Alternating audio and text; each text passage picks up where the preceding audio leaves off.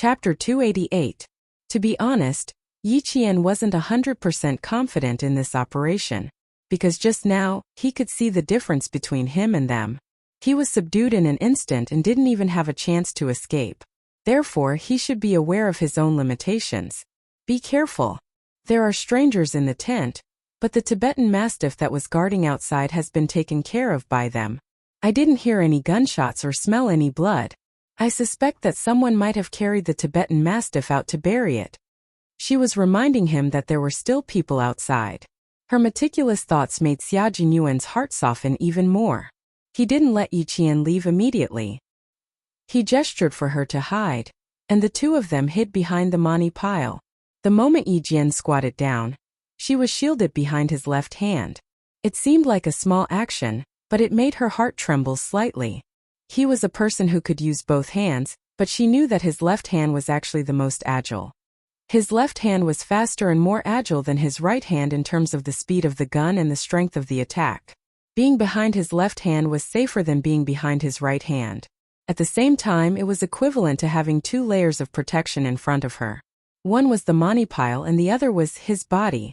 Take this. Xia Jinyuan pulled out a Type 54 pistol from his combat backpack. His low voice was full of joy. I'll leave my back to you, little fox. It was fine to let her observe him for a while. He had no choice. Looking at her eyes, he couldn't bear to reject her. Yi Qian raised her hand and gently pushed his left hand back. I have a gun. Principal Chen prepared a Type 54 pistol for me before we set off. And I have a sniper rifle. After a slight pause, she added, I have bullets too. You don't have to worry about me. She couldn't let him worry about her lack of equipment when he was protecting her. Little Fox would never put on a brave front in front of him.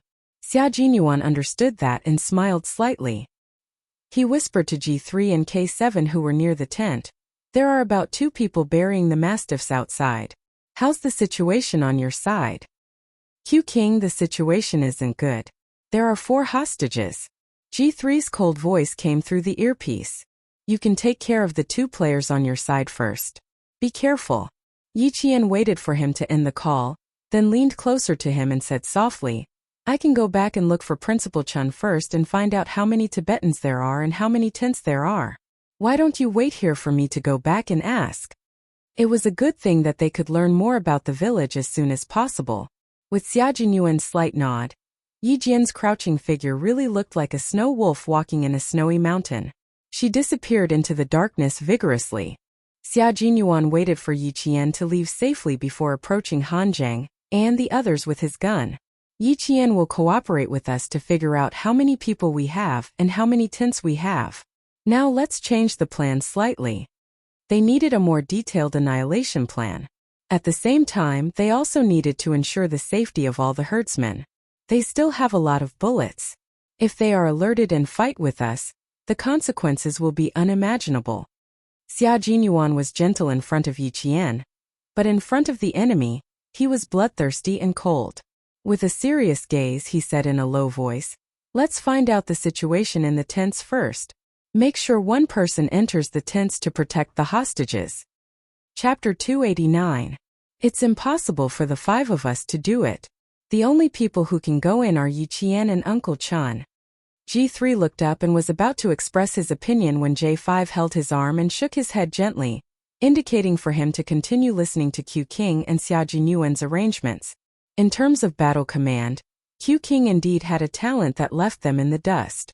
While Xia Jinyuan was perfecting the annihilation plan, in the tent, Yi Qian stopped Principal Chen from lighting the oil lamp and said softly, I saw Major Xia and the others.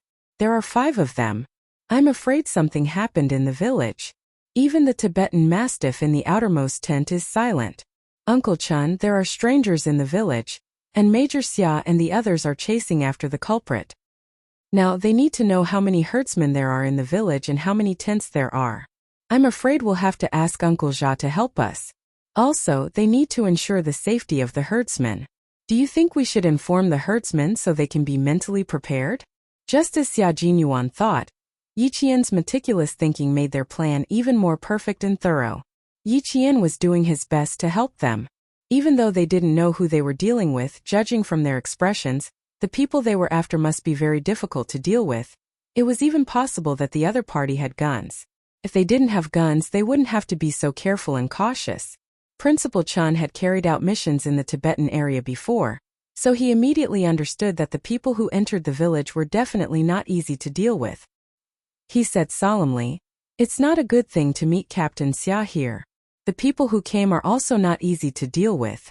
Let's pack up our equipment." The bag that contained the sniper rifle had always been placed together with Yi Qian's luggage bag.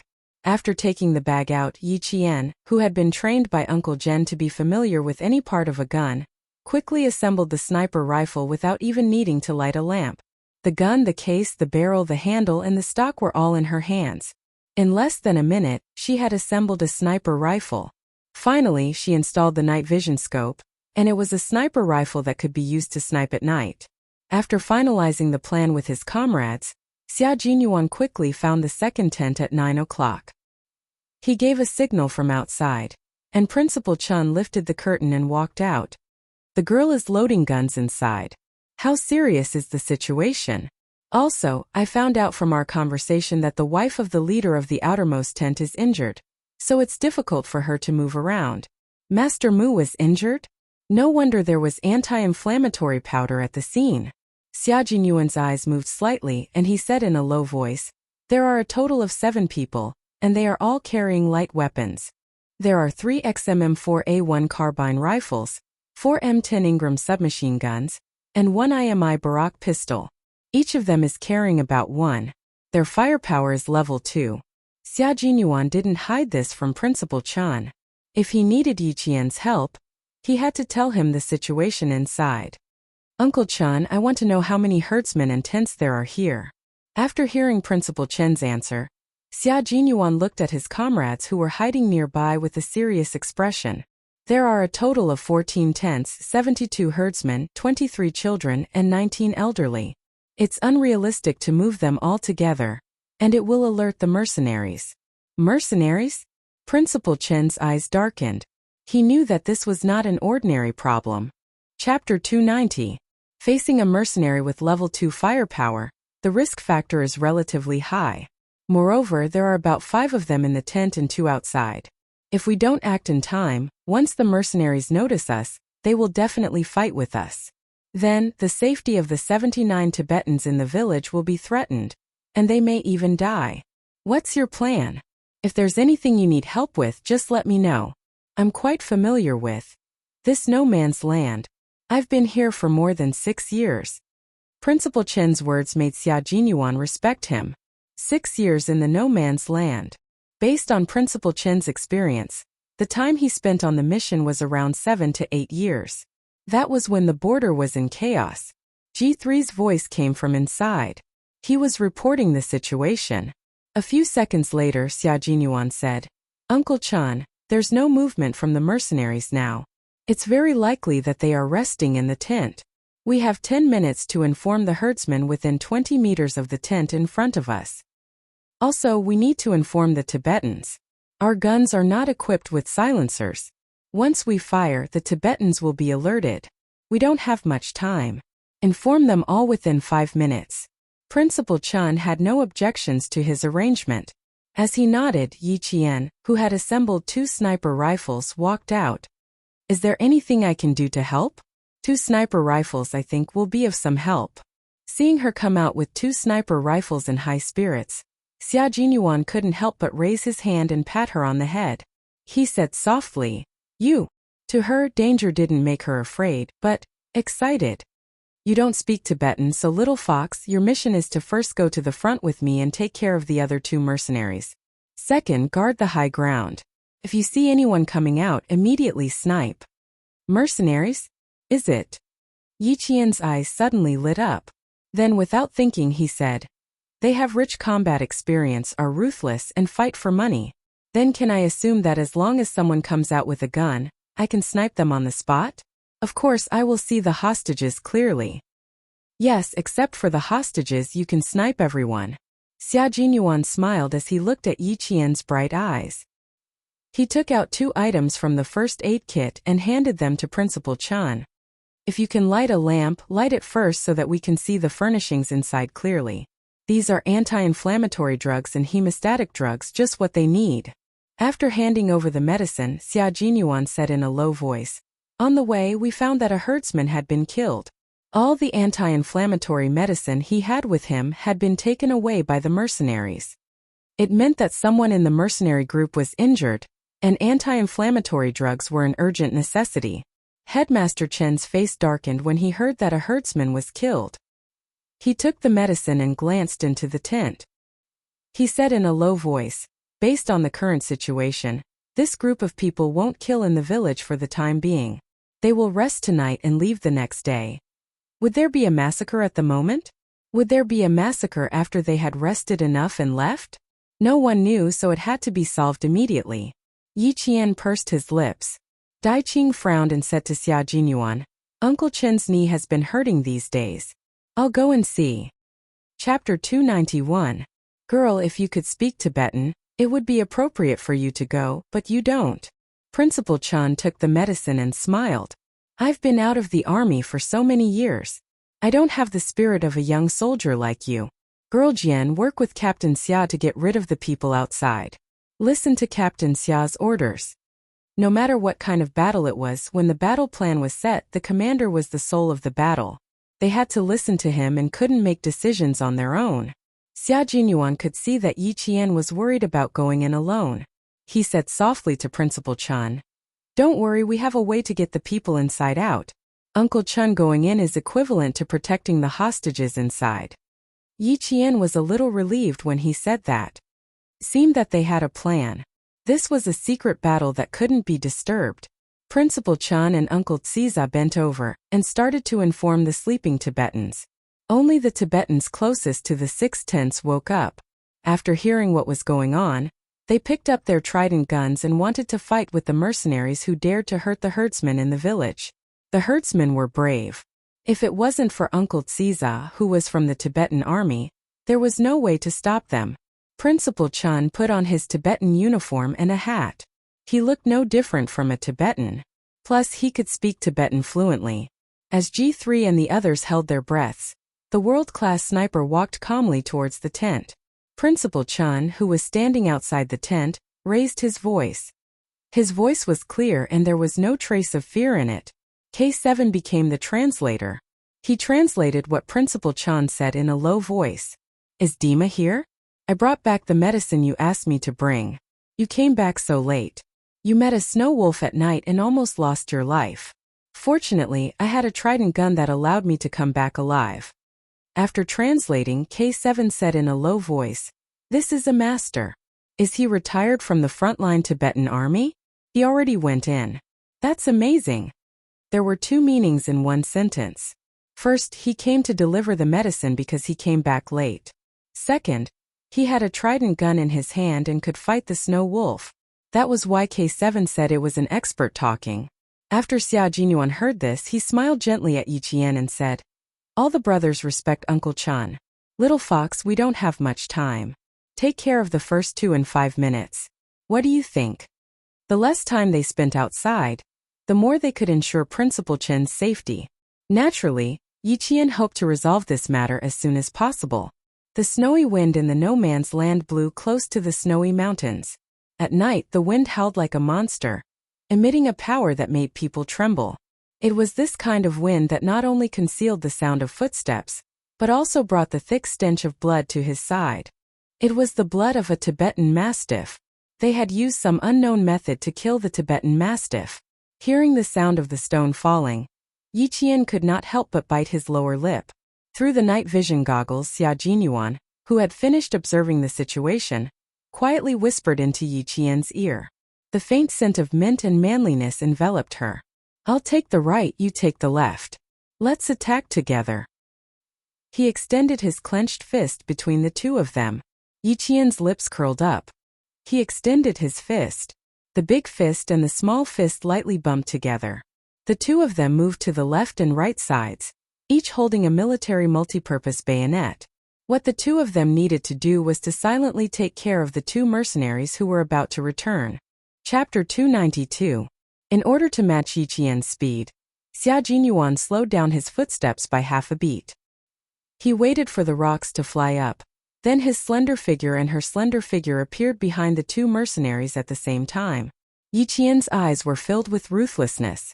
For Xia Jinyuan and the others to chase after the culprits, they must be unforgivable, not to mention that they had killed a herdsman.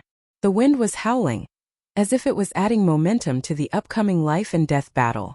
Every fight was a matter of life and death. No matter the situation, staying calm was the key to a battle of life and death. In close combat, not only did the opponent not have a chance to shoot, but they also did not have a chance to shoot. Therefore, it was important to stay calm and not panic.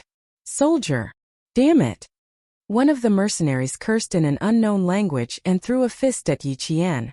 Soon he realized that the person who dared to fight with him was actually a girl. And he burst into laughter. The biggest taboo on the battlefield was to underestimate the enemy.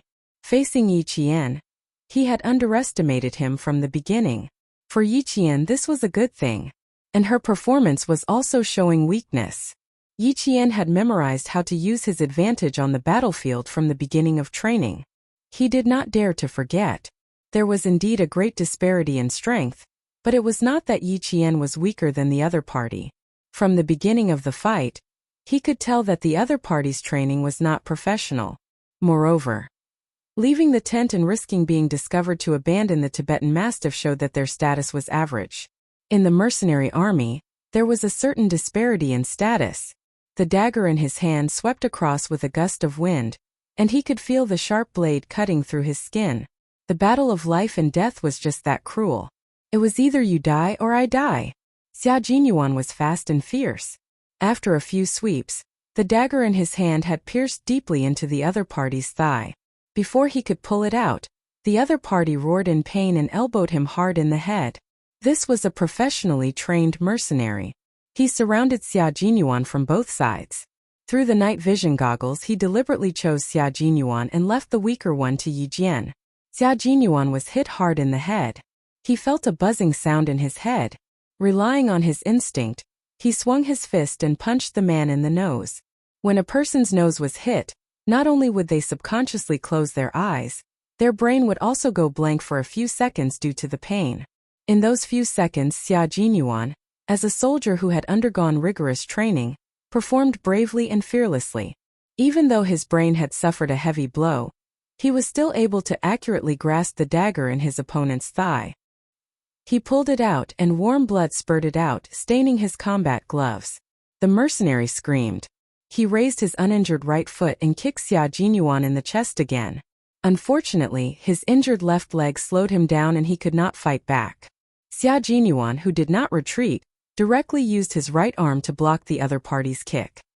He needed to finish off this trapped mercenary on the spot. Xia Jinyuan's entire right arm was in so much pain that his face tensed up. In the next second, he leaped up and stabbed the bloody dagger into the other party's neck again. Under the combat gloves, the muscles and bones on the back of his hand were exposed. He was exerting force, forcefully twisting the dagger that was stuck in the other party's neck. This was a fatal blow, one that left the other party with no chance of survival. Chapter 293. There was only coldness on Qingye's elegant face. She pulled out the military dagger that had crushed the opponent's throat. The blood was like a flower blooming in the snow and wind. In the darkness, the blood became one with the night sky and fell to the ground. The blood splattered on his face, and when it was blown by the wind, it condensed into blood frost on his face. Xia Jinyuan, who had just killed a mercenary, didn't have time to wipe off the blood frost on his face. He turned around and walked towards Yi Qian. However, he heard Yi Qian shout, "Go and support Uncle Chun quick." With her own strength, Yi Jian knew that she could get rid of this mercenary who was not very strong. At the same time, she also saw how dangerous the fight between Xia Jinyuan and the dead mercenary was. She was very worried that the mercenaries left in the tent were all strong and powerful. Uncle Chen's shoulder and knee were suffering from rheumatism. How could he be a match for them? "Go. Don't make me worry." Yi Jian's clear voice was like a cold sword in autumn water, breaking through the wind and reaching his ears with a cold ruthlessness. Her dark eyes were filled with frost. Even her gaze was like Xia Jinyuan's, fierce and ruthless. Her eyes were filled with determination. In the face of life and death, in the face of a race against the Grim Reaper, her performance was the performance of an outstanding soldier. She would never back down. Little fox, remember, you are a soldier. You must know your mission and responsibility. You are not allowed to panic under any circumstances. Do you know what a soldier is? A soldier is the country's last line of defense, and also the line of defense that walks at the forefront. He didn't come over, but his voice traveled over. His low voice was filled with biting cold, and every word traveled into Yi Qian's ears. After he finished speaking, he turned around and left without hesitation. Because Xia Jinyuan knew that his little fox was like a wolf cub that had left the pack, and was using its own strength to hunt. She was using her strength to prove that there was nothing wrong with her. His words were just to tell her that even if she killed him personally, it was because he was a soldier, a line of defense for the motherland. There was no need for her to have any psychological barriers. To this day, Xia Jinyuan still remembered that more than a year ago in Australia, when she saw Yi Qian's hesitant expression when he killed someone for the first time, he had solemnly and sternly told her that it was an honor for a soldier to fight for the country, even if their hands were stained with blood. It was Yi Qian's first time fighting without anyone by his side. Even if something happened, there would be no one to support Yi Qian. It was also something he had to go through. As soon as Xia Jinyuan left, Yi Qian calmed down and began to attack fiercely. Fighting for the country, even if their hands were stained with blood, they would still feel glorious. He put away the military dagger in his hand and gently swiped his wrist. The end of the silver wire that had been hidden all this time fell into his hand. This was the beginning of Yi Qian's counterattack. He was using his own abilities to deal with the mercenary. The moment the silver wire in his hand wrapped around the mercenary's neck, Yi Qian stepped on a 20-centimeter rock and leaped into the air. Like an eagle spreading its wings, he leaped over the mercenary's head and wrapped the silver wire tightly around the mercenary's neck. With one end wrapped around his arm, no matter how hard the mercenary struggled, he pulled out the military dagger and stabbed forward. Amidst the roars, Yi Qian heard gunshots coming from the front. The battle had begun. Yi Qian forcefully pushed the dagger into the mercenary's body. As the mercenary roared even louder and struggled even harder, Yi Qian's entire body was instantly flung out, and she fell onto the sharp stone beach. The silver wire wrapped around her arm showed no signs of loosening. She didn't immediately get up. Instead, she planted her feet on the rocks and pulled out her pistol. Along with the gunshots coming from the front, Yi Qian fired the first of his 12 bullets. Chapter 294. Bang! After the gunshot, the silver wire wrapped around her arm suddenly lost its strength. Her blood seemed to have drifted into the snow and wind, turning into bloody snow beads that fell on her face. All of this happened as the mercenary from an unknown country fell to the ground with a thud. Yi Qian ended this one-man fight. The metallic smell of blood was stronger than before. Yi Qian gently closed her eyes and took a deep breath.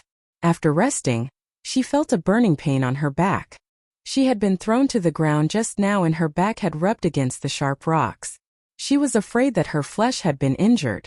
She took a deep breath and exhaled a long breath, as if she was exhaling all the blood that had floated into her chest. It's nothing. This is the path you chose, and it's also the path you must go through. She murmured softly and adjusted her panting breathing. When she retracted the silver wire and wrapped it around her wrist, her beautiful face was as calm as before. The path you must go through, you are good, they are evil. As Xia Jinyuan said, soldiers were the last line of defense of the motherland. Fighting for the country and the people was righteous and good. In front, the gunshots were particularly fierce. Yi Qian rushed to the front of Uncle Xija's tent. The sound of the bullets seemed to have brushed past her scalp. She rushed to the tent entrance and shouted, "Yang Jin!" After hearing the answer from inside, she entered the tent. Yang Jin recognized the voice of the Han Chinese girl who came to stay in her house. She walked out from the dark and said quickly, "It's very dangerous outside. Where are you going?" The only thing she could understand was, "Where are you going? Be careful, hide well." "I'm going out." Yi Qian used the Tibetan language she had learned to gently remind Yang Jin, who was lying in a corner of the ground.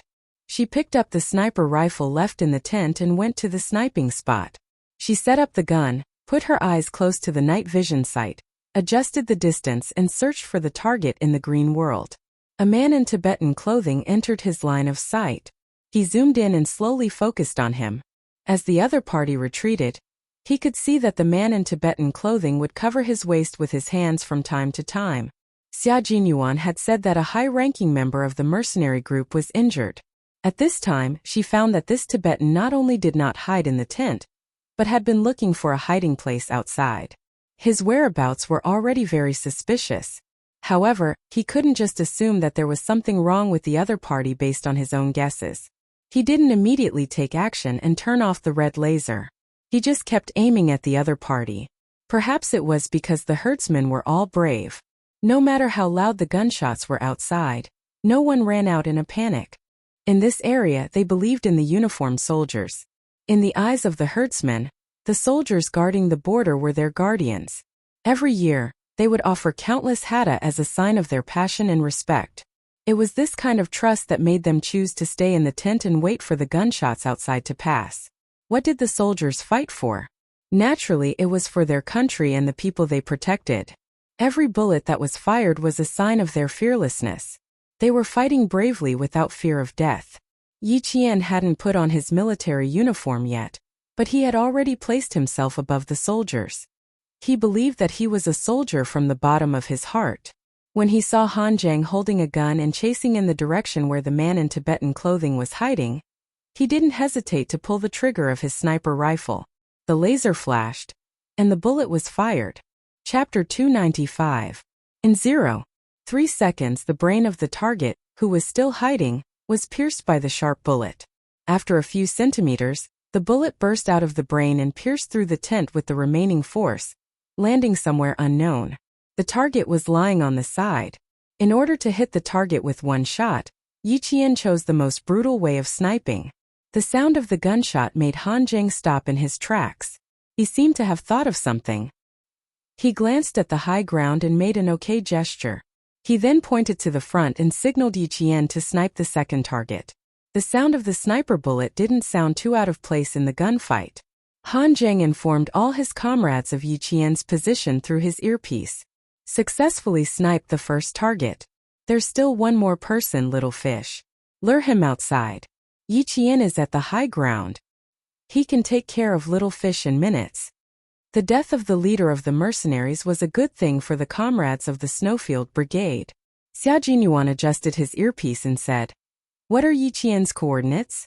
Z7 report. After Han Zhang reported Yi Qian's coordinates and direction, Yi Qian saw Han Zhang make another gesture through the night vision scope. "There's a target at 10 o'clock. Requesting sniping." She immediately aimed her sniper rifle at the 10 o'clock direction and aimed. Soon she saw a black shadow moving slowly among a pile of rocks. The corner of Yi Qian's mouth curled up slightly. The crosshair of the scope firmly locked onto the target and moved along with the target's movements. The 7.62mm bullet flew out of the fireproof cap and flew straight at a distance of about 300 meters. Her sniper rifle had a range of 800 meters. With the wind speed at a distance of 300 meters and Yi Qian's calculations, the sharp bullet pierced through the air and hit the target in the back. The target was hit within 300 meters. The shooting stopped and the butter lamps in the tent lit up one by one. It was very calm. It was as if the herders had just woken up. There were no panic screams or cries of fear. They were the descendants of heroes, so they were very calm in the gunfight. When Yi Qian came down with his sniper rifle, he saw a black shadow standing quietly on the rocky beach. Behind him was a majestic snowy mountain. He was like a snowy mountain. He stood there quietly with a majestic aura. He made people feel at ease. He made people feel that he could protect the peace of the area. Xia Jinyuan now, he was even more charming than he was a year ago. He was wise and calm in the face of enemies. He fought side by side with him. No matter how dangerous the road ahead, he was willing to walk with Yi Qian. There was no way back, only forward. With him around, no matter how tough it was, they could walk side by side. This was Xia Jinyuan's charm. His charm was incomparable. "Little fox, are you admiring the night view? Or are you waiting for me to walk over?" She stood not far away and did not move. Xia Jinyuan raised his eyebrows and smiled. His black eyes were as bright as the stars, rippling gently. I think you're waiting for me to walk over and give me a warm hug. He could quickly walk out of the smoke and fire of war and be himself again. Yi Qian heard this and immediately jumped over a rock. Unexpectedly, he felt a tearing pain in his back. The sudden pain came. Even Yi Jian, who had always been able to endure it, couldn't help but gasp. It seemed that the injury was a little serious, especially the side of the waist. It seemed that the skin and flesh had split open. Chapter 296. The sound of pain was particularly clear in the quiet night. Xia Jinyuan, who had been smiling, immediately put away his smile and walked over. Sit down. Where are you hurt? He put his arm around her shoulders and turned on the headlights on his helmet. In the light, they could see Yi Qian's beautiful face and his elegant, handsome face. Yi Qian didn't even have a chance to refuse before he helped her sit on the rock. It was late at night. The rock was really cold. In August, the temperature in the no-man's land would drop to a few degrees below zero. Otherwise, there wouldn't be such a phenomenon where blood spurted out and fell to the ground. Soon, Xia Jinyuan also realized that it wasn't appropriate to sit on the cold rock in the cold wind to check where she was hurt. He smiled and said, Sorry, I'm used to being rough in the military camp. I'm a little, not very good at taking care of girls. Please forgive me. This was definitely the truth. As Han Zheng said, Xia Jinyuan was born into an aristocratic family. He was humorous and witty, but he had always been conservative when it came to relationships. At 21 years old, he really wasn't good at taking care of girls. Yi Qian wouldn't let him take care of her. As soon as his hand left her, she immediately stood up and said, It's not a big problem. Maybe it's just a scratch. Aren't you going to clean it up? They're all busy downstairs. You haven't gone back yet. How can I be at ease? Her refusal made Xia Jinyuan's lips curve slightly. Come, make a choice. Do you want to carry her? Or carry her on your back? Pick one of the two. There's no third option. Yi Qian. Why does he like to act shamelessly in front of me? She tightened her grip on the sniper rifle and looked away with a faint smile. No, I can walk on my own. What a headache. She wasn't really a 15-year-old girl. How could she deal with Xia Jinyuan? She couldn't do anything about it. She couldn't be as cold as she was with Yi Jifan's family, and she couldn't be too enthusiastic either. She wanted to maintain a gentlemanly friendship, but he liked to cross the line. No matter how smart Yi Qian was, she had no idea how to deal with relationships between men and women. When faced with Major Xia, who was acting shamelessly and teasing her from time to time, she couldn't do anything about it. That won't do. Just now, every step you took was so painful that you gasped. We're still a few hundred meters away from the village. Won't you feel pain every step you take? He smiled at the little girl who kept trying to find ways to reject him. Even though his deep gaze was deep and gentle, it was just the right amount of a man. Calm. Yi Jian looked up and stared at him. The major, who had just finished a battle, had not taken off his helmet. The light shone on him, revealing his elegance, just like that of a noble young master. His silhouette was perfect and his eyes were clear. There was a warmth deep in his eyes that could drown people. This Xia Jinyuan vividly expressed the delicate feelings and tenderness of a soldier. Her eyelids drooped slightly, and she smiled helplessly. Captain Xia, I did choose the third option. But I don't have a third option. Xia Jinyuan maintained the smile she was most familiar with. It was elegant, noble, and especially dangerous. Just when Yi Qian thought he would continue to insist that there were only two options, the man who had always been unpredictable said slowly, However, I've always respected girls. Okay, tell me what your third option is. Oh, I know even without you saying it. You can walk on your own, right? Chapter 297. Yi Jian, who felt that she couldn't keep up with his pace, pursed her lips, took a step forward and said to him, Indeed, I can walk on my own. As for the road that I can walk on my own, I hope that I can walk it step by step. As long as I can walk on my own, I will persist no matter how difficult it is. Her injury was indeed serious. Just a small step was enough to cause her back muscles to spasm in pain. This time she was on guard and did not show it. Instead, she took one step after another and brushed past him, once again widening the distance between the two of them. The smell of blood on her body completely exposed Yi Qian's injury. Xia Jinyuan's smile slowly disappeared and his eyes darkened. He turned around and looked at the stubborn figure that brushed past him. He sighed softly. So hard to walk on your own. Silly fox, why don't you think of relying on others? If you continue to walk like this, you will be the only one suffering. Xia Jinyuan chased after her with a slight pain in his heart. She had her third choice. Then he would give her a fourth choice. Since she had chosen to walk on her own, he would walk with her. Judging from the way she walked, her back was injured. He could not hug or carry her, so he could only help her carry the gun. After catching up, Xia Jinyuan melted all his helplessness into a smile. Come, give me the gun. We can walk slowly. Not only did he leave her with some dignity, but he also showed his respect for her. Yi Qian did not refuse again. If he did, he would seem pretentious and pretentious. He handed the gun over and smiled. Helping each other on the battlefield is also a form of friendship. Thank you. For now, I don't think we are comrades. Xia Jinyuan took the heavy sniper rifle and raised his eyebrows slightly. He jokingly said, "The army would not dare to recruit an underage soldier like you." Yi Qian glanced at him. Didn't you say we were comrades? Why did you change your mind so quickly? It seems like you don't understand what a comradeship is. Just now, I said that I would give you two choices. If it were Han Zhang, there wouldn't be a second choice.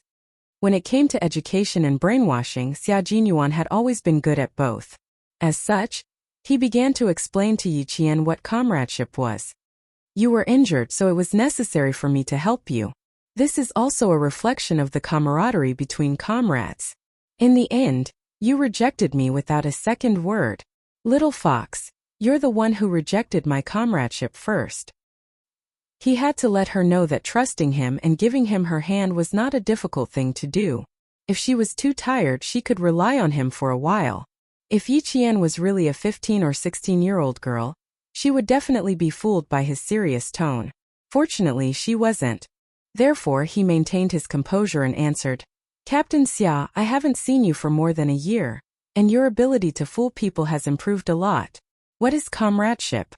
Other than helping each other, there is also encouragement. I encourage my comrades to face difficulties and overcome them. Just like what I did just now, you wouldn't have given Han Zhang a second choice because you knew he would persevere. That's why this little girl said I was a fox. She saw things clearly at such a young age. She even knew what comradeship was. She must have done some research. Chapter 298.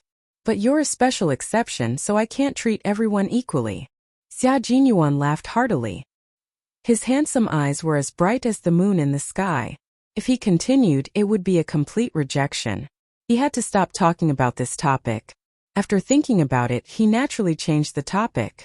When you really wear the military uniform one day, I will definitely treat everyone equally.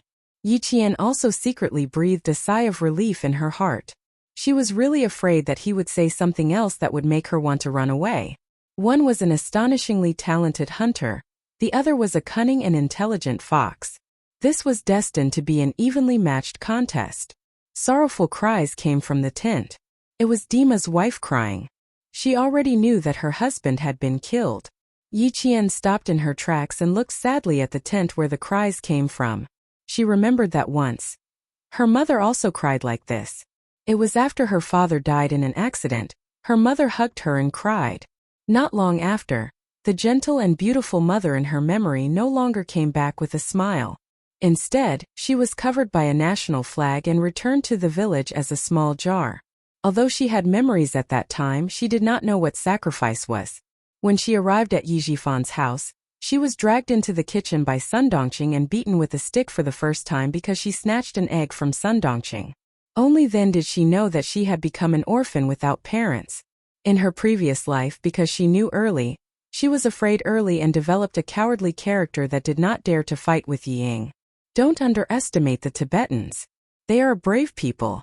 Even if Dima is not around, his wife will still take care of this family. Her sadness made Xia Jinyuan raise his hand and gently rub her hair. Everything will be fine. There is no hurdle in this world that cannot be overcome. You were able to grit your teeth and walk away from Yi Jifan's family to live a wonderful life. Dima's wife is a mother and will also be strong for her child. Yi Qian nodded gently and did not say anything. She silently returned to Uncle Xija's tent. Xia Jinyuan was afraid that little fox was so sad because she thought about her past. He had sent her to the tent and was about to leave to deal with the follow-up matters in the team. However, he changed his mind at the last minute and chose to stay with her. As she turned around, she did not see Xia Jinyuan's downcast eyes. He sighed and felt sorry for her because of her sadness. He glanced at the swaying shadows in front of him and the nomads standing outside the tent. Xia Jinyuan pressed down on his headset and said to the team members who were cleaning up, "Yi Qian is injured, so I'll accompany her for a while. After cleaning up, accompany the herdsman to the rocky beach and bring the unfortunate Dima back to the village. If there's anything we can help with, we'll do our best to help the Dimas." G3 and the others were cleaning up the corpses of the 7 mercenaries. From the investigation to the registration, they had to be very careful. Hearing this, they said in a low voice, "We'll take care of the rest. Take good care of Yi Qian." After all, it was rare to meet a girl who could stand shoulder to shoulder with the male soldiers. Moreover, she was still a student. Yi Qian walked into the tent. The adults were not there. Only Yang Jin was sitting alone in front of the butter lamp. There was an unsheathed waist knife on the table and a 3-pronged gun next to it. Seeing Yi Qian come in, Yang Jin immediately got up to greet him and asked, "Are you okay? I was very worried about you." Soon, she saw the strange man who came in after him and stopped in her tracks. Chapter 299. Yi Qian walked up to her and hugged her gently. Since they couldn't communicate in Tibetan, they could only express their feelings through body language. Yang Jin, who had gone to primary school, didn't know how to speak Mandarin. She hugged Yi Qian gently and looked at him curiously. She only looked away when he smiled at her. "Her back is injured. You need to be gentler." Xia Jinyuan, who was standing behind them, smiled and communicated with Yang Jin in Tibetan. "Next, I need to treat her wound." What Yi Jian could understand was that he was saying, "Thank you, sorry for bothering you." When she was about to ask Yang Jin to help her again, the enthusiastic Tibetan girl set a string of sutras and left the tent with her sutras like a butterfly fluttering in the grassland in June. Once Yang Jin left, Yi Qian frowned slightly. "My back is injured. Captain Xia, it's not appropriate for you to stay." She was really vigilant, as if she was afraid of what he would do. "Why are you afraid of an injured little fox?" He picked up the sniper rifle beside him and didn't mention Yi Qian's injury.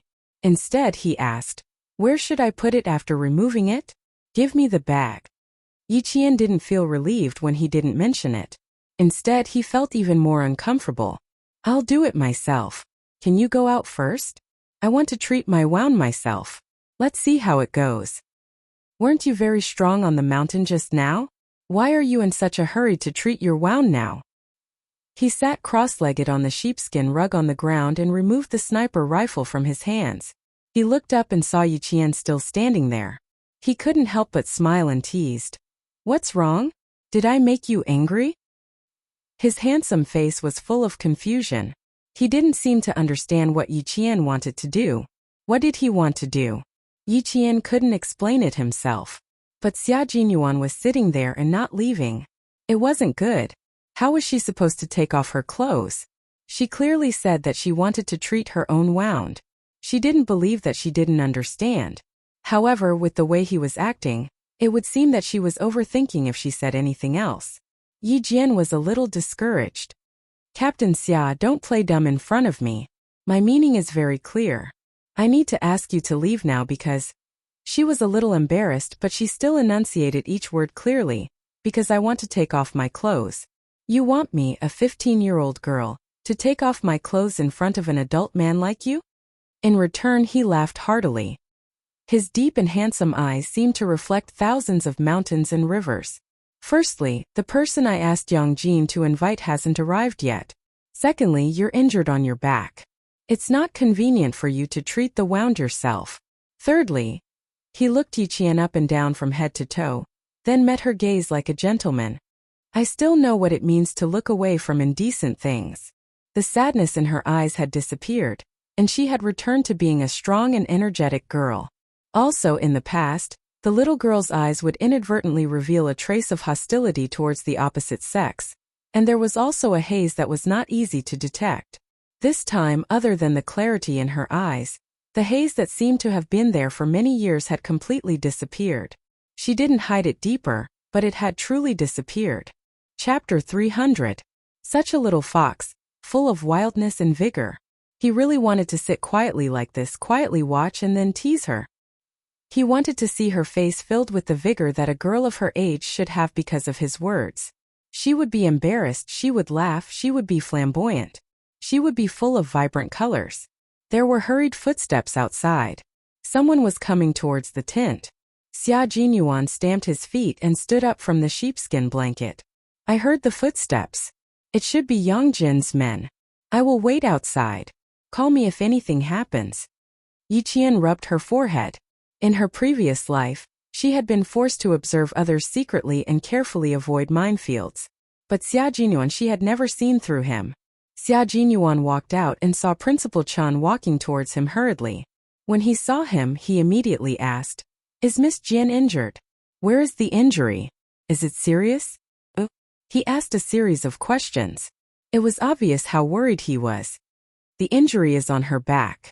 She told me that she fell on her back when she was fighting. I'm afraid it's serious. As for where it is, I don't know. She's like a porcupine. She's afraid that I'll stay." Xia Jinyuan said helplessly, "I'll have to trouble this Tibetan girl to invite a herdsman's wife who knows a little. She won't refuse." When Headmaster Chun heard this, he stopped in his tracks. He gave some instructions to Yang Jin, who had already called people over, and then stayed outside the tent. He shook his head and laughed. This girl is really vigilant. When she goes to the front lines in the future, she won't differentiate between men and women. But it's good that she has some awareness. The herdsman's wife's scream came from inside the tent. Xia Jinyuan, who was about to say something, was so shocked that he lifted the curtain and rushed in. At a glance, he saw a bloody wound on the side of his waist that was facing away from him. That injury made his pupils constrict. He walked to Yi Jian, who was lying on the bed because of his intrusion. He pressed one hand on her smooth shoulder and said in a low voice, "Don't move." Then he immediately informed his team members, "Bring the first aid kit, including hemostasis, anti-inflammatory drugs, and normal saline over here. Hurry." "Is it serious?" "Right away." J5 was the first to respond. He took out his first aid kit and G3's first aid kit. "I'm coming." K7 also took out his first aid kit. Hanjing said, "You're injured too. Save some. If it's not enough, I'll ask you for more." J5 position. "All right, I'll be right there." Hanjing's crisp voice came through the earpiece. Not long after, the J5 rushed over with the first aid kit that Hanjing had sent over. "Q King, come out and get it yourself." J5, who was already standing outside the tent but was blocked by Principal Chun, said in a low voice. Then he straightened his back and saluted to Principal Chun. "Sorry for making you worry." Xia Jinyuan had said that Uncle Chun had spent 6 years in the Tibetan area. As a soldier, he could tell at a glance that this retired veteran had a pair of eyes that were sharper than any of them. And his hands.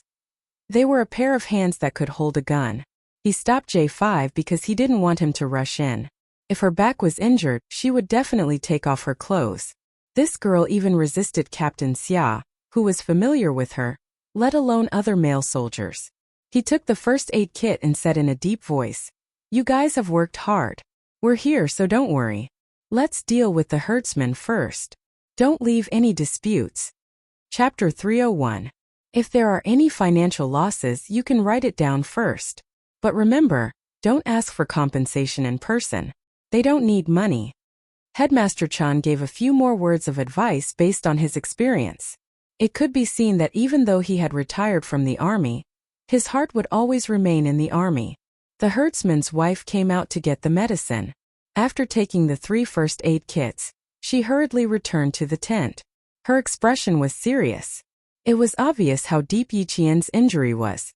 The J5 nodded slightly, saluted again, and strode away. In the tent, Yi Qian was lying on the bed. His back was illuminated by the butter lamp. His uninjured skin was fair and delicate. The curve of his back was slender and beautiful. It rose and fell like a mountain range. However, such a perfect back was ruined by a bloody 5-centimeter-long wound on the right side of his waist. It was like a landscape painting that was torn in half. Yi Qian closed his eyes. He didn't dare to look at Xia Jinyuan, who was bending over to check his wound. He bit his lower lip lightly. He was so embarrassed that his whole body was stiff. Xia Jinyuan took off his helmet, gloves, and even his multi-purpose combat vest. His expression was solemn. He said coldly, "Relax. If you're so tense, it'll shrink the wound. Not only will it hurt you, but it'll also cause you to lose more blood." Oh. Hearing his cold voice, Yi Qian gently exhaled. She was thinking too much. "I'm sorry to have troubled you in the end." He washed his hands in the Highland barley wine and put on the medical gloves in the first aid kit. Without looking up, he said softly to Yi Qian, "There's no need to apologize or say that it's troublesome. After all, you were injured because of us. Bear with it. I'll use normal saline to debridement and stop the bleeding." If it really hurt, Yi Qian felt that he was probably numb from the pain, so he didn't feel much pain. Her whole face was already as red as an apple. She nodded. She didn't even want to speak. Just now, he had rushed in like that. Luckily, she reacted quickly and threw herself on the bed. If she had been a second slower, her upper body would have been seen by him. But now even his voice was so serious. It really saved her from embarrassment and helped her adjust her mentality as soon as possible. Yi Qian had the mentality of a little girl, but Xia Jinyuan's gaze had been fixed on her wound from the moment he rushed in. Such a long and bloody gash attracted all his attention, so how could he possibly look elsewhere? Yi Qian's body stiffened when the saline solution was poured on her. Her entire wound started to twitch. It was so painful that she had to bite her lower lip to stop herself from making a sound. "I'm afraid the bandage isn't enough. If it hurts, bite your sleeve tightly. I don't want to treat the wound on your lower lip after treating the wound on your back." Xia Jinyuan lowered his head to clean the wound. His handsome face was so calm that there was not a trace of emotion. He calmly faced the wound that was even more hideous after being cleaned with normal saline. Cleaning the wound was an essential process. In order to reduce infection and inflammation, it was necessary to repeatedly rinse the wound with normal saline solution until the bleeding was completely stopped. After the debridement, he would then start to suture the wound. Silk thread was suitable for suturing skin tissue. Without anesthesia, when the first needle pierced the skin, Yi Qian's forehead was dripping with sweat. She bit the corner of her shirt tightly and endured the immense pain. After a while, Yi Qian's face was as white as a sheet. Chapter 302. 3 more minutes. Amidst the excruciating pain, Xia Jinyuan's voice was like a morning bell, carrying the power of encouragement through the heavy fog. Yi Qian, who was in a trance, gently blinked his eyes, murmured, He waited for the 3 minutes to pass. Field bandaging, field suturing, and wound management were all skills that every member of the Snowfield Brigade had to learn. Yi Qian originally wanted to remind him to use the simple interrupted suture technique to close her wound, but when he started stitching, he could feel that he was using this technique. The procedure was simple. Every stitch was tied individually, which was the most suitable for her current wound. 3 minutes later, Xia Jinyuan used cotton dipped in saline to disinfect the wound again, covered it with sterile gauze, and fastened the gauze with a bandage. The whole process took about half an hour to complete. It's about 6 centimeters long and 2 centimeters deep. You can see the texture of the skin. Little fox, oh little fox, you can really endure it. He took off the blood-stained gloves and put away all the medical equipment. He sighed to Yi Qian, who was still in a daze.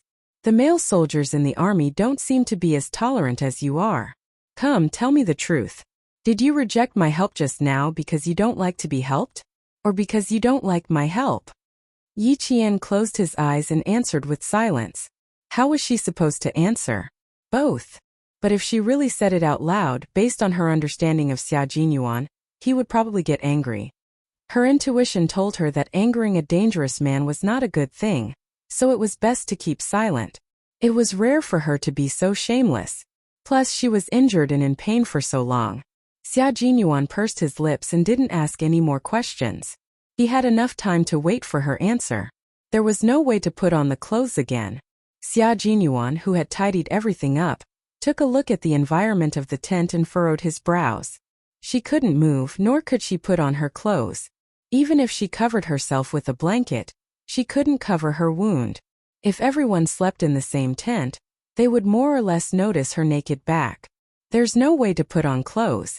When Uncle Chun and the others come in, I'll sit in front of you and block them for you. Xia Jinyuan could only choose to use his body to block Yiqian's smooth jade-like but flawed back. Girls should be more careful. At this time he was reminding her that girls should be more careful. What was he thinking when he was on top of her and didn't get up? Xia Jinyuan, who was about to wipe her sweat with a bandage in his hand, found it funny that she was still silent. What do you mean by not saying a word? Are you giving me full authority to handle this? Or do you don't need me to block? His body had already gently leaned down, and his slender body perfectly covered her jade-like back. Then do you want me to go out? Xia Jinyuan, I'm injured right now. Yiqian, who was completely covered by his body, was so embarrassed that her pale face turned an abnormal shade of red. In the past she could have pushed him away, but now she didn't even dare to touch him. Moreover, her back was still bare. After living for 2 lifetimes, this was the first time Yiqian exposed her back in front of a man. Her embarrassment greatly pleased Xia Jinyuan. This humorous man only felt that it was his fortune to be able to see her embarrassment. Chapter 303. After living for 2 lifetimes, this was the first time that Yiqian had exposed her back in front of a man. Xia Jinyuan, who was humorous and witty, felt that he was lucky to be able to see her shyness. He was glad that he was there during her most youthful years. His body temperature spread to the skin on her back through his combat uniform. It was hot and scalding, as if his scent had seeped out of every pore on her body. Yiqian, whose expression was completely unnatural, closed his eyes. After he steadied his breathing, he calmly said, "Can you stay a little further away from me? Even if you're trying to shield me, you don't have to use such a method." "Captain Xia, aren't you afraid of being misunderstood?" "Misunderstood? How so?" Under the illumination of the butter lamps, Xia Jinyuan could clearly see that Yiqian's ears were so red that they looked like they were about to bleed. The bandage used to wipe her sweat was gently pressed against the side of her forehead. His deep and magnetic voice sounded like the strings of a zither. "What misunderstood? I'm just wiping your sweat so that you can sleep more comfortably. Don't think too much, little fox. How old are you? Why do you always think too much? Don't think too much, mature too early, and grow old too early." It took a lot of effort to make her remember him from time to time. Eating away at her shyness every day would probably make her unable to be shy in front of other men in the future. She would be able to maintain her cold and arrogant composure. Major Xia had indeed put in a lot of effort to make sure that Yiqian would think of him when she was alone. For the time being, he couldn't say that he loved her. Love was equal, it was waiting for him, and it was loyalty. He couldn't afford to ask her to wait for him. He just needed her to remember that if she really wanted to find a boyfriend, the first person she would think of was Xia Jinyuan. Yiqian knew that he was teasing her again. She decided not to say anything and let him wipe her sweat. In her heart, she was secretly pondering whether she should go back to the bookstore to buy a few books on men's psychology to read, so that she wouldn't be at a loss when facing such a man. Xia Jinyuan knew when to stop. She fell silent and put away the teasing look on her face. She said sternly, "You can't get out of bed for the next 3 days. I will keep an eye on you at all times. If you need anything, you can call me anytime within 24 hours, including going to the toilet. Gao Yuan is injured. This is the most dangerous thing. I need to protect your safety at all times. After 24 hours, you can ask Yangjin to help you. After 72 hours, you can slowly move around by yourself. 7 days later, I'll send a car to pick you up and leave the no man's land." 3 days later, he would rush back to the army to report on the completion of his mission. He would stay for 1 day in between, and on the 7th day, he would drive back just in time to pick her up and leave. After he finished speaking and wiped off his sweat, he stood up and allowed Yiqian to take in a long breath of air that was free of his scent. If she could, she really wanted to run out and get some fresh air. "I asked Uncle Chun to come over. The guys in my earpiece also said that they wanted to come over and take a look. Lie down and don't move. I won't be responsible if you're exposed. His stern tone only lasted for a while. Yi Qian heaved a sigh of relief, but she heard him teasing her again with a half-smile. Yi Qian raised her eyes and gently closed them again. She had an idea and smiled coldly. I won't let you take responsibility. I'll take responsibility for myself. You worked hard just now. I wanted to help you, but I didn't expect to cause trouble for you. Chapter 304. No, I don't think you're causing trouble. You left the wound to me without any hesitation. Little fox, I should be the one thanking you for trusting me. Xia Jinyuan had already sat down elegantly. He faced the tent and hid his gentleness, revealing a cold expression. I'll ask them to come over and take a look. You can sleep. As for taking responsibility, do you think I'll take responsibility? Yi Qian couldn't hold back anymore. She turned her head and stared at the man who had reverted to his old ways. She glanced at his arrogant sideburns and smiled. Then, Major Xia, are you willing to take responsibility? If you're willing to take responsibility, I've already shown you my back. You'll have to take responsibility. Little Fox was starting to argue with him again. Not bad, she completed the suture without anesthesia, and still had the energy to stay calm and argue with him. Very good, at least she was in good spirits. Although it was ungentlemanly for a man to argue with a woman, what could he do? Little Fox was the only girl that he was interested in teasing, both with her words and her actions. Hearing this, he raised his eyebrows and smiled faintly. You can make a guess. Whether I'll take responsibility or not depends on your guess. Are you trying to turn the tables? TSK, TSK, TSK. Little Fox, you're still too inexperienced. He lifted the quilt and placed it under Yi Qian's waist. Then, he picked up a blanket and gently placed it on her shoulders. Only her waist, which was wrapped in a white bandage, was exposed. Even so, before Xia Jinyuan let Han Zheng and the others in, he sat up straight. When they wanted to check on the wound, he immediately blocked them. This made the other four little friends dumbfounded. What a shameless behavior! He didn't even see the wound and he chased them away. Was this what you call a visit? A man's head and a woman's waist. Even if Yi Qian is a student, she's still a female student. Just one look is enough. Looking at her more than once won't help her recover. His explanation was so dignified that his friends were speechless. K7 chuckled and gave Xia Jinyuan a meaningful look before leaving the tent. Outside, Principal Chun and Uncle Xiza were talking. K7 came out and joined the conversation. He was good at Tibetan and had no difficulty communicating. Soon, Uncle Xiza patted him on the shoulder and welcomed him to come back next time. A dog that bites doesn't bark. I bet K7 said something bad after washing socks for a week. I bet Uncle Chun will talk to Q King when he comes out. As a former instructor, J5 was very familiar with this tactic. The first step was to snitch, the second step was to provide examples, the third step was to distance oneself, and the fourth step was to sacrifice one's friends rather than oneself.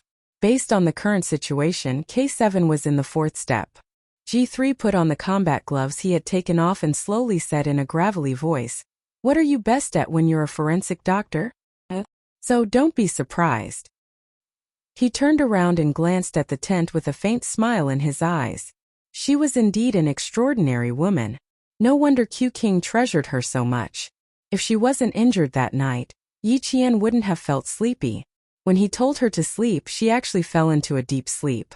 Usually, she was so alert that she would wake up at the slightest movement. Now she was so asleep that she didn't even know when Han Zheng and the others came and left. Chapter 305. Yang Jin blew out the oil lamps one by one, plunging the entire tent into darkness. She slept on the new blanket, not daring to sleep with the injured Yi Qian. Outside the tent, Xia Jinyuan said with a cold expression, "Uncle Chun, Yi Qian's injury is not suitable for him to move. I will watch over him tonight and let Yang Jin take care of him after 24 hours. Although his injury is serious, he has a good physique. As long as the wound is not inflamed, he will recover quickly." "Okay, I can rest assured that you will take care of him, but..." Principal Chun glanced at Han Zheng and the others who had not left and said to them directly, "I want to have a private conversation with him. You can all go and rest." It was definitely not convenient for them to listen in on private conversations. Moreover, they could vaguely guess what the topic was. Han Jing smiled and patted Xia Jinyuan's shoulder. Before he left, he said softly, "Extreme joy begets sorrow, young Master Xia." He was hugging a little girl and calling her my little fox, as if he was declaring his sovereignty. He was afraid that they would take a second look. Just now, his gaze accidentally fell on Yi Qian's exposed shoulder. Damn! He was sitting by the bed and glanced over as if he wanted to eat someone. His expression was one of prioritizing love over friendship. He had to let Uncle Chan teach him a lesson. What Principal Chan wanted to say was indeed related to Yi Qian. As for what he said, Han Zheng and the others did not know. Even Yi Qian did not know. It was already past 1 in the morning. Although the temperature outside was very low, it was still very warm sitting in the tent. They were not at Uncle Tsija's house now, but at another herdsman's house. The master and mistress had both gone to Dima's house, leaving the 3 children to be taken care of. Principal Chan promised to take care of them until the master's family returned. There was a fire in the fireplace and it was burning brightly. Sitting by the fire, they felt so comfortable that they felt lazy. Xia Jinyuan did not speak. He waited for Principal Chan, who wanted to have a heart-to-heart talk with him, to speak first. "You have other thoughts about Jian Yiling, don't you?" Principal Chan did not beat around the bush. After sitting down, he directly cut to the chase. "I can see that Major Xia is interested in Jian Yiling. If it's a spur-of-the-moment thing, Major Xia, I advise you not to provoke an orphan." These words were a bit harsh. However, it was true that he truly cared about the little fox, which was why he was so direct in protecting her. Junyan smiled and said calmly, "Uncle Chan, I have no intention of provoking Yi Qian. It's not a spur-of-the-moment thing moment. In the past year or so, although I've been outside, I've been thinking about myself and Yi Jian the most when I calm down. But thinking too much, it doesn't mean I have a relationship with Jian Yiling, Yi. I think you also know that Yi Jian is still too young and is still a high school student. Even if I have feelings for her, I will prioritize taking care of her. I will not have any improper thoughts. Moreover, she has always been very vigilant, especially when interacting with foreign creatures. Occasionally, she would show an expression that would hurt people. This is similar to social anxiety. A year ago, her situation was considered serious. Now, it seems that she has improved a lot. However, she is not good at handling relationships with the opposite sex. This is her weakness. You and Uncle Jen want to send her to the military to develop. With her ability, she will not be assigned to a place with many female soldiers. After many rounds of selection, she will definitely be sent to the front lines. However, if there are any obstacles in her path, it will greatly affect her military career." It had to be said that Xia Jinyuan was an excellent lobbyist. He was also very good at analyzing and thinking from their point of view. Everything he said just now was exactly what Headmaster Chan wanted to hear. Chapter 306. Xia Jinyuan would never fight a battle that he had no confidence in winning. He was already prepared to talk to Principal Chan and Uncle Jen at any time. Therefore, every sentence he said now was watertight. Every word he said was from the bottom of his heart. When he saw that Principal Chen's originally cold expression had eased, he knew that he had hit the nail on the head. He also understood that as long as he was considerate of Yi Qian, neither Principal Chan nor Uncle Jen would stand up to stop him from getting close to Yi Qian. With a heavy gaze, he calmly continued, "Also, Yi Qian is too outstanding. In the future, she will definitely meet all kinds of outstanding men who will be attracted to her. I have to walk around her more in advance so that she will be more picky when choosing a boyfriend in the future." He was just short of saying, "Who told her to be so picky that Xia Jinyuan is the most suitable boyfriend for her?" Headmaster Chan, whose expression had softened a little, instantly darkened when he heard this. This Major Xia was really scheming. No matter how intelligent Miss Jian is, she may not be his opponent. She will definitely be at a disadvantage in front of him. No wonder when he was in Fujian town, as long as he was around, Miss Jian would definitely spar with him or be his sparring partner. So this was his plan. Even if Miss Jian wanted to find a boyfriend in the future, she could only look for him. "Captain Xia, do you think you are suitable for Miss Jian? She is an intelligent but simple-minded girl. Do you think she will think you are the most suitable?" Principal Chan was not an ordinary person. Thinking about Yi Qian's personality, He was able to pinpoint the crux of the problem. Xia Jinyuan did not immediately speak. His lips curled up into a smile. His elegant and handsome face was as calm as ever. He sat there casually, his deep eyes looking at the flames in the fireplace. His gaze and the fire intertwined and burst out with scorching heat. He raised his head and smiled at Principal Chun, who had a cold expression on his face. He slowly said, "I don't know if she will like me, but Uncle Chun, what I can tell you is that I am definitely a man worthy of her. Moreover, I am a soldier who has fought for the glory of our country all my life. There is only one Xia Jinyuan like me in this world. That kind of Yi Qian, smart, patriotic, loyal. That's the kind of person she needs in life, Xia Jinyuan." In front of the elders, Xia Jinyuan had always been gentle and elegant, and rarely showed his strong side. But this time Xia Jinyuan instantly showed his oppressive side. His eyes were smiling, but they were arrogant and awe-inspiring. His expression was calm, but it was extraordinary. Even if he was smiling, it made people feel that this man was really dangerous. Principal Chun, who felt a chill in his heart, narrowed his eyes. Then he looked over with a deep and probing gaze.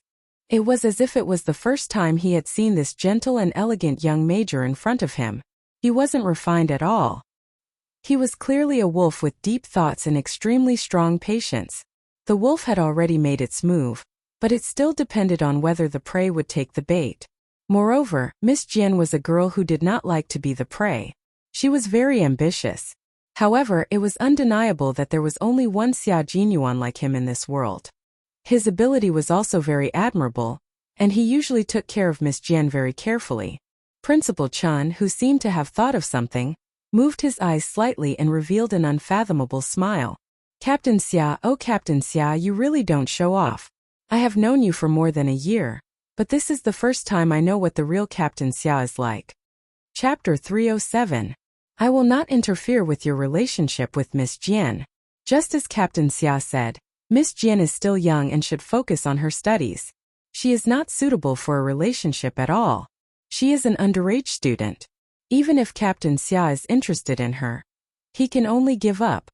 It had to be said that the older the ginger, the spicier it was. Xia Jinyuan could always inadvertently hit the nail on the head. Wasn't that right? Would a soldier dare to pursue an underage student? Commander-in-Chief Xia was the first person who would not let Xia Jinyuan off the hook. Xia Jinyuan's deep eyes revealed a trace of helplessness. He sighed and said, "So, I have to ask Yi Qian to raise her standards for finding a boyfriend in advance. This will effectively prevent her from being seduced by a little boy who has nothing while she is still in school. If she is more focused on her studies, you and Uncle will be more at ease." In the end, he just wanted to prevent Yi Qian from being seduced by other boys when he was not around. Principal Chun laughed and made the fire burn brighter. He said to Xia Jinyuan, "We have been out for more than 10 minutes. We will have to trouble Major Xia for the night."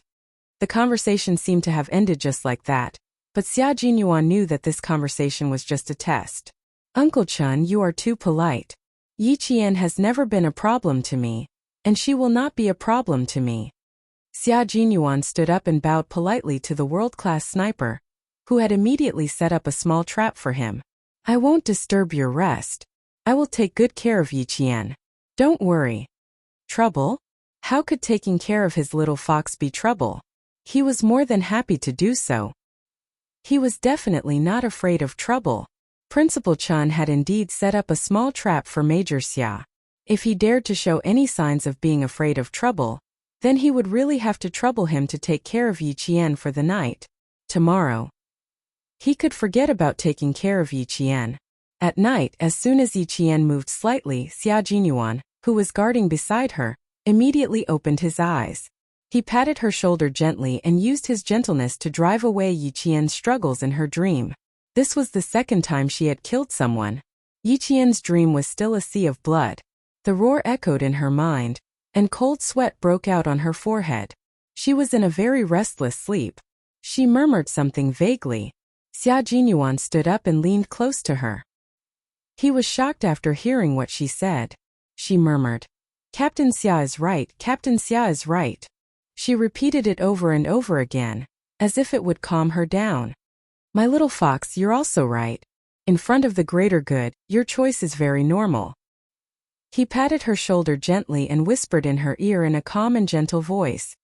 He drove away her fear, drove away her nightmares and returned her to peace. There was only one Xia Jinyuan in this world, and there was only one Yi Qian in this world. No matter who fell in love with who, all they saw was an evenly matched contest. The next day, Yi Qian woke up to the sound of bells ringing. It was the herdsmen driving their property, the yaks, into the mountains. The crisp sound of the bells seemed to come from ancient times, waking her up to the arrival of a new day. You're awake. She still had her eyes closed, unwilling to wake up from this tranquility. A low voice with a faint smile suddenly came into her ears. Yi Jian was so shocked that she opened her eyes abruptly and saw Major Xia with his upper body naked. Yi Qian didn't know if she should scream or fly into a rage out of humiliation. Her biggest reaction was to widen her dark eyes. She didn't know what to say or do. Chapter 308. In the past, when she worked in the security company, she often saw the special bodyguards training, and these special bodyguards were often topless. In the army in Fujian town, she often saw topless male soldiers training. Not only was she able to look straight ahead, but even if she did, she was very natural and not shy at all. However, when it came to Xia Jinyuan, there were always some things that were out of her control. What should she do to be more natural? What should she say to avoid embarrassment? It was rude to keep her eyes open, but if she closed them, wouldn't she be at a disadvantage? Moreover, she was still sleeping in the tent, so why was he changing while she was sleeping? Did he not consider that if she woke up, it would be awkward? In the end, it was Major Xia's bad taste again. Yi Qian, who had originally wanted to close her eyes, decided to open them instead. If he dared to take them off, how could she not dare to look? But this time Yi Qian was overthinking things. Major Xia, who was pulling up his pants with both hands, wasn't familiar with Tibetan men's attire. When he saw Yi Qian wake up and stare at him with a confused expression, he raised his eyebrows slightly and explained, I can only leave in 3 days. It's too obvious to wear a combat uniform, so it's better to wear a Tibetan attire. Oh yes, it's better to wear a Tibetan attire. Me too. Yi Qian, who had lived 2 lifetimes, was in the same room as a topless man who was changing clothes. Although they were in a tent, but this was still a room. In the past, even if she saw a topless man, it was always a few of them, and she wasn't facing him alone. In terms of relationships, Yi Qian, who was as pure as a piece of white paper with a foreign man, replied awkwardly in a dry voice. Then she realized. The problem wasn't that she dared to look at him even if he dared to take them off, but if she opened her eyes and didn't look away, it would be indecent to look. After she realized what was happening, she immediately closed her eyes in shock. Xia Jinyuan, hurry up and put on your clothes. I'm still sleeping, why are you changing? These words were clearly meant to be humiliating, but just by listening to the literal meaning, there was something wrong with it. Hearing this, Xia Jinyuan's sexy thin lips curled into a perfect smile. He was originally standing in the middle of the room to change his clothes. When he walked over, he stopped right in front of Yi Jian. She could see his slender legs, his lower abdomen, his abs, and his strong chest. She could see his sexy body with her own eyes. Yi Jian looked up at Xia Jinyuan. His deep and mellow voice sounded doubtful.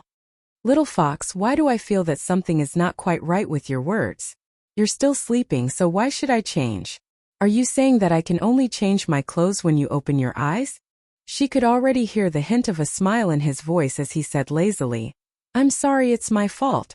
I should have changed when you were awake. Nonsense. I didn't mean anything else. No, I didn't mean it that way at all. Yi Qian had closed her eyes tightly when he came closer. Now that she heard him spouting nonsense, she opened her eyes in embarrassment and anger. She looked up at the man who was looking down at her and said, Don't misunderstand me on purpose. She even dared to open her eyes. She had improved a little.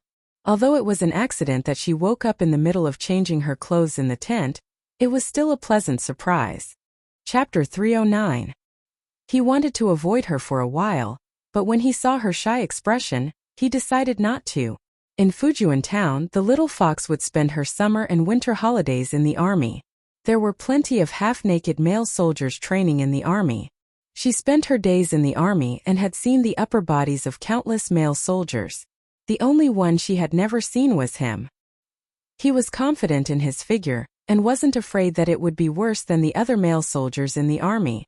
He had already taken it off, and it wasn't like he did it on purpose in front of her. It was fine to let her admire his figure. He had to let her know what a man's figure was. Tsk. Sometimes he felt ashamed of his dark heart. In order to improve Little Fox's taste and mate selection, he was even using his looks in front of a 15-year-old girl. Commander-in-Chief Xia, oh Commander-in-Chief Xia, I hope you won't get so angry that you'll have a heart attack when you find out. After Yi Qian finished speaking, she suddenly realized that Xia Jinyuan was standing too close to her, and she was still looking at him with her eyes wide open. Even when she hurriedly closed her eyes, her gaze still swept across his muscular chest. When she closed her eyes, her gaze fell on his sexy abs and his beautiful green pants. Yi Qian closed her eyes tightly, and her heart trembled. She knew that her face was burning hot. She steadied her voice and said softly, Xiajun, why are you standing in front of me? Even if you're wearing clothes, you should wear them far away from me. Also, don't misunderstand me. Misunderstand? Little Fox, are you saying that I misunderstood you? Sigh, sometimes you have too many meanings and it's too hard to guess. So, I can only guess from your literal meaning. Xia Jinyuan raised his hand and took the Tibetan robe from the rack. I'm not standing too close to you. That Tibetan girl put the Tibetan robe I wanted to wear on the rack beside you, so I had to come and get it. If I didn't come and get it, I would have been half naked, and you wouldn't have dared to open your eyes. She was really adorable. It was not like she had never seen a male soldier shirtless, yet she was still so shy. How did she get along with all the male soldiers in the army? Xia Jinyuan, who was laughing in his heart, took the clothes and lowered his head to look at Yi Qian, who had her eyes tightly shut. He was so close that he could see her long and thick eyelashes clearly. When he saw that her face was abnormally red, he frowned and asked in a deep voice, Why is your face so red? As he spoke, he had already bent down. His right hand was holding the Tibetan robe, and his left hand was already reaching out. The back of his slightly cold hand gently pressed against her forehead, and his brows furrowed even tighter. You're having a fever. Do you feel any other discomfort? What about the wound? Does it hurt? Do you feel any nausea, vomiting, or powerlessness? He closed his eyes to hide the uneasiness in his heart. Yi Jian's body stiffened again as she was not prepared for it. The hidden awkwardness and shyness instantly gushed out from her heart like spring water. At this moment, not only was her face burning hot, even her body was burning up. She subconsciously raised her hand, wanting to push his hand away from her face. Before she could raise her hand, he placed the Tibetan robe in his right hand to the side and quickly pressed down on her wrist. Don't move. I just stitched up the wound. Do you want it to split open again? His voice was cold and deep. At this moment, half of his body was above Yi Qian's head. He had taken a shower with cold snow water before coming back to change his clothes. At this moment, not only did he have the refreshing scent of mint, but he also had the coldness of snow. Chapter 310. Wisps of it drifted to Yi Qian's nose and melted into her chest. Yi Qian realized that she couldn't breathe normally. Her hands were held down, and all she could breathe was his scent. Even her shoulders could feel his body temperature. She tried her best to calm herself down and said slowly, I won't move. Please move away from me. Also, although the sun is out, the temperature is still very low. Major Xia, I suggest you put on your clothes to prevent catching a cold. You know that it's dangerous to catch a cold on a plateau in no man's land. As he spoke, Yi Qian felt herself gradually calming down. Soon, the temperature on her face dropped. I'm fine. I don't have a fever. I'm just not used to you being so close to me. The wound is very good. You treated it very professionally last night. I can feel that the wound is not inflamed. There's no nausea, vomiting, or weakness. It's because you're too close to me. She explained it clearly. Only by explaining it clearly could she gradually calm down. When Xia Jinyuan felt the back of his hand on her face gradually cooling down, he looked at her again. Her eyes were closed, and the corners of her lips curved slightly. He naturally retracted his hand. For a man who always knew when to stop, he wouldn't anger his little fox so easily. Looking at her beautiful face, which was like a blooming hibiscus, he smiled casually and said, "I was too worried. I took a shower by the river just now. It wasn't convenient to change outside, so I had to go back to the tent. I wanted to quickly change while you were asleep, but who knew?" Before he could finish speaking, Yi Qian, who still hadn't opened her eyes, hurriedly interrupted. "I know. Captain Xia is a gentleman. He definitely didn't do it on purpose. He definitely didn't do it on purpose. Xia Jinyuan's character was absolutely guaranteed. It was just that he always liked to show that vague ambiguity, which made her a little unable to handle it. Let her fight with him. It would be more satisfying." Xia Jinyuan, who had already been praised, slightly raised the corners of his mouth. His smile deepened. He was a gentleman. Towards others, he would definitely be a gentleman. However, towards his little fox when she grew up, he would no longer be a gentleman. As a man, he had to take the initiative and never let the woman he fancied be snatched away by other wolves. "Very good. It's good that you didn't misunderstand. Give me 3 minutes. The Tibetan robe is a little complicated. I need to fumble around before I can put it on." Xia Jinyuan took the Tibetan robe in his hand again and began to figure out how to put it on while trying to put it on. It had been more than a year since he came to the snowy highlands, and this was the first time he was wearing a Tibetan uniform. Unlike wearing the combat uniform, which could be done in 1 minute, this would take a little more time. When he was a few steps away, Yi Qian felt as if a heavy burden had been lifted from his shoulders. Elegant men always exuded calmness and confidence. That kind of Xia Jinyuan would always inadvertently make her heart pound. Stay away from dangerous men. You must stay away from them. Yi Qian felt that his breathing had become much smoother after he left. There was not enough oxygen in the highlands, so he felt much more relaxed. However, an even bigger problem had arisen. There were 3 exigencies in life. Earlier, when she was shocked by his naked upper body, she didn't think of the 3 exigencies. Now that she had calmed down, Yi Qian began to feel a little anxious. "Are you done? Hurry up." This time Yi Qian's little face was tense. His voice was a little hurried. 3 minutes have almost passed. "Are you done yet?" She was very anxious. She was in a hurry to release her bladder. Chapter 311. Xia Jinyuan, who had his back to her, did not notice her predicament. He was thinking about which piece of Tibetan clothing to wear first and which to wear later. The Tibetan girl was holding the lei rui that Tibetans usually wore, which was also commonly known as labor clothes. "Little fox, I'm stumped by the clothes of my fellow Tibetans.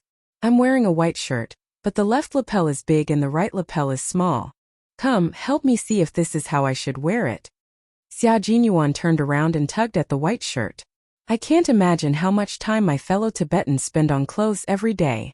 You have to give me some pointers. Otherwise, I can't guarantee how long I'll have to wear this in the tent." Just now, he and the others had taken a snow bath by the river. Now, he was changing his clothes alone in the tent and hadn't gone out yet.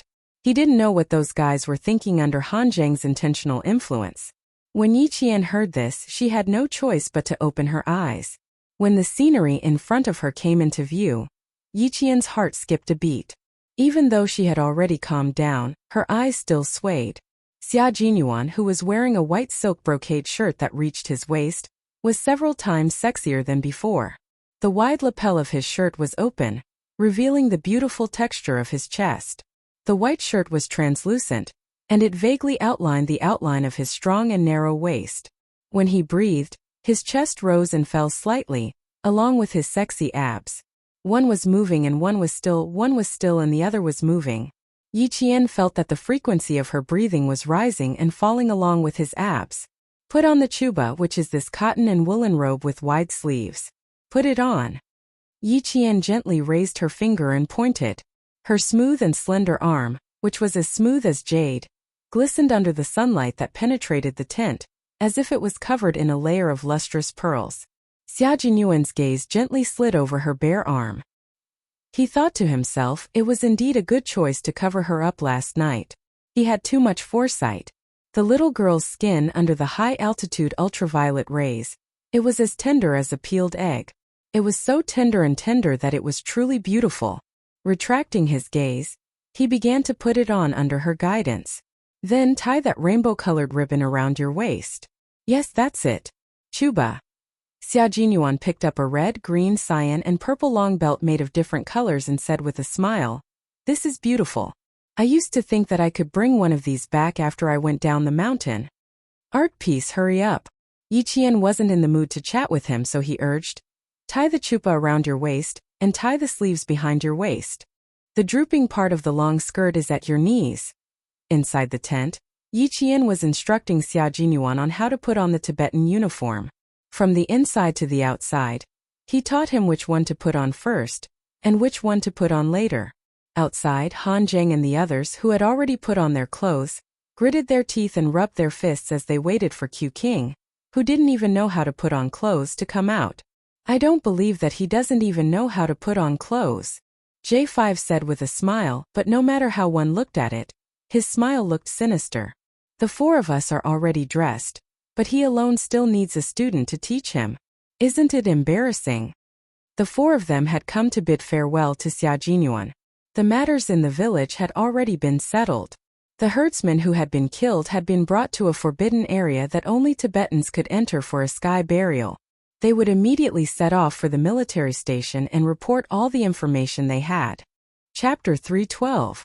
This time they discovered that the mercenaries weren't just mercenaries. The person who was killed by Yi Qian's sniper attack was an active duty soldier from another country.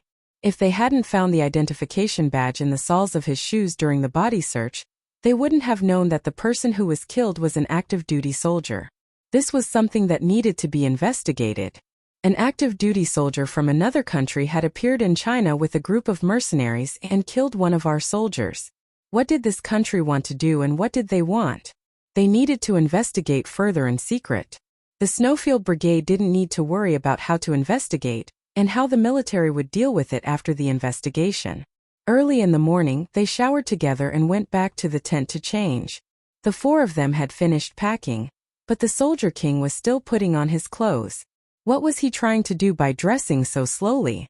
The sound of teeth grinding outside was like that of wolves grinding their fangs, occasionally accompanied by the sound of hua hua. Xia Jinyuan, who had finally put on his Tibetan clothes, didn't wait for Yi Qian to admire him and said in a low voice, "I'll go out for a while. The others are outside." Yi Qian couldn't wait for him to go out quickly. When he heard this, he immediately urged him, Go, they must have something to tell you." At this moment, Yi Qian didn't even think about what kind of psychological experience the Snowfield Brigade soldiers outside went through when she taught Xia Jinyuan how to put on his Tibetan clothes. After Xia Jinyuan went out, Yi Qian, whose bladder was about to reach its limit, gently turned his body so that his injured waist was facing up. Then, he supported himself with one hand on the bed and slowly got up. After supporting himself, he slowly placed one foot on the ground and stood up very slowly. The whole process seemed to be in slow motion until he stood up completely. After sleeping on his stomach for the entire night, Yi Qian stood up and let out a long, comfortable sigh. She didn't dare to delay at all because she was now the one who was topless. It didn't matter if a man was half naked, but a girl was definitely not. In particular, Yi Qian had already developed. Although she was still young, her curves were already exquisite. The two balls were white and tender, just like a pair of cute little bunnies. Even though there was a bandage around their waists, they were still so slender that they could barely be held. Unable to put on any clothes, Yi Qian took out a large ethnic shawl from his bag that he had bought from an old man in the Tibetan area. It covered him from his shoulders to his hips. Once his upper body was fully covered, he slowly squeezed his feet into his shoes and moved out in small steps. As soon as she walked out of the tent, she saw 4 soldiers standing in a row about 30 meters away. They were dressed in combat uniforms and deep combat boots. Both their aura and height were the same. When Yi Jian looked over, the first person she saw was Xia Jinyuan, who was wearing a gorgeous Tibetan uniform. He looked handsome and masculine in his masculine appearance. Even without his military uniform, he was still the center of attention. "I will return to the army in 3 days. The 4 of you should be careful on your way back. Uncle Chun has borrowed some yaks from the herders. After you get out of this no man's land, release the yaks on the grassland. Someone will bring them back to the village." In front of his comrades, Xia Jinyuan had a cold expression on his face. After he finished giving instructions, he saw Han Zheng pouting at him and laughing. Your little fox came out to take a look at us. Where is she going? TSK, TSK, TSK. She was indeed a little fox. She even managed to tame Xia Jinyuan the wolf. However, she was indeed a little girl who was worth waiting for. In her simple world, she could clearly distinguish between good and evil. Chapter 313. While Han Zheng reminded Xia Jinyuan, he also reminded the rest of his comrades. They all looked towards the tent. They saw a slender figure wearing a skirt and a shawl moving forward with small steps. Although it was slow, she didn't stop at a single step and kept walking forward. Just like this young lady, she didn't admit defeat and didn't give up easily. No matter how difficult it was, as long as she could persevere, she would definitely persevere. Q King, you have good taste. J5 retracted his gaze and gave him a thumbs up. This young lady is very outstanding. It's just that she's still a little young. If you really want to do something, you'll have to wait. He used to be an instructor. Even though he was now a frontline special forces soldier, he still couldn't change some habits, such as constantly reminding his comrades to remember military rules and military discipline. The young lady was indeed admirable. When facing the enemy, she was really an outstanding soldier. She could fight side by side with them and they could trust her with their backs. Therefore, it was completely understandable that Q King and young Master Xia wanted to make her his. After being reminded by his comrade, Xia Jinyuan turned around and looked behind him. He saw that the person who covered himself up was moving slowly step by step towards the shadowy direction. Over there was. Xia Jinyuan's pursed lips curved slightly. Over there was the direction where the Tibetans went to relieve themselves. No wonder she kept urging him to hurry up. It turned out that there were 3 urgent needs in life. The most dangerous time had passed. Now that she could move step by herself, it was obvious that her wound had recovered well.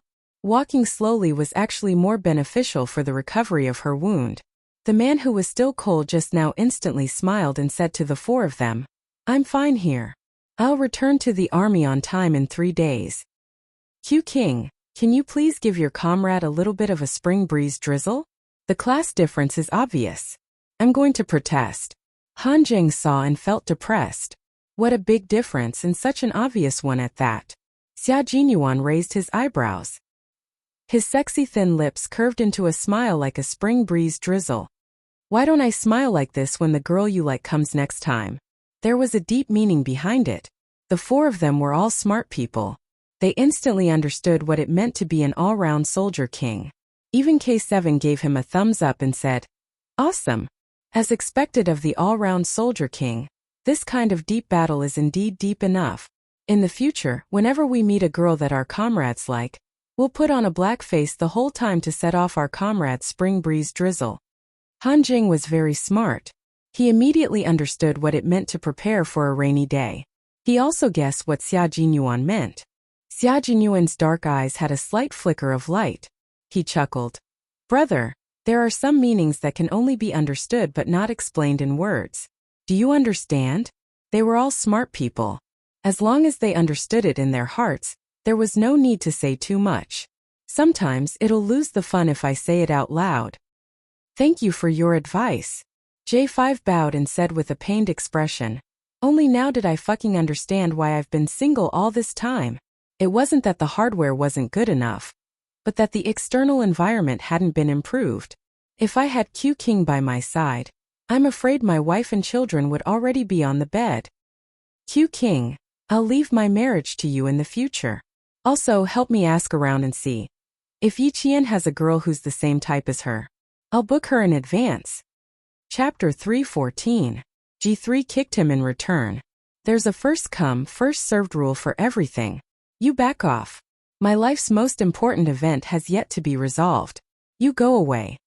After coldly scolding J5, he said to Xia Jinyuan in a pleasant manner, Q King, I'm counting on you too. When my child is born, he will acknowledge you as his godfather. Count me in. It was rare for K7 to join in the fun. His thin but handsome face was absolutely serious. I also need to resolve my life's most important event. One after another, Xia Jinyuan smiled elegantly. The revolution has yet to succeed. We still need to work hard. Once I succeed, it'll naturally be easier for us to settle down." The four of them nodded solemnly, indicating that they would support the all-round soldier king in all aspects. At the same time, they also made a long agreement with the wolf that was good at attacking people's hearts. They would fight in all aspects and set up an inescapable net just to lock down one fox. Xia Jinyuan narrowed his eyes slightly. He just didn't know how little fox would react when she found out. However, no matter what kind of reaction she had, he would deal with it accordingly. Waving his hand, Xia Jinyuan bid farewell to his comrades and hurried towards Yi Qian's direction. He didn't rush over rashly as he was afraid of alarming Yi Qian. Instead, he found Yang Jin and asked for her help. Yang Jin was making yogurt. After hearing his request, she tilted her head and looked at the handsome soldier with a high nose bridge and wearing a lotus-embroidered Tibetan uniform embroidered with peace and blessings. She smiled. "You look very masculine in your Tibetan uniform. You look like a man from the grasslands." "Thank you." Xia Jinyuan smiled. He realized that the girls who could talk to Little Fox were all straightforward girls. "I'm worried that she won't be able to handle it herself. Please look after her for me." Standing below, Xia Jinyuan waited quietly. Yi Qian was so embarrassed by Yang Jin's gestures that he wanted to bang his head against the wall. Why does he know everything? Since he already knew, what else did she have to hide? When she came back, she saw him standing in front of her, waiting for her to go over. Yi Qian groaned in pain. Why was she so embarrassed every time she saw him? However, as soon as Yang Jin heard her cry out in pain, the kind-hearted Tibetan girl was so scared that she thought something had happened. She raised her voice and shouted. The Tibetans living on the plateau not only had a strong lung capacity, but they also had a golden voice. Xia Jinyuan could hear Yang Jin telling him to hurry over from afar. Yi Jian, who had yet to understand what was going on and had yet to recover from the awkward pain, saw a tall and straight man running towards her. His figure was vigorous like a swimming dragon, and his footsteps were steady as if he was flying. In the blink of an eye, he was right in front of him. Did the wound split open again? Don't move, I'll carry you back. He sprinted over without even catching his breath. As soon as he finished speaking, he knelt down in front of Yi Qian. With his broad back facing her, he said in a deep voice, "Come up. Let's go back to the tent and take a look." Yang Jin also thought that Yi Qian's wound had opened, so she immediately helped her up. She carefully sent Yan onto Xia Jinyuan's back. "Stay close to me, don't put any weight on your waist. Wrap your arms around my shoulders and don't place your center of gravity on your hips." Xia Jinyuan waited for her to stick close to his back and calmly instructed her. Then he slowly and gently got up. He was worried that Yi Qian would lose her center of gravity, so he intentionally leaned his body forward so that her entire center of gravity could be on him. His hands were not supporting Yi Qian's hips, but rather, they were holding Yi Qian's thighs in a gentlemanly manner. Chapter 3:15. To understand a person, he had to use his attentiveness to resolve her awkwardness and make her relax in front of him. Xia Jinyuan had no experience in love, but he understood Yi Qian and knew how to get close to her heart. Yi Jian was not a bashful person. She had already carried him on her back. If she was going to come down for no reason, she might as well thank him. She pursed her lips and said softly, "I was fine just now. Yang Jin misunderstood me. You don't have to worry too much. I always know how to take care of myself. In a situation where there is no one to take care of you, you can only take care of yourself. But now I am here to take care of you. You don't have to feel burdened. Take care of yourself and I can rest assured." Her words made Xia Jinyuan sigh softly. His love for her grew even stronger. His heart ached for this little fox. She really made his heart ache. She had been strong for so long that she had forgotten that she could rely on others. His words made Yi Qian fall silent. She had always been used to taking care of herself and knew how to take care of herself. She knew that there was no one else in her life that she could rely on other than herself. But she could not refute Xia Jinyuan's words. He had good intentions, so he should not be treated like a needle. Yang Jin saw that there was nothing else for her to do, so she said something to Xia Jinyuan and skipped away happily. The gunfight last night did not leave a shadow in this warm and generous Tibetan girl's heart.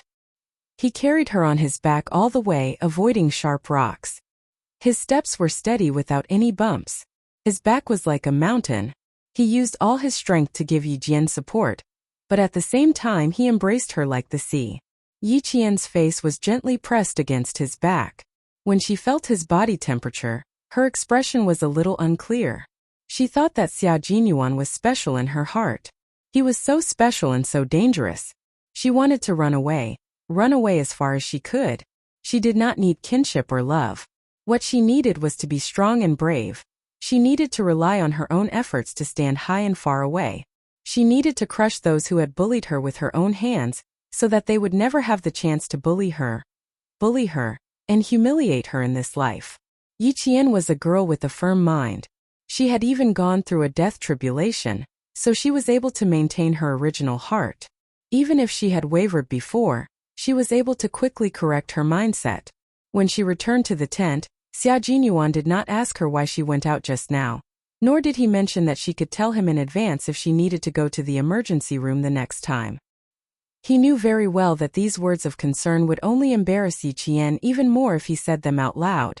Occasionally pretending not to know was also a way to protect the other party's dignity. Slow down, don't use too much strength. Xia Jinyuan gently squatted down until Yi Qian's feet could touch the ground naturally. He used his strong waist to support her body weight, then slowly let go. I'll let go now. Stand up slowly, don't rush. Yi Qian wanted to recover as soon as possible, so she did not dare to be too careless.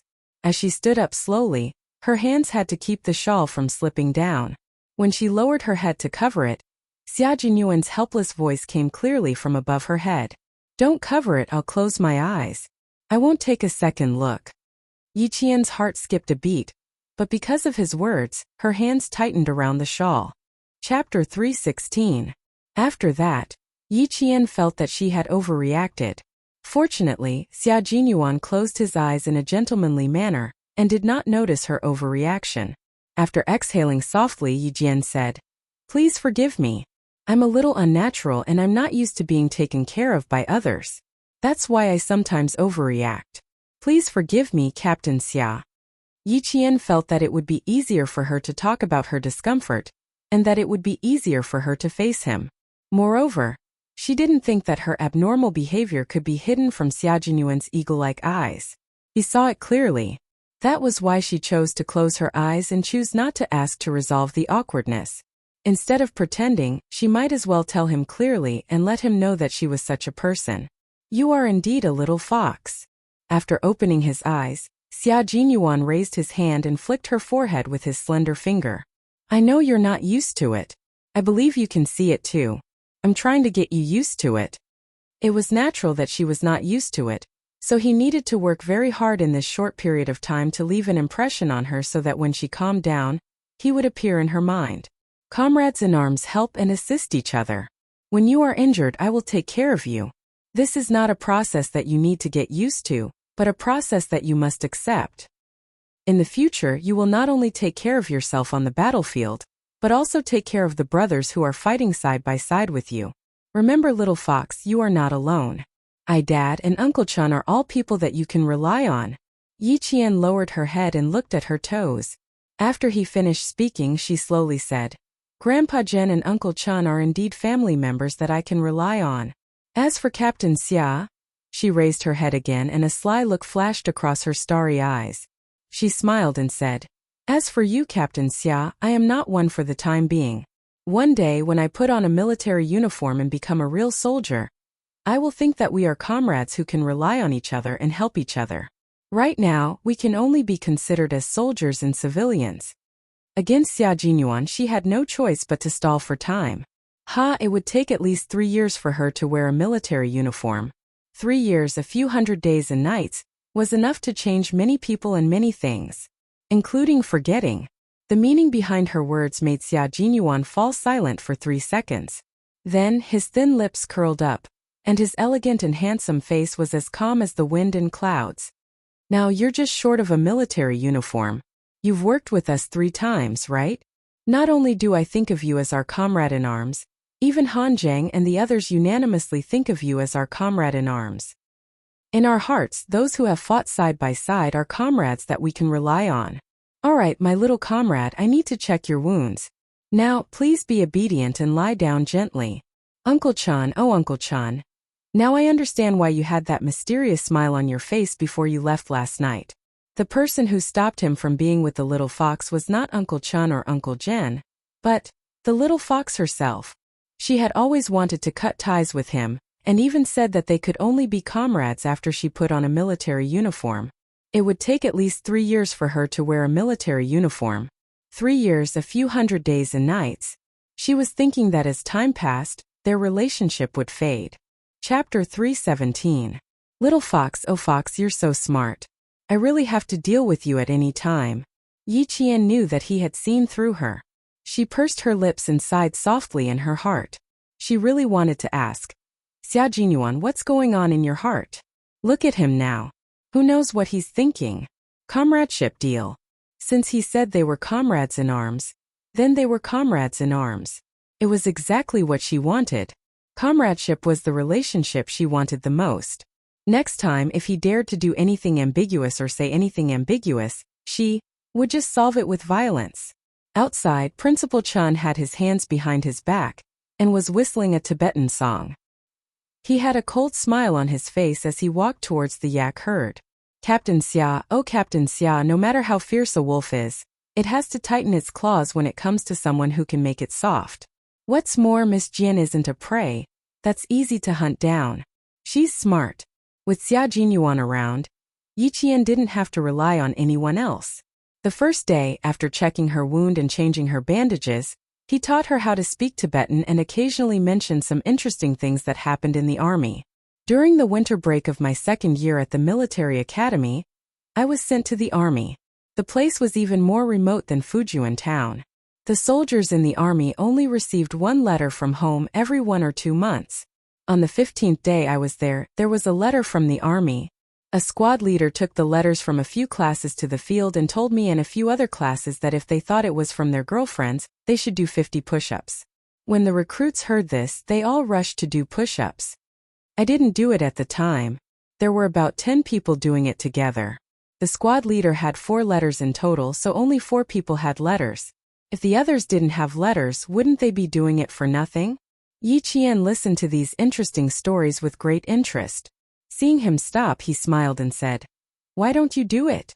What if it's from your girlfriend? It was normal for such an outstanding and eloquent Captain Xia to have a girlfriend in school. Of course I won't do it. If I don't have a girlfriend, it would be for nothing. After 50 were done, the class leader asked the recruits to come up and pick up the letters. He asked each recruit, Is she your girlfriend? 2 of the recruits answered, Yes. The squad leader put on a fake smile and said, Since it's such an important letter, then make a few more. After he finished speaking, he asked the other recruits how many would be suitable. Under normal circumstances, it should not be less than 200. Later, we heard that the class leader didn't have a girlfriend, so he felt unbalanced. Yi Qian was laughing so hard that her shoulder blades were slightly undulating, and her slender waist was trembling slightly. Xia Jinyuan, who was lowering his head to change the sterile gauze on her, couldn't help but laugh. Is it that funny? Then I'll have you to laugh at. Fearing that she would laugh too much and open up the wound that had already begun to heal, he raised his head and reminded her. Just as he raised his gaze slightly, his deep black eyes instantly darkened.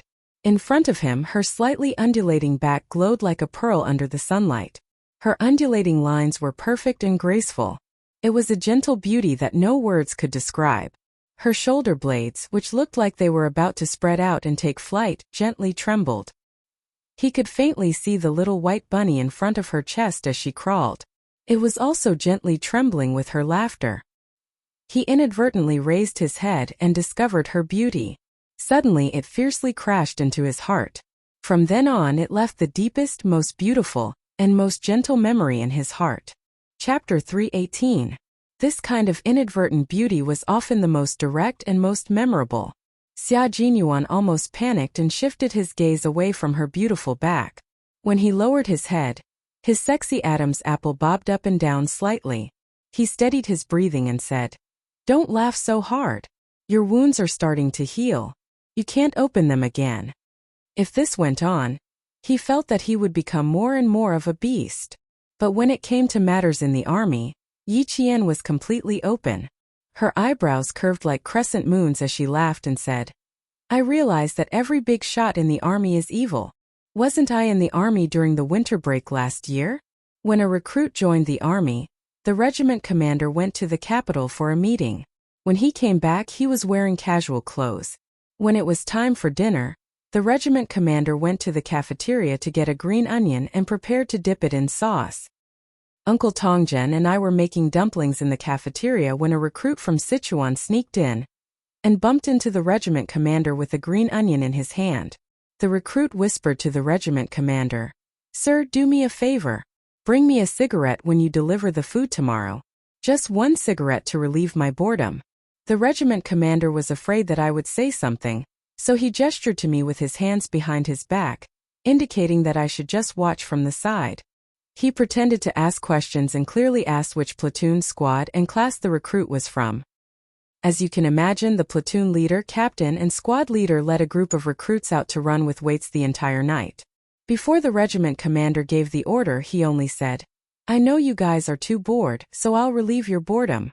After running with weights, the regiment commander, who had slept the entire night, stood at the entrance of the camp and waited for the platoon leader, captain, and squad leader to return with the recruits.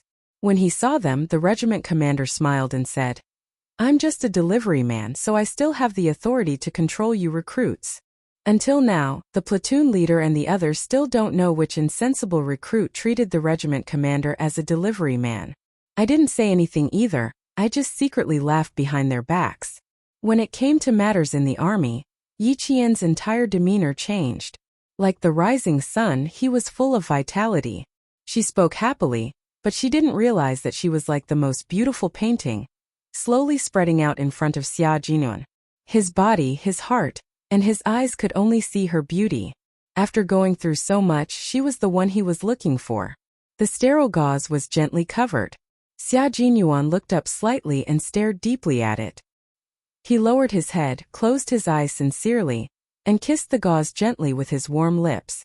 It was an extremely light kiss, like a feather brushing past, but it only caused ripples in his heart. It did not startle Yi Qian in the slightest. Are you done, Captain Xia? Yi Qian didn't move when he felt Yi Qian put on the gauze. He was caught off guard and asked with a smile, You don't have any more bandages? Why don't we just use tape? It should work too. No, I'm thinking about whether I should tie a beautiful knot on the gauze. Xia Jinyuan replied calmly and asked very seriously, What do you think? Yi Qian pursed his lips and smiled. No matter how beautiful the knot is, I won't be able to see it, so there's no need for that. She didn't know that he kissed her. Even though there was a layer of gauze between them for Xia Jinyuan, this was the first time he had intimate contact with Yi Qian. After he kissed her, Major Xia sadly realized that it wasn't him who left a good impression in front of Yi Qian. His little fox didn't do anything. In the end, she didn't stay by his side that night and started thinking about it before she even fell asleep. Chapter 319. When Xia Jinyuan opened his eyes again, he got up with a bitter smile. Fortunately, he didn't need to take off his Tibetan clothes in the middle of the night, so he didn't need to tidy up and go out directly. When he walked out of the tent, he consciously walked towards Yi Qian's tent. Just a few steps away, he saw a faint red flickering under the bright moonlight. Still not resting? Headmaster Chan had already seen clearly who came out of the tent. He joked. With Yang Jing guarding tonight, Captain Xia can have a good night's sleep. Xia Jinyuan smiled bitterly and walked to Principal Chan, who was smoking. He sighed and said, I finally understand why you smiled that night. You know Yi Qian well. It's not easy to win her heart. Captain Xia, you have to know that the older the wiser. As for me, I'm 2 rounds older than you. The amount of salt I've eaten is no less than the amount of rice you've eaten. She's not an ordinary girl. She's very powerful. Previously, there was a boy named Gao Yang. I could tell that this boy was interested in her. His family background was also very good. However, little Jian didn't have any feelings for him at all. In her eyes, family background isn't an advantage, and it's not worth it for her to waver. Captain Xia, you're on your own now. After that, Principal Chan smiled and patted Xia Jinyuan on the shoulder. He said earnestly, Uncle Jen and I both hope that little Jian is a responsible and independent girl. If she is really easily won over by you, ha ha ha, then she won't be the little Jian we like. This was the reason why Principal Chan and Uncle Jen didn't stop Xia Jinyuan at all. The truth was that they knew from the beginning that Yi Qian was not easy to win over. Hearing this, Xia Jinyuan raised his eyebrows. After a bitter smile, he revealed a calm and confident expression. It's good news for me. She doesn't like Gao Yang, and she doesn't like Xia Jinyuan. One is rich and the other is handsome. Well, the little girl has high standards. It's really something to be happy about. Ha ha ha, you're right. As Captain Xia said, I really don't have to worry about little Jian falling in love at such a young age. Principal Chen laughed even louder. There was a hint of schadenfreude in his laughter. Good luck, Major Xia. Falling in love with little Jian? This was a test of one's patience. If he really persevered, it would be a good thing. Both of them were in the army. At least they could walk side by side and understand each other. Under the starry night sky, Xia Jinyuan smiled calmly and said elegantly, I never change my mind about the things I've decided on. No one will interfere. Not even my family can influence my decisions. This was to tell Principal Chan that he was definitely not doing this on the spur of the moment.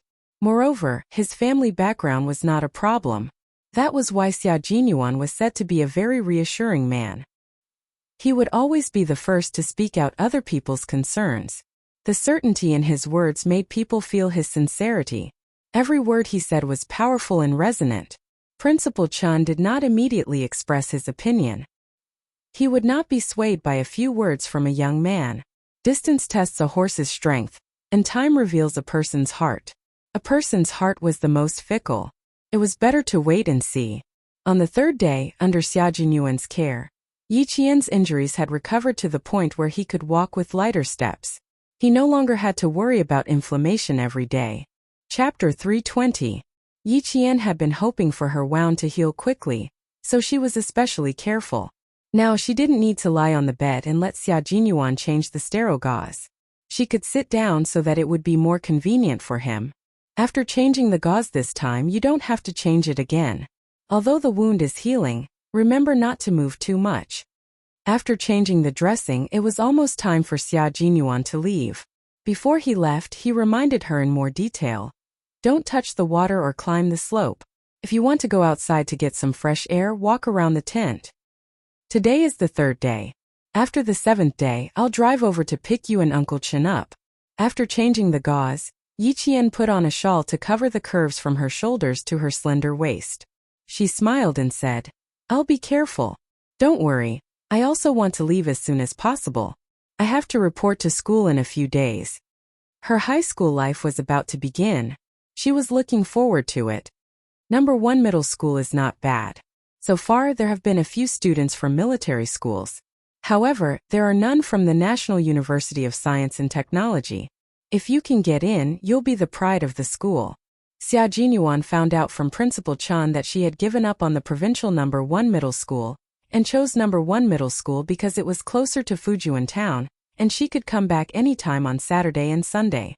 High school is much more important than junior high school. You should take care of your studies while training.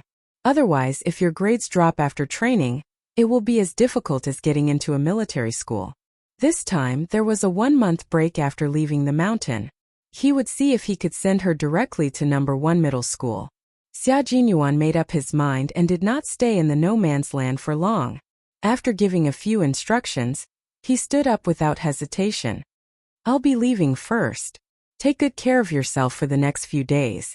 When he stayed, Yi Qian really wanted him to leave quickly. Now that he was really leaving, she felt a little uncomfortable. She stood up quickly and turned around. She saw that his mountain-like figure had already walked to the curtain of the tent. Just as she was about to catch up, Xia Jinyuan stopped abruptly. He lifted the curtain with one hand and looked back with a deep gaze. Bon voyage, Captain Xia. All of a sudden, Yi Qian felt a little uneasy. Under his burning gaze, he said softly, Return to the military depot safe and sound. Xia Jinyuan was about to take a step out of the room, but when he saw her looking at him with sparkling eyes that seemed to be filled with reluctance to part with him, his heart skipped a beat and he suddenly turned back. Yi Qian was startled by him turning around. Dai Qing furrowed her brows and looked nervously at the man who was striding back. She couldn't help but purse her lips. His gaze was too scorching, bursting with light like the sun. The heat was so great that it seemed as if the slightest bit closer would cause one to turn into ashes. This feeling made her unable to get used to it. What a sly little fox. She always took a step back just as he was about to take a step forward. When he took a step back, she would carefully take a step forward. This kind of advance and retreat was really sweet torture. Xia Jinyuan walked closer with a faint smile on his thin lips. He was so close that she could feel his breath on her jade-like face. When he saw the faint blush on her face, he smiled and sighed. "Oh, you." The word "you" was filled with inexplicable helplessness and endless affection. His slender and strong arms gently wrapped around her shoulders and pulled her gently into his embrace. "I'll be safe and sound too. You too. Rest well. You're still young. Don't think too much." Chapter 321. I wanted to leave in a more natural manner without looking back. Who knew that when I turned around, I would see a little fox looking at me with teary eyes. "Sigh, forget it. I'll just come back and comfort my little fox for a while." Yi Qian's body had been stiff ever since he suddenly pulled her into his arms. When she heard what he said, she immediately lifted her head and looked up. She was both angry and amused. "Captain Xia, your eyesight is really bad. I just wanted to send you off to show how much you've taken care of me these past few days." "Why?" "Oh, it seems that I misunderstood again." He smiled and interrupted Yi Qian. "A sweet misunderstanding. Little fox, if you really want to thank me, don't say anything in 3 seconds." His kiss fell softly along with his words, landing beside her forehead. His thin lips pressed against her skin, bringing a warmth that could make one's heart tremble. He paused for about 3 seconds before leaving. His voice was as clear as water as he smiled and said, "I'll come to pick you up soon. A kiss goodbye as a way of thanking me." Yi Qian's body became even stiffer. Even after he left, she was still stiff in the tent and didn't move for a long time. Her eyes were still wide open in shock. Obviously, she still hadn't come back to her senses. A kiss as a way of thanking him? What a twisted logic. She raised her hand and wiped her forehead. Yi Qian was once again defeated by Major Xia's shamelessness. A kiss as a way of thanking him. She didn't want to use this method of thanking him at all. Yi Qian's hand stopped on her forehead. After standing there for a while, she slowly walked out of the tent. She saw Xia Jinyuan walking far away with a few herdsmen. He wasn't wearing his combat uniform. He was still dressed in his gorgeous Tibetan clothing. When he walked with the herdsmen, he looked like a noble young master. He had an imposing appearance and his every movement was incomparably noble. She didn't see the expression on Xia Jinyuan's face when he left. His elegant and handsome face always had a faint smile like the moon. When he was chatting with the herdsman, the smile in his eyes never disappeared. His gentle and elegant expression made his features even more exquisite and handsome. His mind was filled with the image of Yi Qian's confused expression after he kissed him. Yi Qian's wet eyes were wide open, and he looked so adorable that he wanted to kiss him a few more times. Unfortunately, he could only give her a little taste. If he kissed her again, it wouldn't scare her silly. Instead, it would make her angry. This time Xia Jinyuan was much faster than when he came. After riding out of the no-man's land, he immediately contacted the members of the Snowfield Brigade. Soon he got into the jeep sent by the military station and rushed back to the base. On the 7th day, Yi Qian did not see him. He only saw a jeep from the military depot. The driver was a motorized soldier with 8 years of driving experience in the Tibetan region. He was a motorized soldier sent by the military station and was also the soldier that Xia Jinyuan had arranged to pick up Little Fox. Why didn't he come? Yi Qian didn't ask. If he couldn't come, he must be out on another mission. When he returned to Fujian town, there were still 3 days before the start of school. This time he didn't go back to Yi Qian's base. The wound on his waist didn't need gauze anymore. After the military doctor from the base examined him, he smiled and said, "Captain Xia's skills are good. The stitches are done well. There will be a scar, but it's not a big problem. You don't have to worry about taking a bath. It won't affect the start of school." When Uncle Jen heard this, a smile appeared on his face. That's good. Thank you for coming here. Chapter 322. Yi Qian hadn't returned yet, but the military doctor from the platoon had already arrived. It was as if he knew that Yi Qian would return today, and had been waiting at home for a long time. When the military doctor mentioned Captain Xia, Yi Qian knew that he had specially arranged for this to happen. He wasn't there, but his presence was everywhere. You're welcome. This is what we should do. The military doctor tidied up the simple medical kit and reminded him with a smile, Yi Qian, don't come to the platoon for the next few days. The male soldiers in the platoon don't know how to hold back. Also, you still have a few days before school starts. Rest well at home. He looked at her and started joking again. You've been missing for a month. The regiment commander and the political commissar have been nagging about why you haven't come to the platoon. Is it because you guys secretly roasted pheasant last time? They criticized you so harshly that you didn't dare to come over. As for me, even if I stayed in the infirmary, I was still nagged about it. The regiment commander kept nagging about me, and I really didn't dare to go. The first time I was caught secretly roasting pheasant, I was already traumatized. Yi Qian put down his t-shirt and smiled. I'll return to the platoon after the regiment commander completely forgets about this incident. Thank you for your hard work today. Everyone in the platoon knew who Yi Qian was. A little girl like her was even more hardworking than the male soldiers. Her shooting accuracy was the highest in the platoon, and she dared to compete with the elite soldiers. This little girl was born to be a soldier. Even the soldiers in the kitchen recognized her. Hearing this, the military doctor laughed and said, I'll definitely pass on your message. Oh right, I almost forgot about this. As he spoke, he took out an envelope from his medical kit. This is the pension from the military. You're the orphan of a martyr, so you'll receive a pension every year until you graduate from university. Here's $2,000. It's not a lot, but it's enough for your living expenses. When it came to money, the military doctor spoke quickly, afraid that Yi Qian would refuse. The political commissar said that if you have any objections, you can talk to him personally.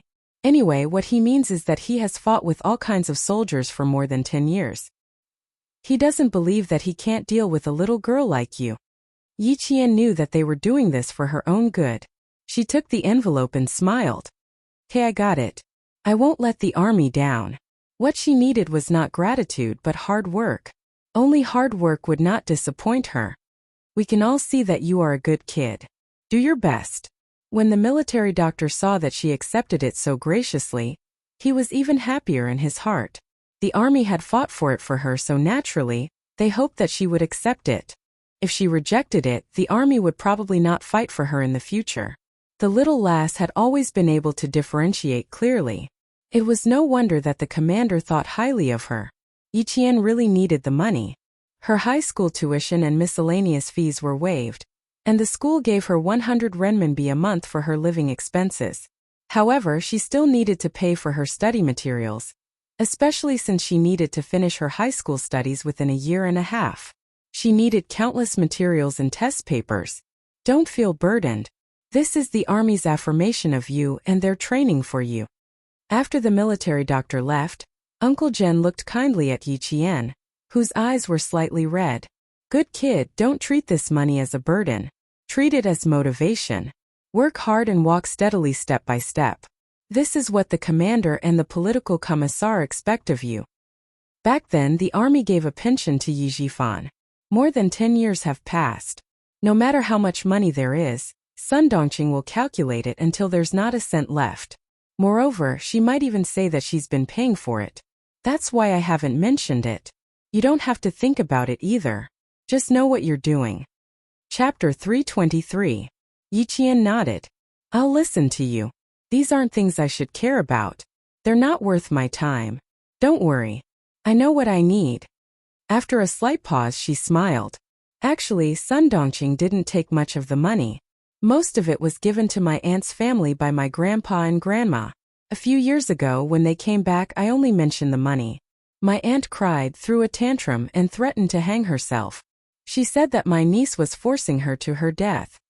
These things, I won't hide it from Grandpa General. I'll remember them. I won't get involved with my dad's relatives. Now that I've moved out, I don't want to have anything to do with them. Uncle Jen remembered what happened a few years ago.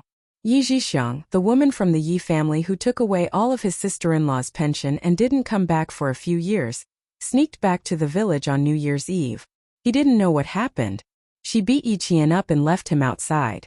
If the village chief, Zhang Fud, didn't pick up Yi Qian on the way home from drinking, the girl in front of him would have been dead. That year, he was in the army for Chinese New Year. When he came back, it was already the 4th day of Chinese New Year. Yi Zhixiang's family had already left the village. Since then, he didn't go back to the army for Chinese New Year. Don't think about it. Don't think about it. Girl, think about the future. Think about your future. Think about your future. Uncle Jen tapped his opium pipe on the ground. Behind the smoke, his eyes were cloudy. You live your life and they live theirs. Let's mind our own business. Yi Qian narrowed her eyes. Her hand that was rolling the cigarette for Uncle Jen paused.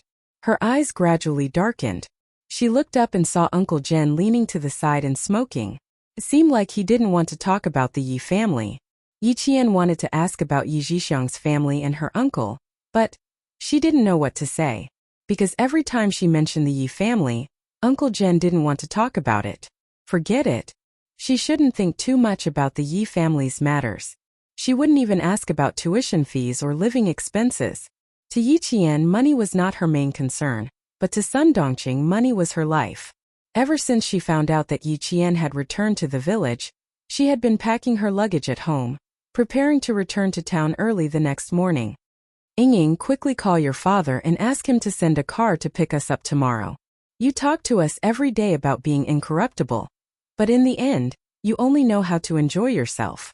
I heard that that wretched girl Yi Qian has returned to the village.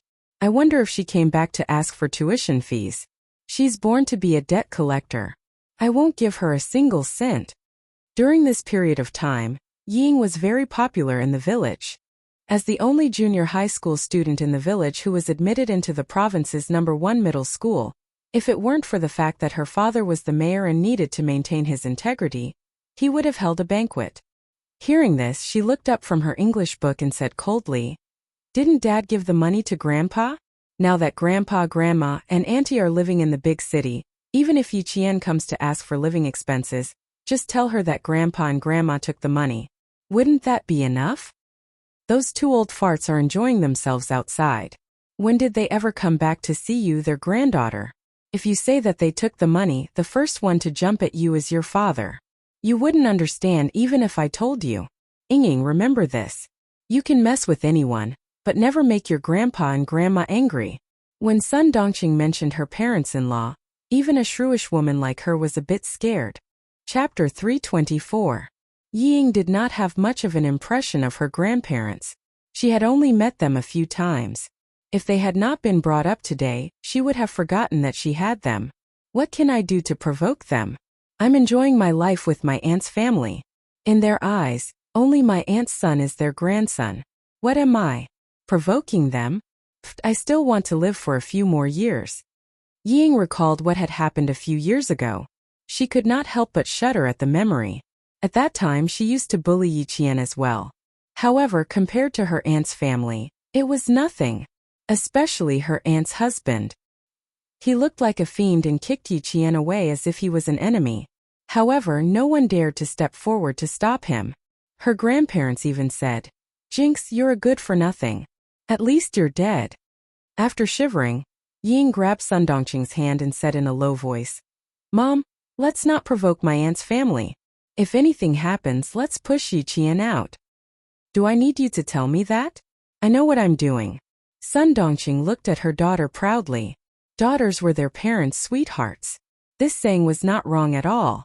If she really comes over and asks us for her living expenses, I'll just tell her that the money is for your grandparents. If she wants it, she can call them herself. Based on how much your grandparents and your aunt's family hate Yi Qian, they'll come back and beat her to death. When Ying heard this, she frowned in confusion. Hate? Why would my aunt's family hate Yi Qian? I remember when I was in the 5th grade, Yi Qian was almost beaten to death by my aunt's husband. Also, how did my aunt's husband become blind in his right eye? Why have I never heard you mention this to Dad? At this point, a trace of panic flashed across Sun Dongqing's face. She brushed her hair to cover it up and said, "You're a child. Why do you care so much? Just remember, don't provoke your aunt's family. Let those two old farts live outside. We'll be happy to have some peace and quiet." Yi Ying, on the other hand, was cautious. It seemed that things were not as simple as they seemed. Her aunt's family didn't come back for years. When she was in the 5th grade, they came back in the middle of the night. After the Lunar New Year's Eve, they left again on the first night of the Lunar New Year. Back then, he was young and didn't think much of it. Now that he thought about it, it was quite abnormal. 2 days before school reopened, Yi Jifan drove a small sedan back to Shuku. He came back to pick up his daughter Ying.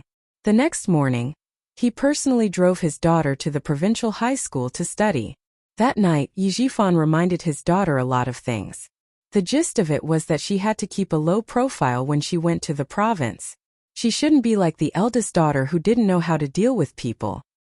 He had inquired about the provincial first high school. The sons and daughters of the provincial leaders were all studying there. He was just a small town mayor. If something happened, don't expect him to step in. Ying wasn't scared, but Sun Dongqing was scared. She stuttered. "Why don't we not let Ying go to the provincial high school? What if they're a bunch of bullies? How can we make decisions for Ying?" At this moment, Sun Dongqing realized that studying in the provincial high school wasn't a good thing. "Mom, don't talk about making decisions for me. I know how to get along with them." Ying pouted unhappily and said to Yi Jifan, "Dad, tell me everything you know. I know whose son and daughter are." Chapter 325. More than a year had passed. Yi Qian was not the only one who had grown. Yi Ying had grown as well, and she had grown according to Yi Jifan's arrangements. In comparison, Yi Qian was much calmer. After having dinner with Uncle Jen, they drew many detailed pictures of famous guns from different countries under the light before climbing into bed to sleep. The next morning, Yi Qian arrived at the entrance of the village at 6 o'clock. She waited for the boys from the same village to report to number 1 middle school. She did not ask Uncle Jen to send her off. Instead, she woke up early and waited for them at the entrance of the village before Uncle Jen woke up. There was still half an hour before the appointed time. Yi Qian sat by the road at the entrance of the village. She did not feel bored. She listened to the morning birds and quietly waited for the boys from the same village to arrive. The sound of a car engine came from the village. After a while, Yi Qian saw a black car coming through the mist. Yi Qian did not get up or look at it. She sat there leisurely. In the car, Sun Dongqing sat in the passenger seat inside. "This car is so nice. When Ying is on vacation, we'll drive this car to pick her up. It's comfortable and we don't have to squeeze into the train. Jifan, remember this. We'll use this car to pick Ying up every month." "Mom, this is a government car. Do you really think it's our family's car?" Ying sat alone in the back. It was spacious and very comfortable. She put down the car window and the morning breeze blew in with the mist. It was indeed much more comfortable than squeezing into the train. Yi Jifan looked at Ying from the rearview mirror and praised her. "Ying, you've grown up. Remember what Dad said. When you get to number 1 middle school, you need to have your own circle. No matter what other people's identities are, you're all students. This identity is your biggest advantage. You don't have to suck up to them. You have to think of a way to make them want to stay away from you. Remember the names Dad told you last night. They're all bad students. They all got in because of their family's connections. You, on the other hand, are a top student. If you want to get along well with them, you have to start with your studies. Is there a need?" Yi Jifan, who was preaching attentively, suddenly slammed on the brakes. Yi Ying, who was listening attentively, was caught off guard. Her whole body slammed into the back of the seat. Sun Dongqing, who was also caught off guard, was also thrown forward by the inertia of the brakes, and then fell back heavily. She was shocked and hurriedly said, "What are you doing? Why did you stop?" As they spoke, they stopped as well. The couple looked at the figure sitting on a rock at the entrance of the village about a meter away from the car. Sun Dongqing had already unbuckled her seatbelt. She pushed open the car door and rushed over aggressively. "Hey, you wretched girl. No wonder he didn't see anyone when he came back. He must have planned to get stuck in a traffic jam early in the morning. Let me tell you, there's no way. When the car stopped abruptly, Yi Qian naturally saw who was driving. When Sun Dongqing rushed over, she also got up from the rock.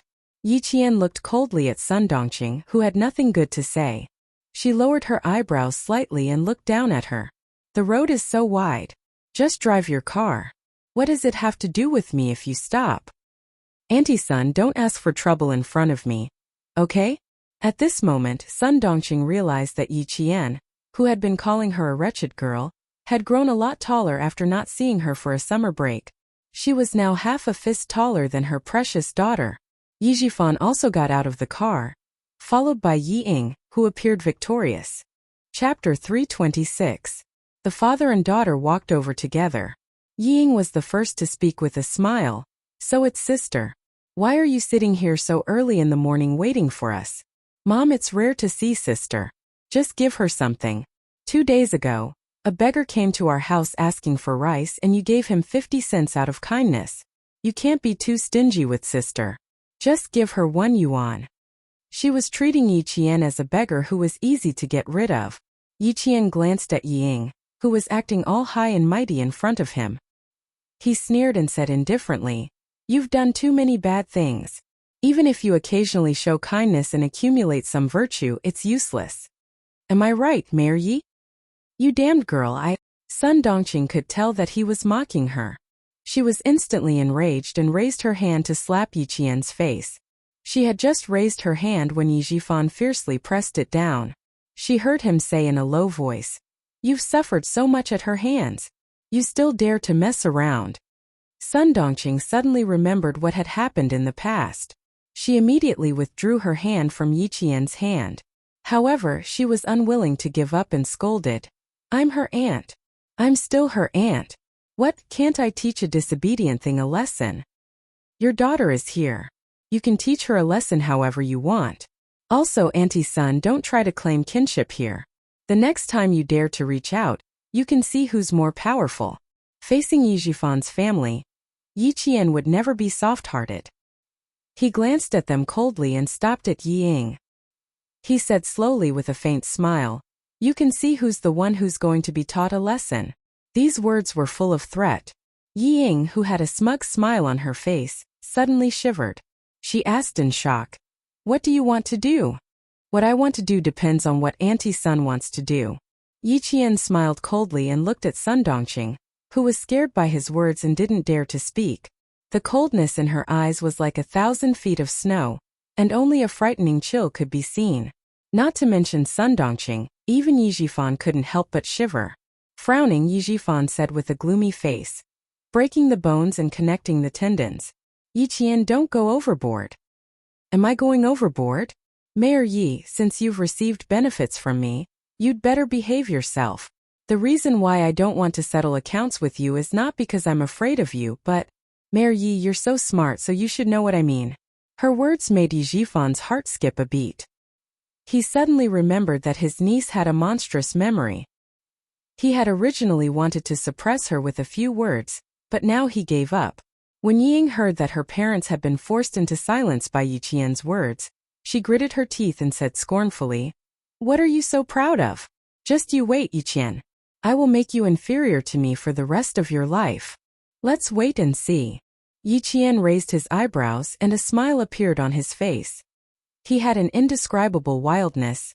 "I'll wait for you for the rest of my life. Ying, I've told you to wait. Just wait for me for the rest of your life.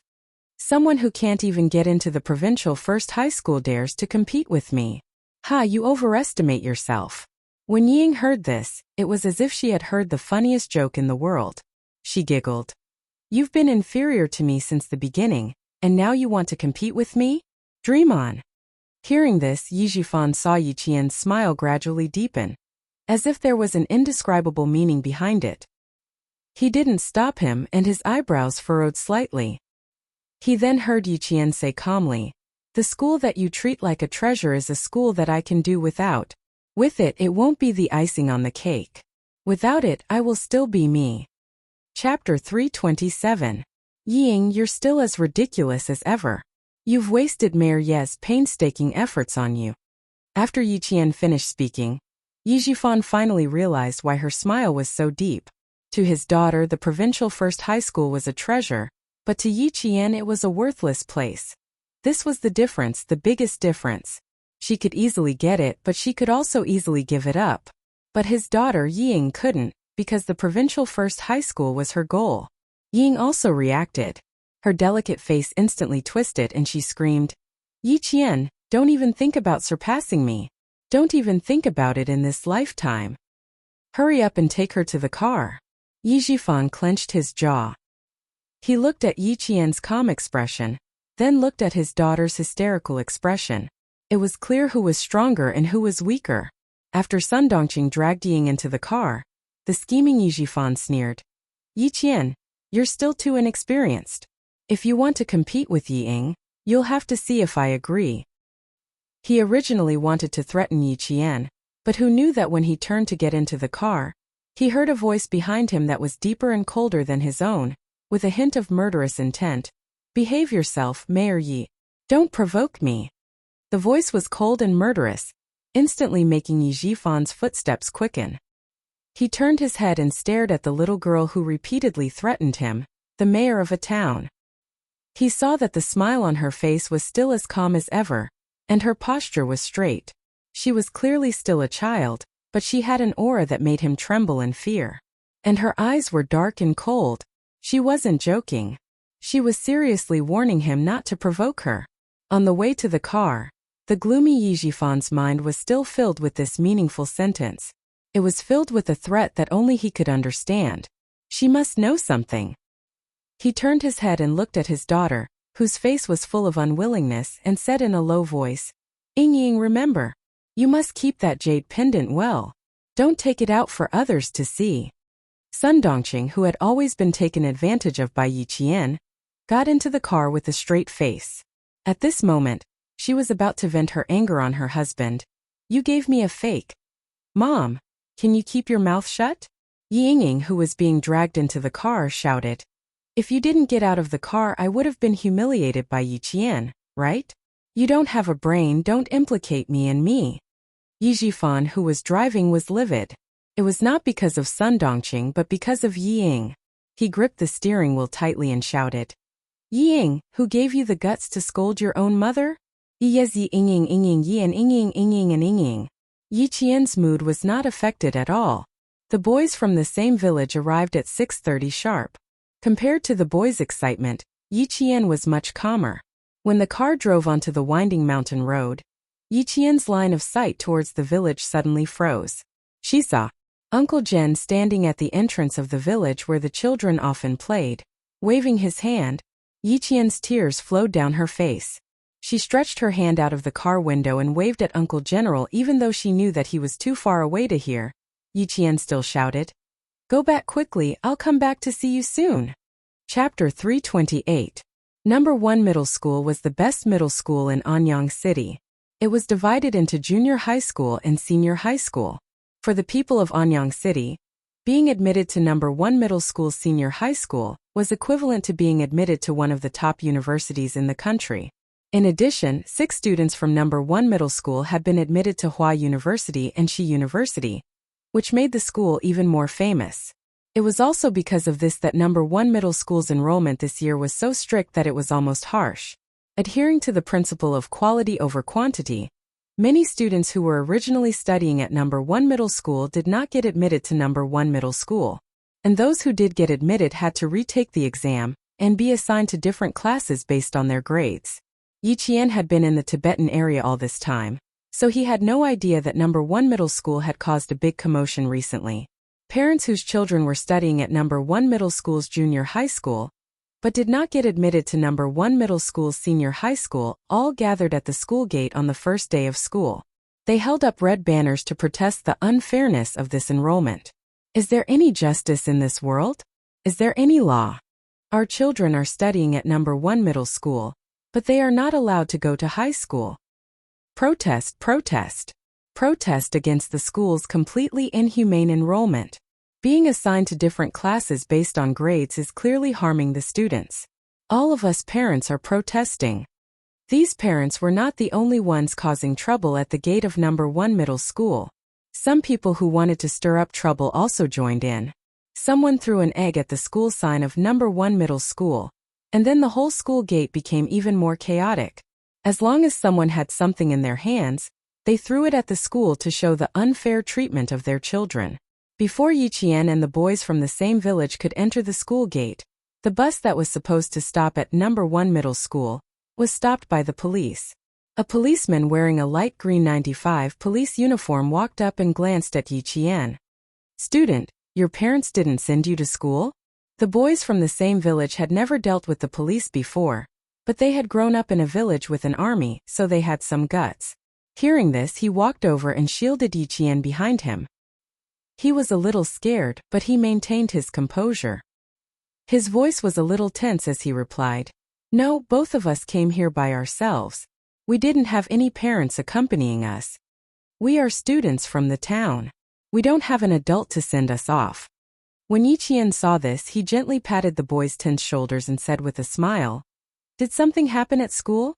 "I think," she pointed outside the bus. "These students didn't go to school. They're all standing outside. Something must have happened at school." What could possibly happen at school?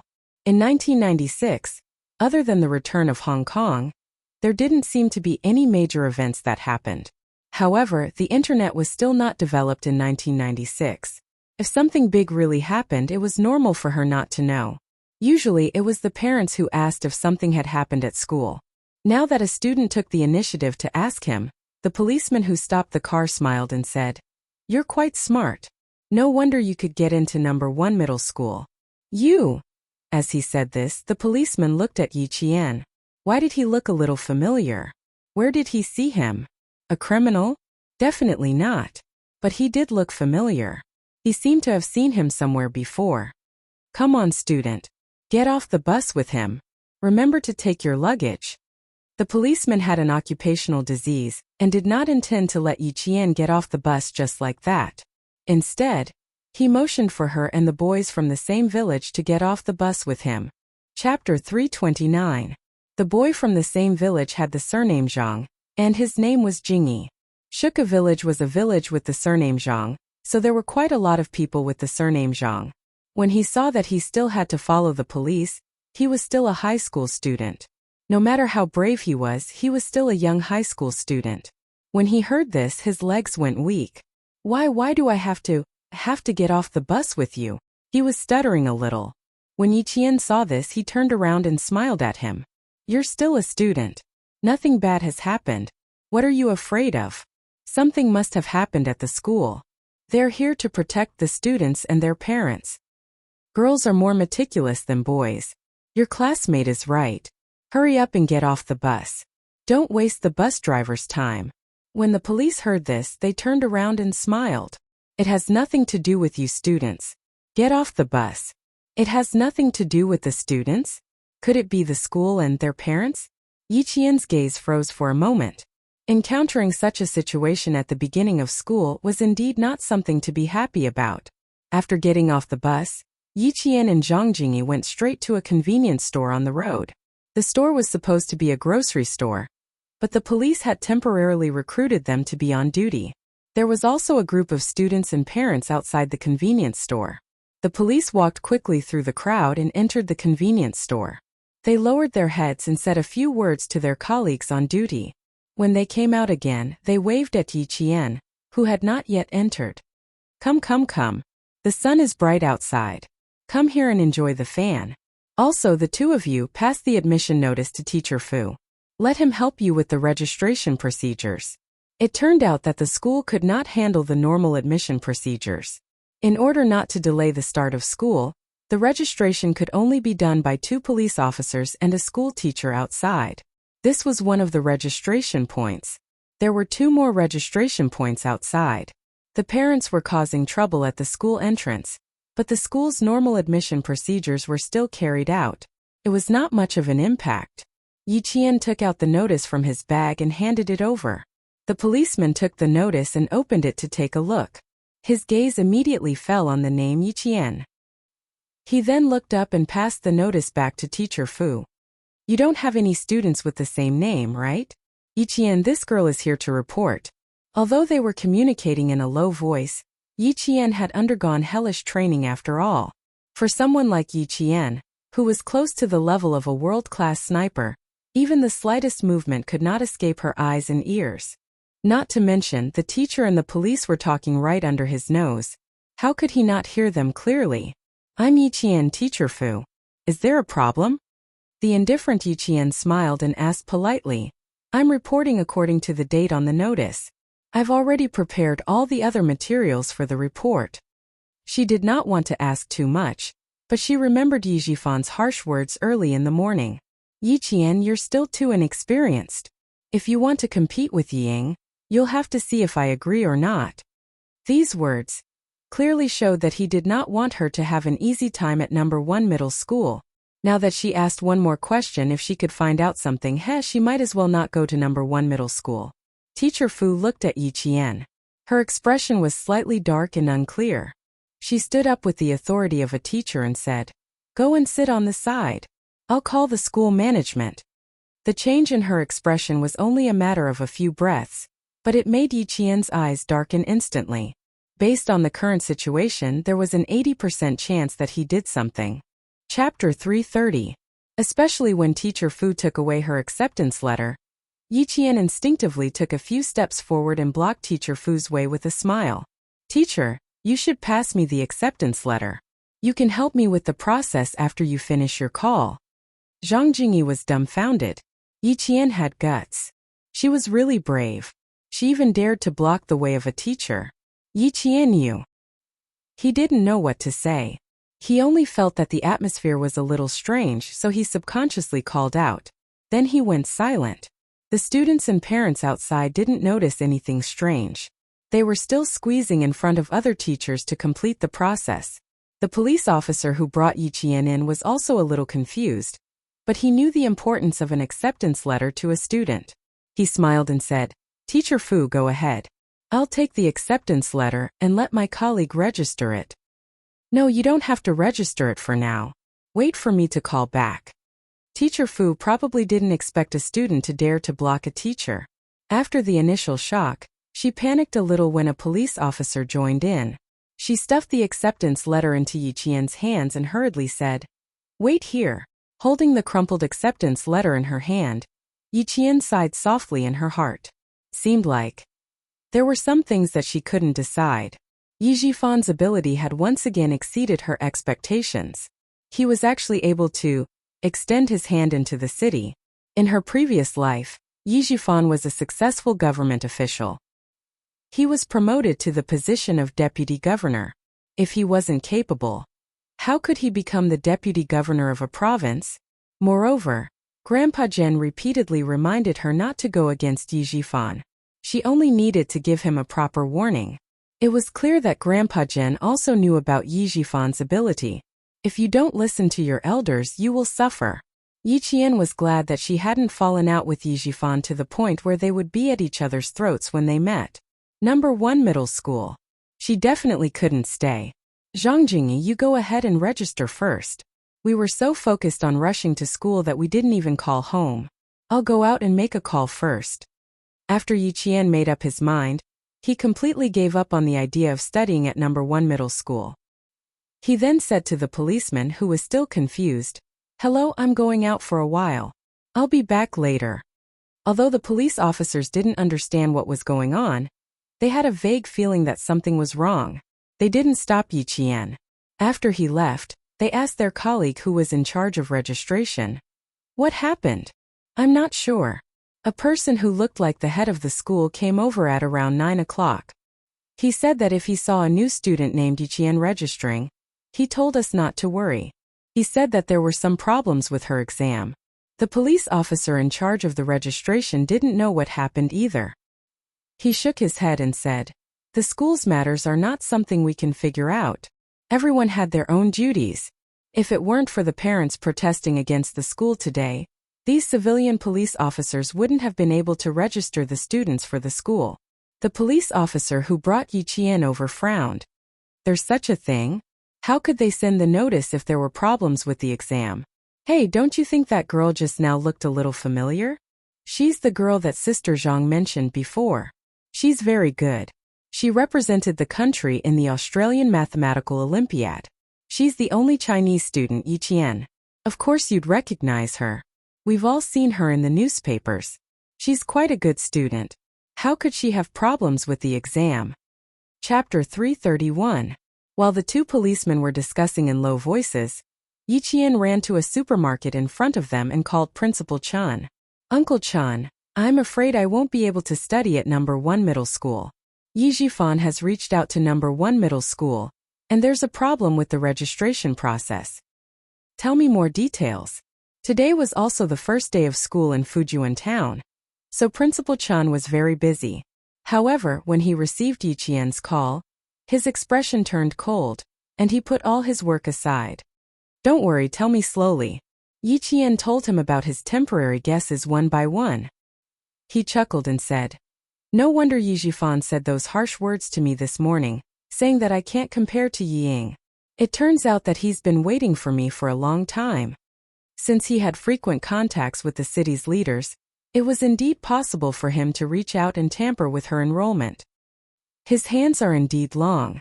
Girl, you should continue with the registration process and find out what's going on and what they're trying to do.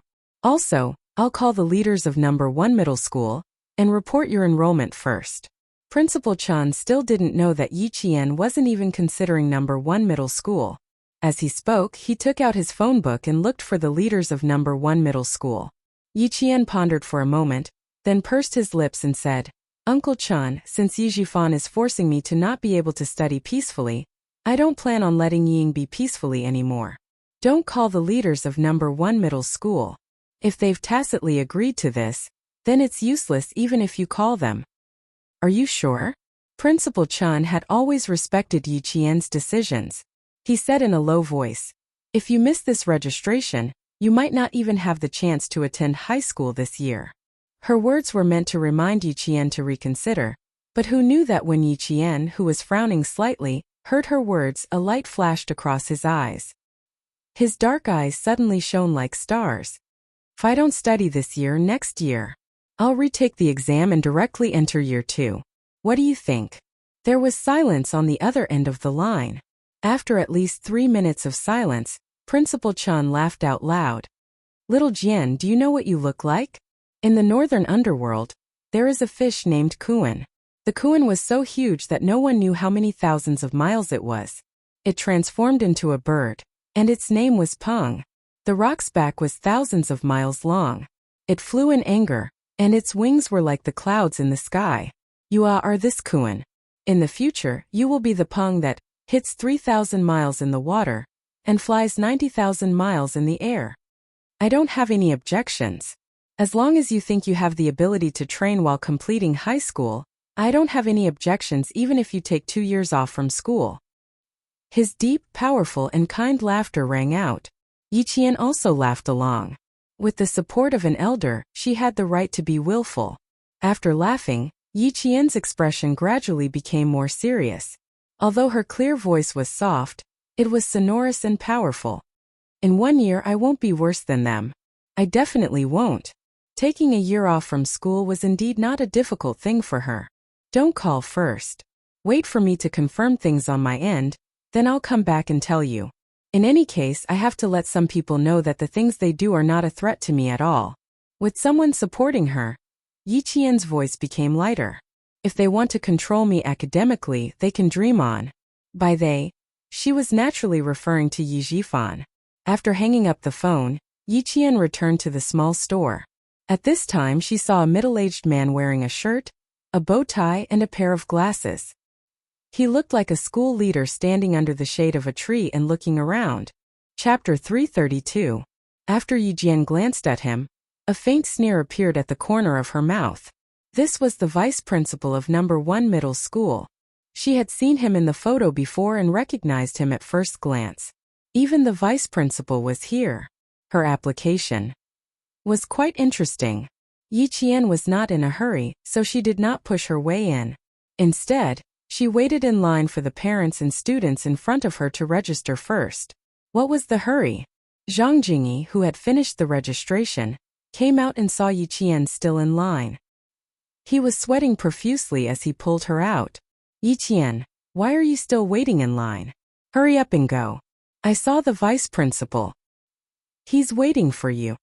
Then he said enviously, you're still the best. It's good that your grades are good. Even the vice principal is here. Don't be envious. My instincts tell me that my application today is not going to go well. Yiqian handed her luggage to Zhang Jingyi. Help me look after this. Go rest under the tree. I'll be out soon. It was better not to let him know about her relationship with the school. It was not a good thing anyway. Why should she ruin his impression of the school? Zhang Jingyi thought she was joking. He took her luggage and said, okay. I'll wait for you outside. The application is quick. All you have to do is hand in your acceptance letter, your photo, and fill in the application form. It'll take a few minutes. It might take a few minutes for others but not for Yiqian. After she sat down, Teacher Fu immediately stood up and asked the vice principal, who was also sweating profusely, to sit down. She even gestured for Yiqian to take out her acceptance letter. Take out your acceptance letter. The vice principal will speak to you personally. For the vice principal to speak to you personally, it meant that you should feel honored. In front of the school teachers, Yiqian had always been a well-behaved student. Hearing this, she took the notice without hesitation and maintained the courtesy of a student to a teacher. She first greeted the teacher and then said, Principal, if you have anything to say, you can tell me directly. I came alone without my parents. It's like this. The vice principal cleared his throat and looked at Yiqian sternly. After we sent out your acceptance letter, the school received a call reporting that you helped someone cheat in the exam. Student Yiqian, your actions have already seriously violated the code of conduct that a student should have. Through our investigation, combined with the descriptions of several students who were around your seat at the time, we can completely confirm that you have indeed violated the exam rules. However, due to your excellent grades and the fact that you have won a gold medal in the World Mathematical Olympiad, our school has decided to make an exception and admit you. However, the vice principal's voice was as serious as that of a judge in a courtroom. His one word could decide Yiqian's life and death. He paused intentionally, but when he saw that the student sitting opposite him had no change in expression and even had a slight smile on his face, the vice principal's intentional pause became somewhat awkward. What were students most afraid of hearing? The number one thing was cheating in exams. That was even more frightening than skipping class. Therefore, when he said this, Yiqian should have been afraid and should have been quite anxious. After all, this had to do with whether or not he could enter high school. However, Yiqian did not panic and even smiled. This was not something the vice principal could accept. Chapter 333. What? Do you think I'm joking? The vice principal tapped his clenched fist on the table. His expression was solemn as he rebuked. This is not a joke. If it weren't for your good grades, the school would have taken back this admission letter. And your grades would be nullified. Yiqian was unmoved, but the parents lining up behind him were shocked. What was going on? Good grades. How could they be nullified? Copied. Discussions broke out as they looked at Yiqian inquisitively. Some people began to point at him and even stopped the registration process. But this was not the result the vice principal wanted. He didn't want to scare the other students or parents. He wanted to scare Yiqian. This is not a joke, Yiqian. We know that your grades are good, but your actions have discounted them. After discussion with the school, we have decided to be lenient with you. Yiqian raised his eyebrows slightly. She didn't say a word and looked much calmer than the vice principal. At the very least, in the eyes of the police officers who were helping with the registration process, this girl had a faint smile on her face. She was even calmer than a leader. The vice principal felt his back drenched in sweat after hearing her raise her eyebrows. He wanted to drink some water to moisten his throat, but his hands grabbed empty air. This was not his office. Naturally, there was no cup of water on his desk. Yiqian, who hadn't said much the entire time, chuckled softly when he saw this. Finally, he showed mercy and said, "So what's the result?" As if a noble had opened his mouth, the vice principal let out a sigh of relief and immediately said, "The result is that you will still be accepted by our school, but you will only be an auditing student. The preferential treatment that the school gave you will also be nullified." So this was the result of the punishment. It did sound very lenient. The expressions of the police officers changed slightly. This sounded like preferential treatment, but in reality, it was too unfair. The status of an auditing student would make the student unable to raise his head in front of his classmates. The school's method of punishment was worse than directly rejecting the student. Their gazes fell on Yiqian. Now it was up to this student to see what he thought. If he wanted to stay and study, he could only accept it. After the vice principal finished speaking, a confident smile appeared on his face. For a student, he had no choice but to accept such a method. Not only would the school not lose an outstanding student, but it would also give the leaders an explanation. It was the best of both worlds. When the parents and students who were listening in from behind heard this, their faces immediately showed expressions of disdain. It was disdain for Yiqian. His ancestors must have done a lot of good deeds to be able to become an auditing student at number 1 middle school with his good grades. Countless people outside wanted to enter number 1 middle school, but they couldn't. Everyone had calculated everything well, but they had overlooked Yiqian. Would she accept it? Oh, so that's how to deal with it. Yiqian smiled slightly and stood up. Then he lowered his eyes and looked down at the vice principal like a high and mighty god. He said slowly, "The way to deal with it sounds pretty good.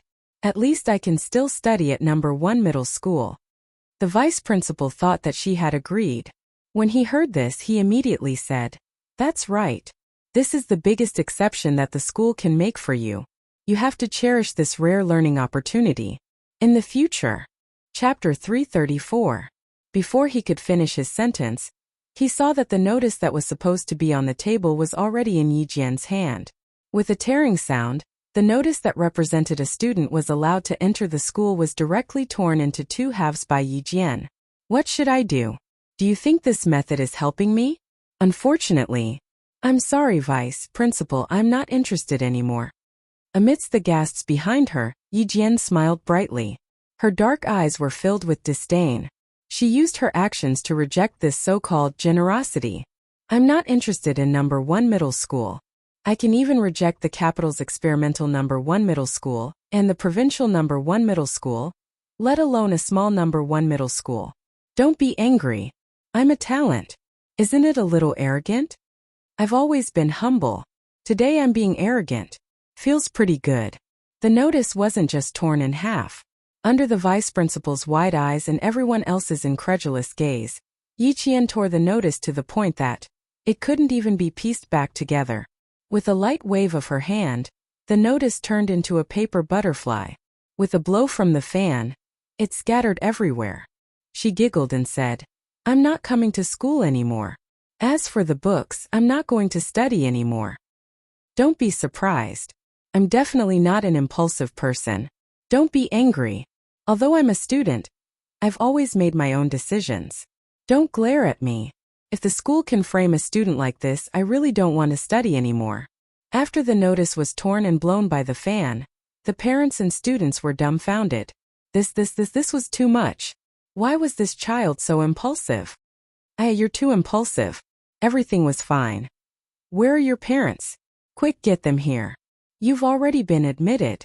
If the school wants to talk to you, you should get your parents here. How can you tear the notice yourself? Vice Principal, shouldn't you discuss this with the students' parents?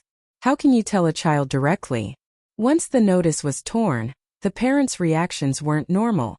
Thinking of their own children, the parents were worried. If something happened to their children and the school didn't look for the parents, then wouldn't it be a mess? The vice principal didn't know that Yiqian had such a trick up her sleeve. No one expected this. At this moment, it wasn't the school forcing Yiqian, but Yiqian forcing the school. Yiqian didn't care so much. She smiled and said calmly in the midst of the discussion, "In the exam, they said that I was copied by other students. Vice principal, why don't you call all the students around me to come here? Zhou Lu Yang dying and in Jiao of dying. And dying middle school. And Jiao. And Jiao was taking a math exam at 11:13 in the morning. She did hint at me to copy her answers, but the invigilator soon found out and warned me at 11:15. That teacher is Mr. Song from Changtang Middle School. Other than that, no other students have asked me. Because we've checked their answers before, it's a piece of cake for them to get into number 1 middle school. If I'm not wrong, they'll definitely come to school today. Why don't we confront them? She was truly amazing. She remembered everything so clearly. She could even remember the time and names of the people. No matter how one looked at it, she seemed to have come prepared. Chapter 335. The vice principal, who had finally stopped sweating, was now sweating profusely. Seeing that Yi Qian still dared to force him, he slammed his palm on the table and shouted, "How dare you? Do you still want to study?" "Yes, of course I do." In the face of the angry vice principal, Yi Jian's smile was still so indifferent. When she answered yes, the vice principal snorted and pointed at the torn letter. He said angrily, "You want to do it? You still know how to think. Look at what you've done." "I do want to study, but even if I do, I definitely won't study at your school." Yi Qian was not in a hurry. She spoke slowly, and with a smile on her face she replied slowly, "So, I really don't plan to study. I'm really sorry to trouble you to come here personally. I don't need the school to make things so difficult for me. I won't study and I won't enter the school. Everyone will be happy." After saying that, Yi Qian winked playfully at the vice principal. She turned around and left the vice principal's line of sight in a path that automatically opened up for her. This outcome was really something that no one could have expected. By the time the vice principal, whose face had turned the color of pig liver, chased after her, Yi Qian had already disappeared. As for the people behind him, he received the adoration of Yi Qian from the students. What a character! She tore the notice and didn't want to study in high school. How could she be so cool? So unique. If it were them, no one would dare. It's that girl who won the gold medal in Australia. Oh my God, so awesome. So awesome. No wonder with her results, only she has the right to choose the school. If I were that good, I could also say something so unique like I won't study. But I didn't. I tried so hard to get into number 1 middle school. She even rejected the provincial number 1 middle school and the capital's number 1 middle school. The vice principal, who had not left yet, almost vomited blood when he heard this. A student tore the notice and even said she didn't want to study in front of him. This. How was he going to explain it when he got back? "Principal, this is a little troublesome." Yi Qian directly tore up our school's acceptance letter and directly said in front of the students and parents that she didn't want to study. Standing under the scorching sun, the sweaty vice principal immediately called the principal, who was in a discussion with the city leaders. "This matter is completely out of our school's expectations. What do you think we should do?" The principal of number 1 middle school was already very busy at this time. When he heard this, his head hurt even more. Why doesn't this child listen to the teacher? So what if she became an auditing student? She could enjoy all the educational resources that the school should have. I'm still in a meeting here. When I'm done, I'll come and persuade her personally. Tell her first that the school has its own difficulties. We can only try our best to fight for her. The principal of number 1 middle school was also helpless. Of course, he wanted to keep a good student, but the higher-ups had secretly given the order. No matter how unwilling he was, he could only do this. The main point was, he was the one who got the auditing student. The vice principal's expression became even uglier. She left. When I chased after her, she was already gone. Yi Qian, who had made up her mind to leave, of course would not let the vice principal find her. She found Zhang Jingyi and said to him in a carefree manner, "I'm sorry. I can't stay with you in number 1 middle school for the 3rd year of high school. I'm going to take a break from school. Study hard, Zhang Jingyi. I have faith in you. All the best." Chapter 336. The boy from the same village, Zhang Jingyi, who was standing outside, did not know what had happened. He saw Yi Jian carrying her luggage as if she was stepping on Hot Wheels and directly jumping onto a bus that was going somewhere. Goodbye. She was not afraid of not studying. She was afraid that she would be in trouble if the vice principal caught up with her if she did not walk faster. "Yijifan, oh Yijifan, I will grant you your wish this year." She did not want to study in high school for 3 years. Yi Qian had never wanted to be too far away from Principal Chan and Uncle General. She had enough excuses to take a year off from school. That night, She happily returned to Fujian town. She did not know that she had once again become the biggest news in the city. She tore up the notice in front of so many classmates and announced that she was not going to study anymore. She had to have the right to be arrogant. Coincidentally, Yi Qian had the right to be arrogant again. In an instant, the entire Anyang city was in an uproar because of Yi Qian. Number 1 middle school, which was already at the center of the storm, was once again suppressed by public opinion. When Secretary Wu found out about this, he smashed 3 cups and even broke a chair in his office. Corruption. Corruption. Bureaucrats. Bureaucrats. Incurable. Incurable. All their efforts were in vain. It was a huge setback to the education system in the city. It was no wonder that Secretary Wu was angry. Principal Chun took Secretary Wu's call and said, "Secretary Wu, I was worried that the child would be ruined if she went to school. I am relieved that she did not. This girl is smart. If she does not go to school this year, then so be it. It will be the same next year." There was an arrogant Yi Qian. She had to have a family behind her to support her. Secretary Wu had nothing else to say. He sighed and said, "It was my fault. I almost caused Yi Qian to fail." There was no mistake. At least, Yi Qian was happy to take a leave of absence, so it was not considered a mistake. Secretary Wu was not the only one who called. The next day, Principal Chun received a call from Principal Chow of Provincial First High School. The moment he opened his mouth, the principal questioned, "Old Chun, what the hell is going on? Did number 1 middle school have an explanation? He even forced a good student to drop out of school? He tore up the notice on the spot. There must be an explanation for this." Their Provincial First High School had gritted their teeth and swallowed their blood to let go of a good seedling. Who would have thought that? The school that had accepted her didn't cherish her and actually forced her to drop out. Get Yi Qian to report to the Provincial First High School in the next 2 days. Our school's doors will be open to her unconditionally. Principal Chow had seen Yi Qian's abilities with his own eyes. He had even personally sent her to Beijing before going overseas to participate in the competition. He had 100% confidence in Yi Qian's character. He firmly believed that Yi Qian was worth waiting for. When Principal Chun heard this, his eyes were full of smiles. He said in a clear voice, "Old Chow, I'll stop here. Thank you very much. As for where this child will study next year, we haven't decided yet. To tell you the truth, this summer Yi Qian went through all the high school textbooks. I also gave her a test.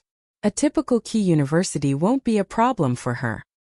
So, it's not a big deal for her to take a leave of absence for a year. I'll thank you on behalf of that child." After listening for a while, Principal Chow asked tentatively, "So Yi Qian wanted to take a leave of her own accord?" "You guessed right.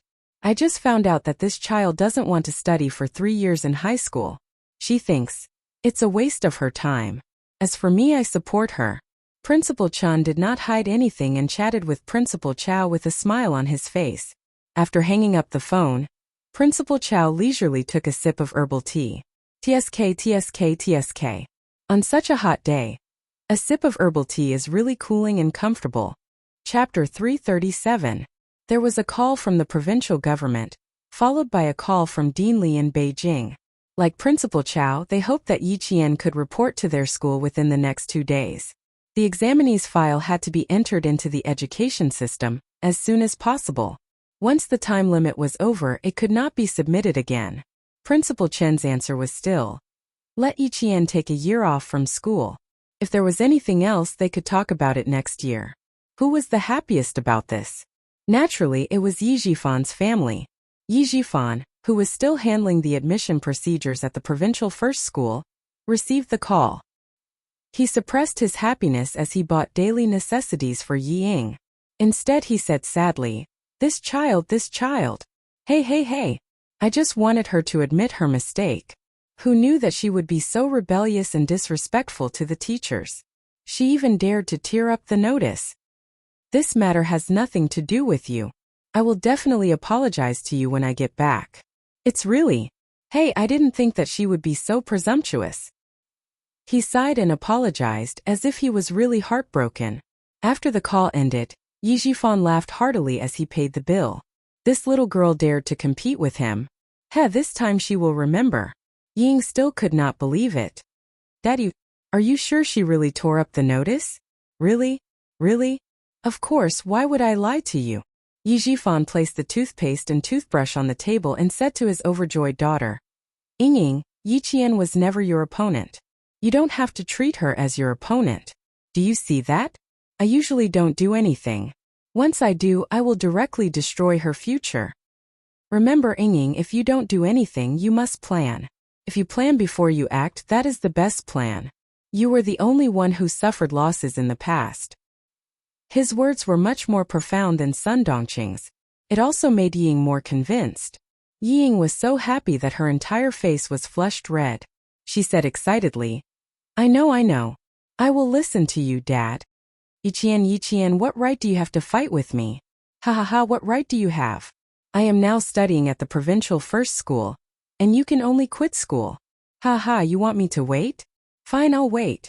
I'm waiting to see you make a fool of yourself. I'm waiting to see you live a life worse than a pig or a dog.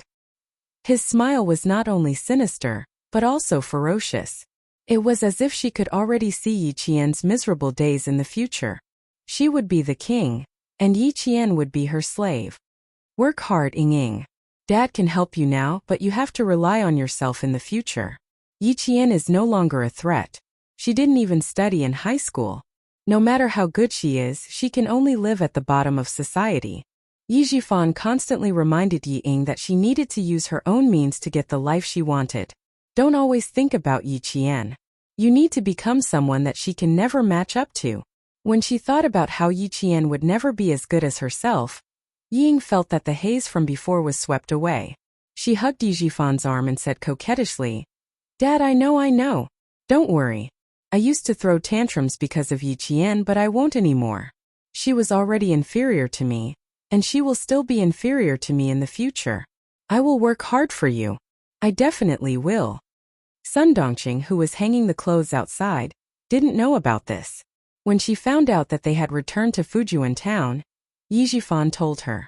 She knew, and not long after, the villagers of Shuka village found out. They all felt sorry for Yi Qian. He was such a good child, and he had a bright future, but he ruined himself. Chapter 338. 2 months after school started. The news of Yi Qian's suspension from school still hadn't died down. Yi Jifan, who had always been cautious, asked around for 2 months and confirmed that Yi Qian's name was not in any of the high schools in the city, nor Yi Qian's name in any of the high schools in the province.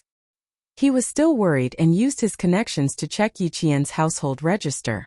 It was only when he found out that Yi Qian was still in Fujian town that he truly felt relieved. Yi Qian didn't repeat his studies, nor did he enter any of the high schools. It was as if he had completely disappeared. In October, the principal Chun of Fujian town resigned due to health reasons, and the position of the high school principal was handed over to another veteran, who could continue to guard the underground oil depot. In October of the same year, Uncle Jen, who had lived in Shuka village for more than 20 years, said that he was going to look for his relatives in Sichuan province. He left Shuka village with the village chief Zhang Difu. Yi Qian, Uncle Jen, and Principal Chen's figures faded out of Shuka village and Fujian town. Even the people in the army didn't know where the 3 generations had gone. They only knew that they had gone to wherever the hardships were. Heavy snow was already falling. In one night, the entire Anyang city became a world of silver and white. Winter of 1996 had arrived. Anyang city of the southern province welcomed its first snow of the winter. Children were happily having snowball fights in the snow.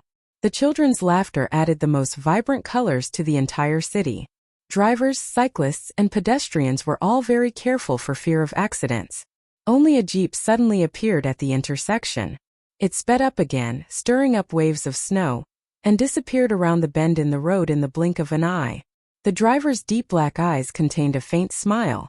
His elegant and handsome face contained a smile like the spring breeze in March. He steadily drove the car to the entrance of number 1 middle school. Hello, I'm looking for Yi Qian. Yi Qian from grade 1 class. A tall man in a military coat casually rested his arm on the windowsill of the guard post. He took off his gloves, revealing a pair of slender hands that were as long as a pianist's. He picked up the ballpoint pen used for registration and wrote down his name stroke by stroke. He smiled at the guard at the door. Yijian, grade 1, class 1. The guard at the gate was a security guard in his 30s. When he heard this, he glanced at the young man in a military coat.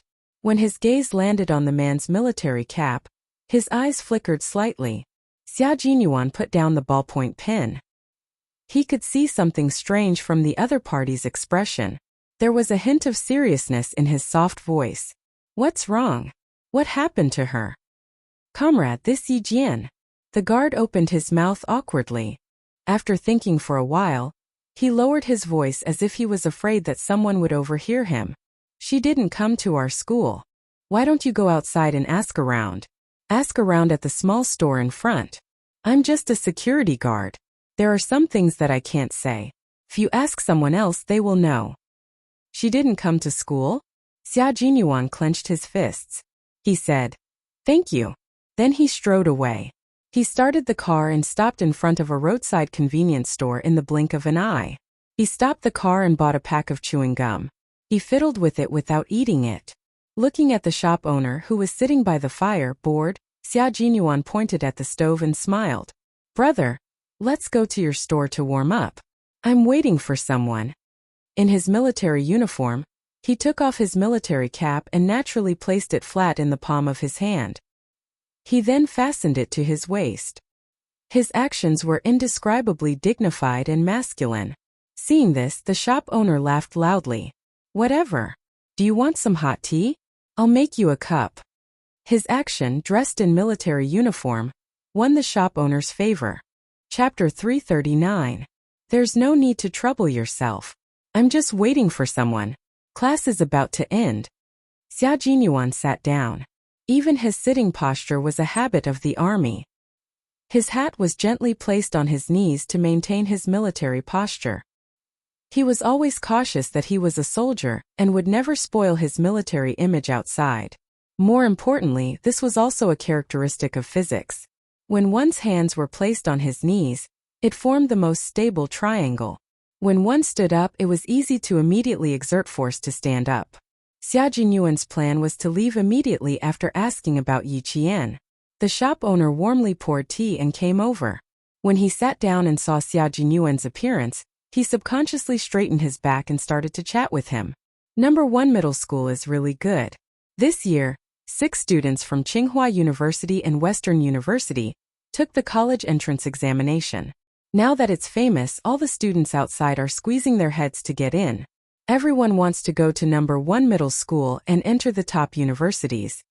The shop owner was bored guarding the shop alone, so when a soldier came to chat with him, he warmly introduced number 1 middle school while drinking hot tea. Xia Jinyuan wanted to know what exactly happened to Yi Qian here. So naturally, he deliberately guided the shop owner around number 1 middle school. Hearing this, the shop owner smiled and said, "Not everyone wants to study at number 1 middle school. I just went to the school to look for someone, and heard 2 parents delivering clothes to a student outside. They heard a student named Yi Qian. She seems to be Yi Qian. This little girl was a celebrity in Anyang City some time ago." Since they were talking about other people's affairs, the shop owner described the scene that happened that day in detail. "It's a pity for the little girl. It's really a pity. I even specially looked up last year's People's Daily. She was really the little girl who won the gold medal in the mathematical Olympiad. She was stingy with the school and left as soon as she tore the notice. Say, why are children nowadays so temperamental? It wasn't easy for her to get into the school. Since the school didn't cancel her results, they still admitted her. So what if she's an auditing student? As long as she's studying at number 1 middle school, it's fine. Tore the notice? Didn't cancel her results? Auditing student?" Xia Jinyuan, who had grasped the main point, asked in detail what had happened. After listening to him, his handsome face turned cold. His little fox was being treated so unfairly. How could someone as prideful as her be broken by a basin of groundless dirty water? It was even more impossible for him to be a mere auditing student. After drinking the tea, Xia Jinyuan was clear about the ins and outs of the matter. After he left the snack bar, he took out a black and white mobile phone that had been popular in Beijing recently, and was worth more than 10,000 yuan. He dialed a set of numbers. Help me investigate someone. Yiqian, she just turned 16. Find out which school she's studying at in Nan Province. I'll give you a call in 10 minutes. After the phone call, Xia Jinyuan, who had not slept for several consecutive nights, closed his eyes and rested. He did not panic, for he knew very well that it was impossible for his little fox to drop out of school. If she wanted to be admitted to a military academy, she had to be studying at a high school. Regardless of high school or junior high school, as long as she was in school and her student ID was there, he would be able to find her. In less than 10 minutes, the phone rang. The person on the other end said something, and Xia Jinyuan, who had a calm expression just now, suddenly opened his eyes. His voice was as cold as the snow outside. Have you checked all the schools in the province? Chapter 340. The person on the other end of the phone was a woman with a gentle voice. She was dressed in an expensive suit. She was wearing a suit and a pair of black heels that were at least 8 centimeters high. She leaned against the desk and said calmly, I did. Her student ID hasn't been changed and her file is still in the province. In other words, she's suspended from school. She didn't attend high school or repeat her 3rd year of junior high school. She's suspended from school to retain her student status. Suspended from school to retain her student status. After hearing this, Xia Jinyuan's tense nerves were all relaxed at once. Uncle Chun leaving Fujian High School, Uncle Jen leaving the village, and little Fox suspending from school. All of this made sense. The 2 old revolutionaries didn't take any action and left immediately. This meant that they supported Yiqian's suspension. Now that they left Fujian town together, it looked like 3 generations of people had agreed to go on a trip together. His thin lips curled into a smile. She was really daring.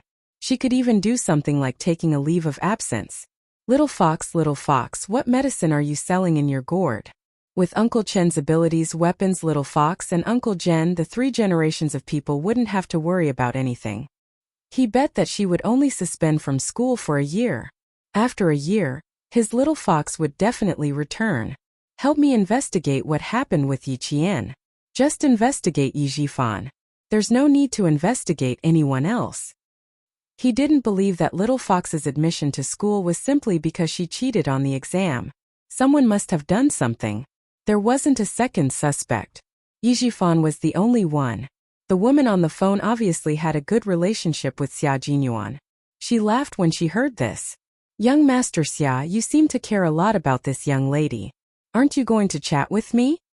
Miss Xia, as a career woman, you're not suitable to talk about this. Old Master Xia is still waiting for you to bring back a brother-in-law. Xia Jinyuan finished speaking lazily. As he started the car, the woman said coldly, Goodbye. He tossed the phone onto the passenger seat, and the car dashed into the heavy snow. This time the speed of the car was much slower than before. It did not exceed 30 kilometers per hour and steadily drove out of Ice City. Xia Jinyuan already knew the reason for what he wanted to investigate even before the car left Ice City. You want to ruin Little Fox's future? Mayor Yi, oh Mayor Yi, the military already has Little Fox's file. Do you think you can destroy it just because you want to? She's a little fox that the country wants to nurture. What ability do you have to destroy her? But what was the little fox going to do? Did he need to make a move? Xia Jinyuan, who had been driving the car out of Iwai City, could not make up his mind. It would be convenient for him to make a move, but he could not figure out what Little Fox was thinking, so he had to be more cautious. It was better to wait until he got in touch with Little Fox. It would be easier for him to make a move once he knew how she was doing. After driving for a few hundred meters, the car stopped by the roadside. Without turning off the engine, he picked up the phone again and dialed a group of numbers. This group of numbers was to find out where the 3rd generation was. Brother, check on the 2 elders and the girl. I'll give you their ages and names later. Photos? Yes, but I have to wait until I have a computer. As his clear and lazy voice rang out, a man's joyful laughter could be heard from the other end of the line. Chapter 341. The man said something that made Xia Jinyuan raise his eyebrows. You're full of nonsense, aren't you? Goodbye then. No, I'm scared of you. I was just talking too much. Send it to me and I'll check it immediately. The man on the other end of the phone panicked. Who would dare to reject Mr. Xia? He was a ruthless character. He looked gentle, but when he was ruthless, he had single-handedly destroyed a hooligan's nest, and the hooligans had to thank him for it. Xia Jinyuan chuckled and looked outside. Thank you, brother. It's not convenient for me to show my face now. I'll thank you when I get back to Beijing. All right, with Mr. Xia's words, I'll go through fire and water for you. The man on the other end of the phone agreed without hesitation. His tone was familiar, and it was obvious that he was close to Xia Jinyuan. With Mr. Xia's ability, it was easy for him to find out where Yi Qian and the others were. Even though the internet was not developed in 1996, and there was no real name system for buying tickets, it only took half a day to find them. At 4 o'clock in the afternoon, the snow in Anyang City was getting heavier and heavier. The snow was so heavy that the pedestrians could not see the road clearly.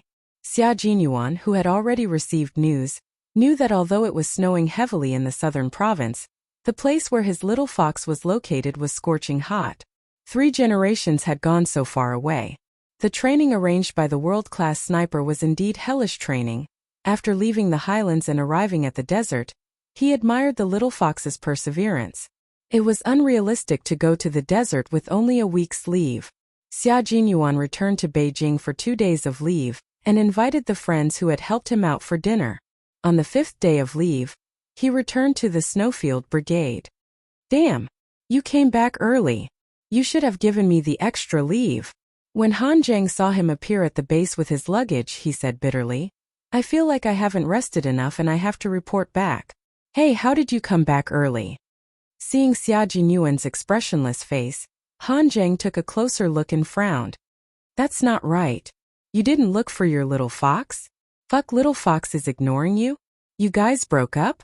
Ha ha, did they really break up?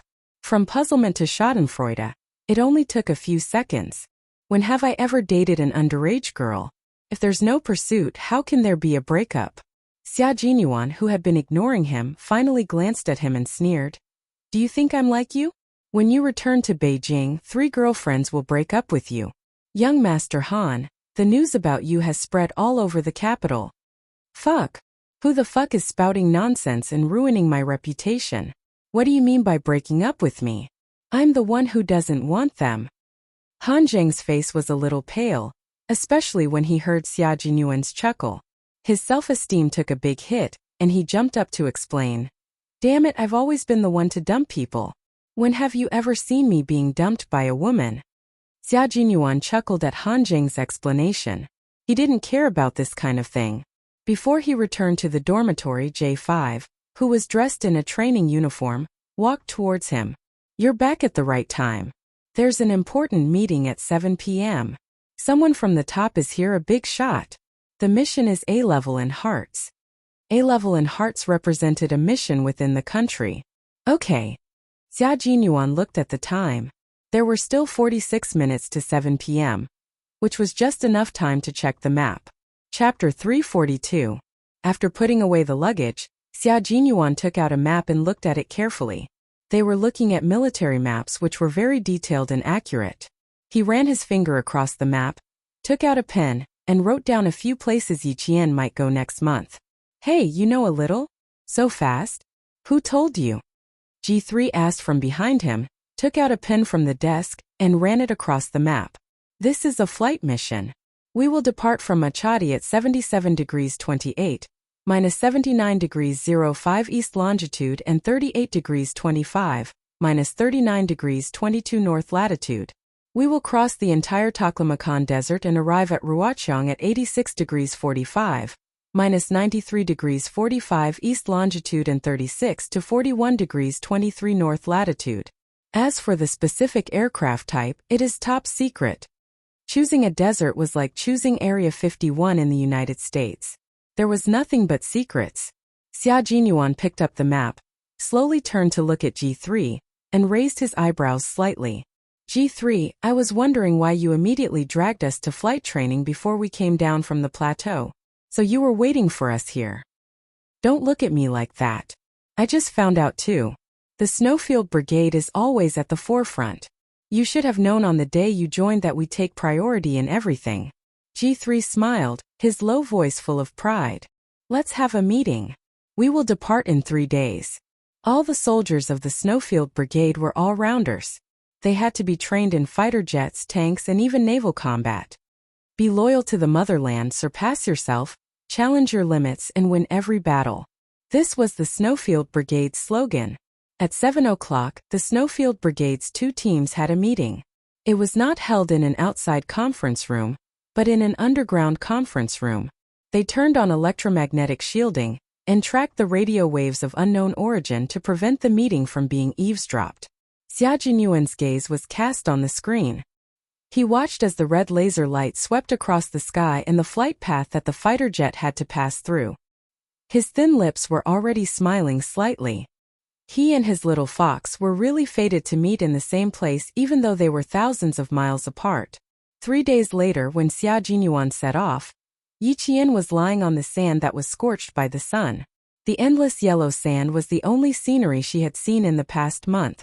Other than the flying yellow sand, she would occasionally see cactus in the desert. She was now in the Taklamakan Desert, and it was the golden season to cross the desert. What she needed was not to cross the desert, but to train here. Just as Principal Chun had said, he had brought her across the plateau, desert, plains, and across forests.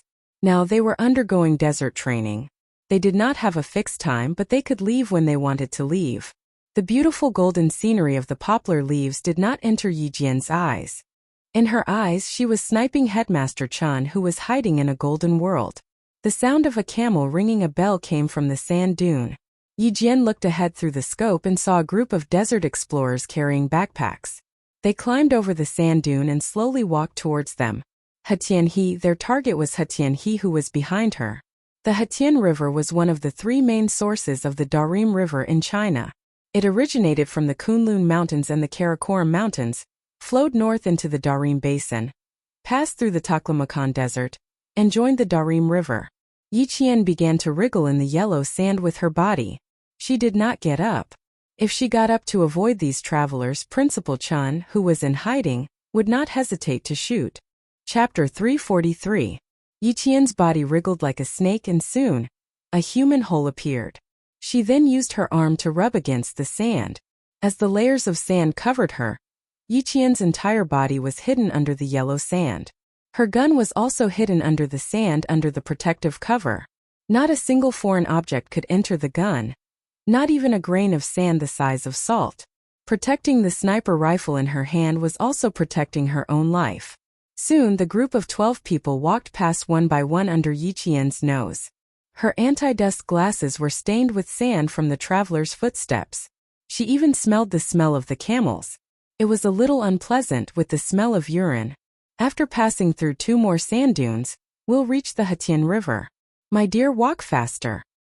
God, I see a huyang tree. Quick look. A huyang tree. A huyang tree whose leaves are like gold. This was a group of foreign travelers. They had passes that allowed them to enter China, so their identities were travelers. Yi Qian held her breath and didn't move until she finally couldn't hear their footsteps anymore. Then she slowly revealed her body from the sand dunes. They were also the only travelers that Yi Qian had seen in the dozens of days that she had been here. It was as if they had suddenly broken the silence of the entire desert, breaking the cold isolation of the world, and instantly pulled her back into the crowd. If it weren't for the special circumstances, she thought that she would have rushed forward to give them a warm hug and welcome their arrival. Being happy was only a matter of time. Soon, hiding, moving forward, the same thing happened again. Yi Qian, who had already learned how to remain calm and collected in the cold, stayed parallel to the sand so that she wouldn't be exposed to the sniper's range. Learn to search in the cold. Learn to calm your heart in the midst of the bustle. You need to be above your emotions and allow yourself to fully adapt to the environment. This was the true meaning that Yi Qian had learned in this desolate desert. The footprints left behind by the travelers on the yellow sand were blown away by the wind. Yi Qian, who had been there just a moment ago, also disappeared in the wind. The little girl escaped? Not long after, Principal Chen's figure appeared. He stood where Yi Qian had been hiding and laughed. Not bad at escaping. With something hard pressed against his back, Yi Qian said with a smile, I didn't run away. I just changed my position. Uncle Chun, you've lost this time. This sniping training lasted 46 hours. At this time, she and Principal Chun were covered in yellow sand. If they used their hands to scrape their faces, they could scrape off a layer of sand. His lips had not drunk any water for 46 hours and had been supported by the cactus juice. Not only were his lips bleeding, but they were also covered in white scabs. It was cactus juice stain. Not bad, 46 hours. It's 5 hours earlier than before. You've made some progress, girl. Uncle Jen handed the military water bottle to Yi Qian and took the sniper rifle from her. I'll take care of the gun. You guys rest. The old man in his 70s resolutely accompanied Yi Qian and Principal Chun on this arduous training journey. Beside their feet was the Hetian River. Yi Qian lowered his head and used his hands to wash off a layer of yellow sand. His small face was red from the sun. He said to Principal Chun, Uncle Chun, you rest for the endurance test tomorrow. I'll be fine by myself. No matter where they were, Yi Qian had to carry out the endurance test. Crawling backward, navigating obstacles, fully armed stealth, completing a 2,000-meter race in a fixed time, and so on. Yi Qian had to carry out all of these endurance tests. Chapter 344. There was no time to rest. It had to be done in one go. Yi Qian was worried about Principal Chin's stamina, so he proposed to do it alone at night. You want to try it alone? After washing his face, Principal Chun smiled as he looked at Yi Qian, who was as tenacious as a vine growing on a cliff. He used his stable roots to dig into the crevices of the rock step by step. His gaze was kind as he asked, You plan to do it alone at night? Yi Qian knew there was hope.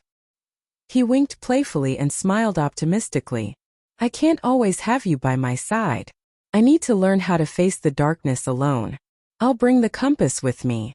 I won't get lost. Okay, then Uncle Tongjian and I will wait for you here.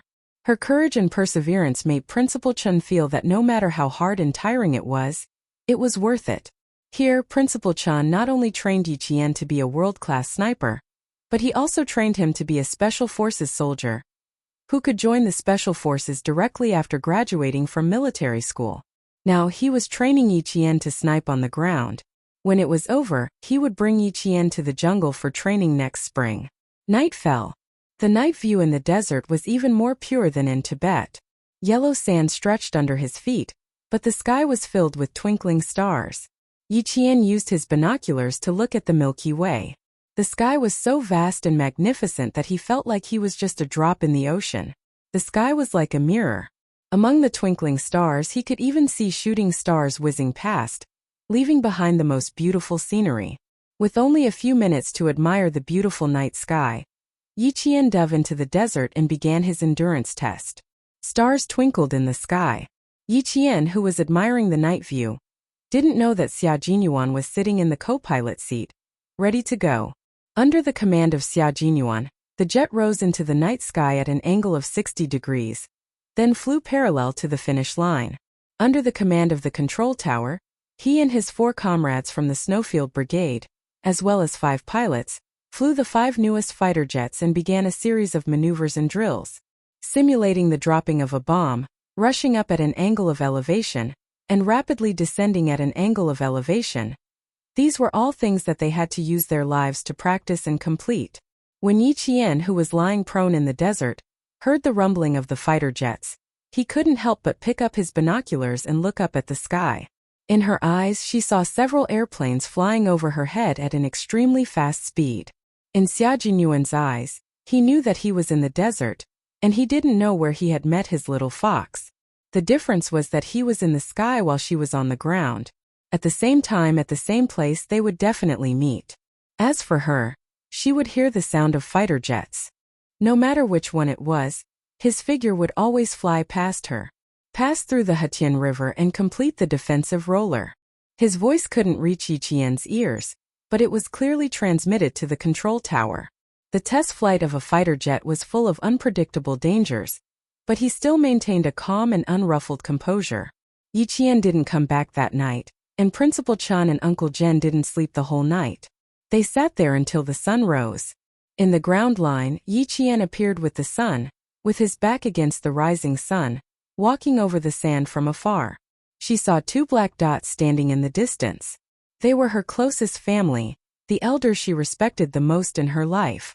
What she didn't know was that someone had met her at a certain moment last night. After staying in the desert for 4 months, in February of the following year, the 3 generations of people arrived at the vast forest in the southern part of the Xi province. This was a place full of legends and dangers. Yi Qian began his 4-year training program, which was originally in the middle of the 3rd year. Chapter 345. On the day that Yi Qian arrived in the western province, a farm vehicle drove 70 yards through the narrow roads of Magadi County. With a loud screech, it stopped at the entrance of an old bus station. The car door was slammed shut. Xia Jinyuan, who was covered in yellow dust, strode into the bus station that didn't even have a door. It was hard to tell the original color of his clothes. "Shit, wait for me." Han Zhang, who got out of the car a step later, choked on the yellow dust that came out of the car. He coughed and jumped out of the car to chase after Xia Jinyuan. "Who are you going to ask? How are you going to find them? We don't even have a photo." The fighter jet test lasted for nearly 2 months. Every night when the plane stopped working, Xia Jinyuan could be seen standing on high ground, looking in the direction of the Hetian River.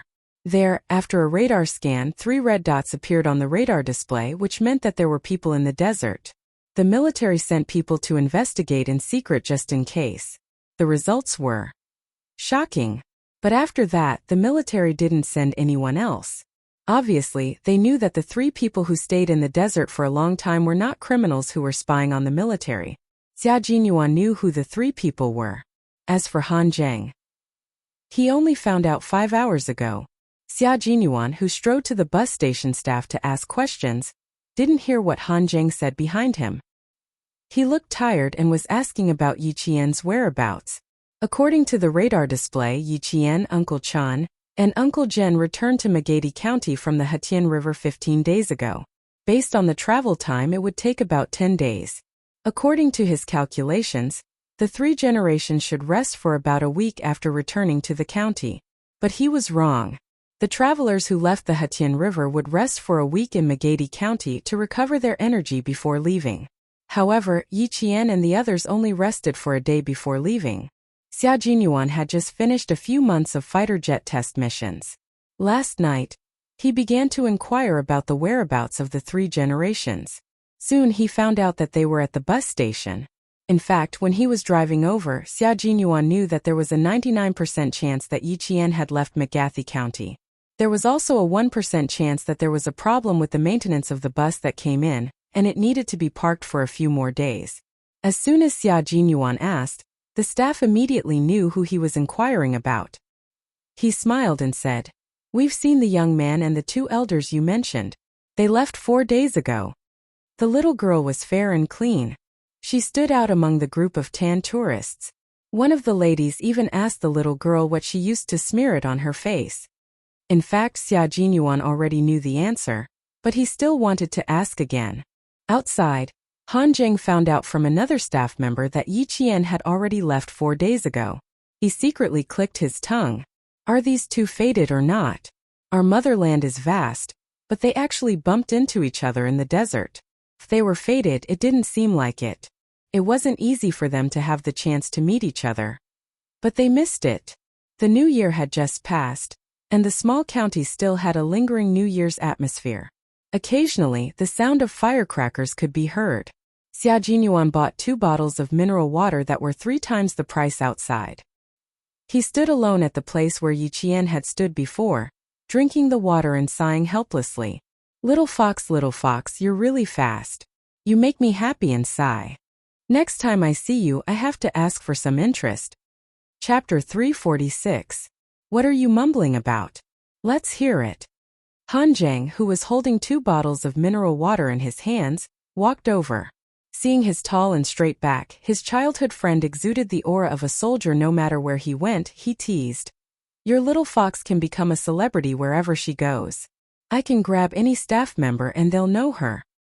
She left 4 days ago and only rested for 1 day. She was lucky to meet the tour bus and left the next day. TSK. Mr. Xia, it's hard for you to catch your little fox." Xia Jinyuan tightened the cap of the half-empty bottle of mineral water. He glanced at his childhood friend who was teasing him and said with a smile, Do you think my little fox is like those brainless women with big breasts? She had a plan to enter the desert and leave the desert. Luck? She never believes in luck. She only believes in herself and the truth. The truth was that they met the tour bus on the way back from the Hatien River. It was completely planned before they entered the desert and left just in time. Damn, there are benefits to having big boobs. I don't have to worry about them. Han Zheng was not convinced and snorted. I'll spend some money to get them. Unlike you running around everywhere. How tiring. He did not have the patience to chase them like this. Xia Jinyuan laughed even more coldly. Your pursuit is not worthy of praise. You spent money to find women, but in the end they are all unreliable. What are you after? It's hard for me, but I'm willing to do it. Finding a girlfriend who can fight side by side with you is like finding a soulmate. It's the highest level of love between two people. People like you who spend money to find big boobs will never know what it means to be connected. You're destined to be single for the rest of your life. You want to feel superior in front of Xia Jinyuan? TSK, the word blow will make you want to cry. Han Zheng, who had been unable to gain the upper hand every single time, received a blow from his childhood friend. He was so angry that the mineral water bottle in his hand cracked. He gritted his teeth and said, "You don't even know where he is, and you're talking about telepathy with me. Pooh." Han Zheng, who did not admit defeat, was thinking differently. He could not deny that Xia Jinyuan's words did shock him. The women that he had spent money to find were all useless in the end, but the women that he had painstakingly pursued were able to fight side by side with him. No matter how he looked at it, he felt envious. Xia Jinyuan smiled as he walked past Han Zheng, who seemed to be deep in thought, and left with graceful steps. He did regret not being able to see the little fox, but that did not affect his mood. In the great mountains and rivers of the motherland, he and she had left their footprints in the same place at different times. Although they had never met, it was still perfect. The faint sound of firecrackers could be heard again. Xia Jinyuan raised his wrist and looked at the date on his watch. It was the 21st day of the first lunar month, the 6th day of the second lunar month. He and Little Fox had spent the spring festival in the same place. Felt pretty good. Then he jumped into the car and shouted at Han Zheng, who had yet to walk over. "We'll roast a whole lamb tonight. If we don't leave now, are you sure these few wolves will leave a lamb leg for us?" Oh. After standing still for a second, Han Zheng slapped his forehead and ran faster. "I almost forgot. Where's the lamb leg? It would be nice to have lamb hoofs to eat if he went back late. Hurry, hurry, hurry, let's go. We've been flying for 60 to 70 days, and I still have to control my weight. If I don't eat meat soon, my waist won't have any strength." Han Zheng jumped into the car and closed the door. He raised his eyebrows and smiled proudly. "If a man has no strength in his waist, ha ha ha, young Master Xia, what do you think will happen?" Chapter 347. You've always had weak kidneys and lost your youthful vigor at an early age. You should know better than me the consequences of a weak waist. As for me, first young Master Han, don't be jealous. Xia Jinyuan stepped on the gas pedal. Even the yellow dust on his body couldn't hide the elegance between his eyebrows as he laughed. He was very experienced in insulting his childhood friend. Han Zheng's disgruntled "pooh" could be heard from the car. The wheels rolled up yellow dust as they left the bus station. At that time, the hundreds of thousands of creatures in the western province were waiting to awaken. After Yi Qian and the others arrived in the western province, they followed the plan and settled Uncle Zhen down before starting the training. It's now the 3rd year of the plan. Girl, there are benefits to taking a break from school. Principal Chun, who was holding a military map in his hand, looked kindly at the energetic girl. The 4-year plan has been brought forward by a total of 14 months. It's completely beyond our expectations. The 4-year plan started in April 1995. The first year was in April 1996, and the second year was in April 1997. It was now February 1997, and they were in the middle of the 1998 plan. The benefits of taking a break from school were obvious. In less than 2 years, she was already in the 3rd year of the plan. Faced with Principal Chen Sai, Yi Qian smiled and said, "I still have to thank number 1 middle school. Otherwise, how could Grandpa Zhen and you agree to let me take a break from school?" Clever girl. Just as you wish. Principal Chen laughed. This girl was actually quite clever. Come, let's talk about the training this time. Entering the mountains wasn't done aimlessly. There was a strict route, and the coordinates and latitude could be matched on the military map. Where to enter, where to pass, and which exit to exit from were all strictly planned. Her peers were still sitting in the classroom and comparing their knowledge with the textbooks, but Yi Qian had already walked a long way in life. This was a distance that countless people could only dream of. It was a journey that countless people would never be able to reach in their lifetime. Yi Qian's life had already begun. Her life was destined to be extraordinary. On the military map, Principal Chen, who was holding a twig in his hand, had a serious expression on his face. He repeated the route again. This is the starting point and this is the end. 3 months later, we will meet up with Uncle Jen at the end. Last, the western province's 100,000 forests. You don't need me to tell you how dangerous it is. We have to come out in 3 months. Once we enter the rainy season, there will be more unpredictable dangers. But your old injuries. Yi Qian pursed her lips slightly. She was ultimately worried about Uncle Chen's old injuries. How about we shorten the 3 months to 2 months? Principal Chen looked at Yi Qian coldly and said, "This is the training plan. You agreed to it yourself. You don't have to worry about me, just take care of yourself." The lass was easily soft-hearted in front of him and Uncle Jen, but he had to make her understand that training was training. There was absolutely no room for discussion. Yi Jian's heart skipped a beat, and she nodded. Her beautiful face, which was like a blooming hibiscus, was serious and cold. Understood. Yi Qian, who realized that she had made a mistake, didn't say anything else. However, she made up her mind to take care of Principal Chen more when the time came. On the 8th of February, Yi Qian and Principal Chen, who were carrying waterproof military backpacks, rushed into the mountains and forests. Along the way, they alerted the enemy by walking through the bushes. They waved their military tongs, which could be used as knives, to cut the vines to open a path. They passed through forests that no one had ever walked through before. Facing the cliff, they prepared to climb the rope. Gritting their teeth, they climbed step by step like a fox. Chapter 348. When they came into contact with the river, they tightened their bags, waterproofed their guns and bullets, then stepped directly into the river, where they did not know if there was any danger. When they came out of the river, the sky was dark. They found a depression and rested, soaking wet. There was no fire or hot water here, and the only food they could eat was not cooked. From mushrooms to wild fruits, even raw meat could fill their stomachs. Yi Qian never complained about the hardships, nor did she shrink back. She was like a young girl chasing after the sun, running all the way to where there was light. Along the way she trained. She did not know how many mountains and cliffs she had climbed. Finally, she successfully completed more than 10 field training courses. Although it was a daunting experience, it was Yi Qian's first time entering the forest. There were a few times when she really had a close brush with death. If it were not for Principal Chen's rich experience, Yi Qian knew that she would not have been able to walk out safely. But it was only in the first half of the month that accidents occurred. Soon, she adapted to the environment in the forest. Like a cheetah, she roamed the forest vigorously. At the beginning of May, the two of them walked out of the vast mountains. It was not an exaggeration to say that they were savages. Don't the two of you have a set of clothes that are a little more presentable? The climate in Beihai was pleasant, and Uncle Jen was not any less spirited than before. He looked at the two of them who were dressed in rags and did not look well. He sighed. This must be an old beggar bringing a young beggar out to beg for rice.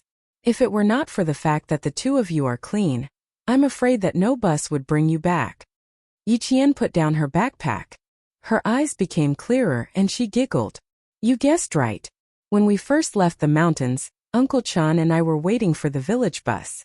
When we got on, everyone on the bus thought that we were beggars. Uncle Jen rented a house in a vacation village near the North Sea. He paid a hefty sum every month just to wait for Yi Qian and Principal Chan to come out. In the holiday village, Yi Qian rested until all the swollen mosquito bites on his body disappeared. He then took a medicinal bath prepared by the local traditional Chinese medicine doctor for half a month, until his blood was rosy and his skin was white and tender. Only then did he return to Fujian town. At the end of May, there were still 20 days left before the middle school exams. Yiqian returned to Fujian Town and appeared in Class 1 of Grade 3 of Fujian Town High School the next day. When she was in her third year of junior high school, her classmates were still in their second year of junior high school. Even though he was 1 year ahead of them, when the teacher led Yiqian into the classroom, which had been filled with chatter, immediately fell silent. After a while, the students in the class couldn't help but discuss in whispers. Isn't this Yiqian? Why is she here? Yiqian is so awesome that he tore up the notice right in front of the vice principal. Are you here to repeat your studies? Oh my god, that's impossible. Even if she wanted to repeat her studies, she would have done it a year ago. How could she repeat her studies after a year? The homeroom teacher had received instructions from the school leaders. Regardless of what the students were saying, she simply smiled and introduced, "Students, quiet down. This is Yiqian. I'm sure everyone has heard of her before. From now on, she will be a member of our class. Students, please give her a round of applause to welcome her back to school." The applause was extraordinarily loud. Everyone was curious about the legendary senior who had suddenly appeared in their class. After the applause died down, the homeroom teacher smiled and said, "If you have any questions about your studies, you can look for her. I believe that even if student Yiqian were to take a year off from school, he would not be worse than any of the students in our class." Even if Yiqian had left school for a year, she was still a good student in the eyes of the teachers in Fujian Town. Chapter 349. The students in the class looked at Yiqian, who was standing shoulder to shoulder with the teacher at the podium. For some reason, they didn't dare to look her in the eye. Her eyes were clear and beautiful like colored glass, but they also contained a dark and mysterious power that seemed to be able to see into people's hearts. Some of the students who still had some ulterior motives accidentally made eye contact with her, and left in a panic in less than half a second. Their backs were drenched in sweat. Yiqian just wanted to go back to school peacefully and focus on her exams. She didn't mind giving a warning to the restless students. Standing on the podium, she didn't feel like a stranger at all. She could even speak with Rong Qian. The students below the podium secretly sighed. A top student was a top student. She didn't feel any pressure standing next to the teacher. There was one more thing that both boys and girls agreed on. The legendary figure on the podium was even more beautiful than before. Yiqian returned to school after a year. That day, she caused a stir in the school. She only took half a class to remember all the names of her classmates. After class, whenever someone came up to talk to her, she would call out their names as if they were old classmates. "It's nothing. At that time, I felt that I might not fit into high school life, so I took a year off to relax." Yiqian patiently explained why she tore up her acceptance letter last year to her classmates who were 1 year younger than her. The explanation of the person involved was naturally more convincing than the rumors and slanders. In addition, Yiqian spoke at a moderate pace. She spoke like a spring breeze and had her own unique insight. In less than half a day, she gained a firm foothold in the class. Within a day, she had integrated into the group of third-year middle school graduates who were 1 year younger than her. That day, after leaving school, Yiqian ran into a teacher she was very familiar with. Teacher Ku, who had been her class teacher for 3 years. Now she was no longer a teacher. Instead, she was a woman who worked at a vegetable stall and bent over 5 buckets of rice all day long. Yiqian didn't stop after she recognized her. She heard her arguing with a customer over a handful of onions. As she walked away, the corners of her mouth curled up slightly. Teacher Ku, who never knew how to give in to others, would accomplish nothing once she left school. There was no need to go over to show off. Teacher Ku was no longer worthy of her attention. When Yiqian returned, the person who was most shocked was none other than Mayor Yi, who would be promoted to a leader in the city this year. These past 2 years, Yi Jifan's official career had been very successful. He had been the mayor for 2 years, and then he was promoted again. Therefore, he had long put aside Yiqian, whom he had not heard any news about. Furthermore, because Sun Dongqing had accompanied her daughter, Yiqian, to live in the provincial capital, Yi Jifan had not returned to the village for the past year. He had no idea that Yiqian, who he thought would never amount to anything, had returned to school. He went to the city for a week for a meeting.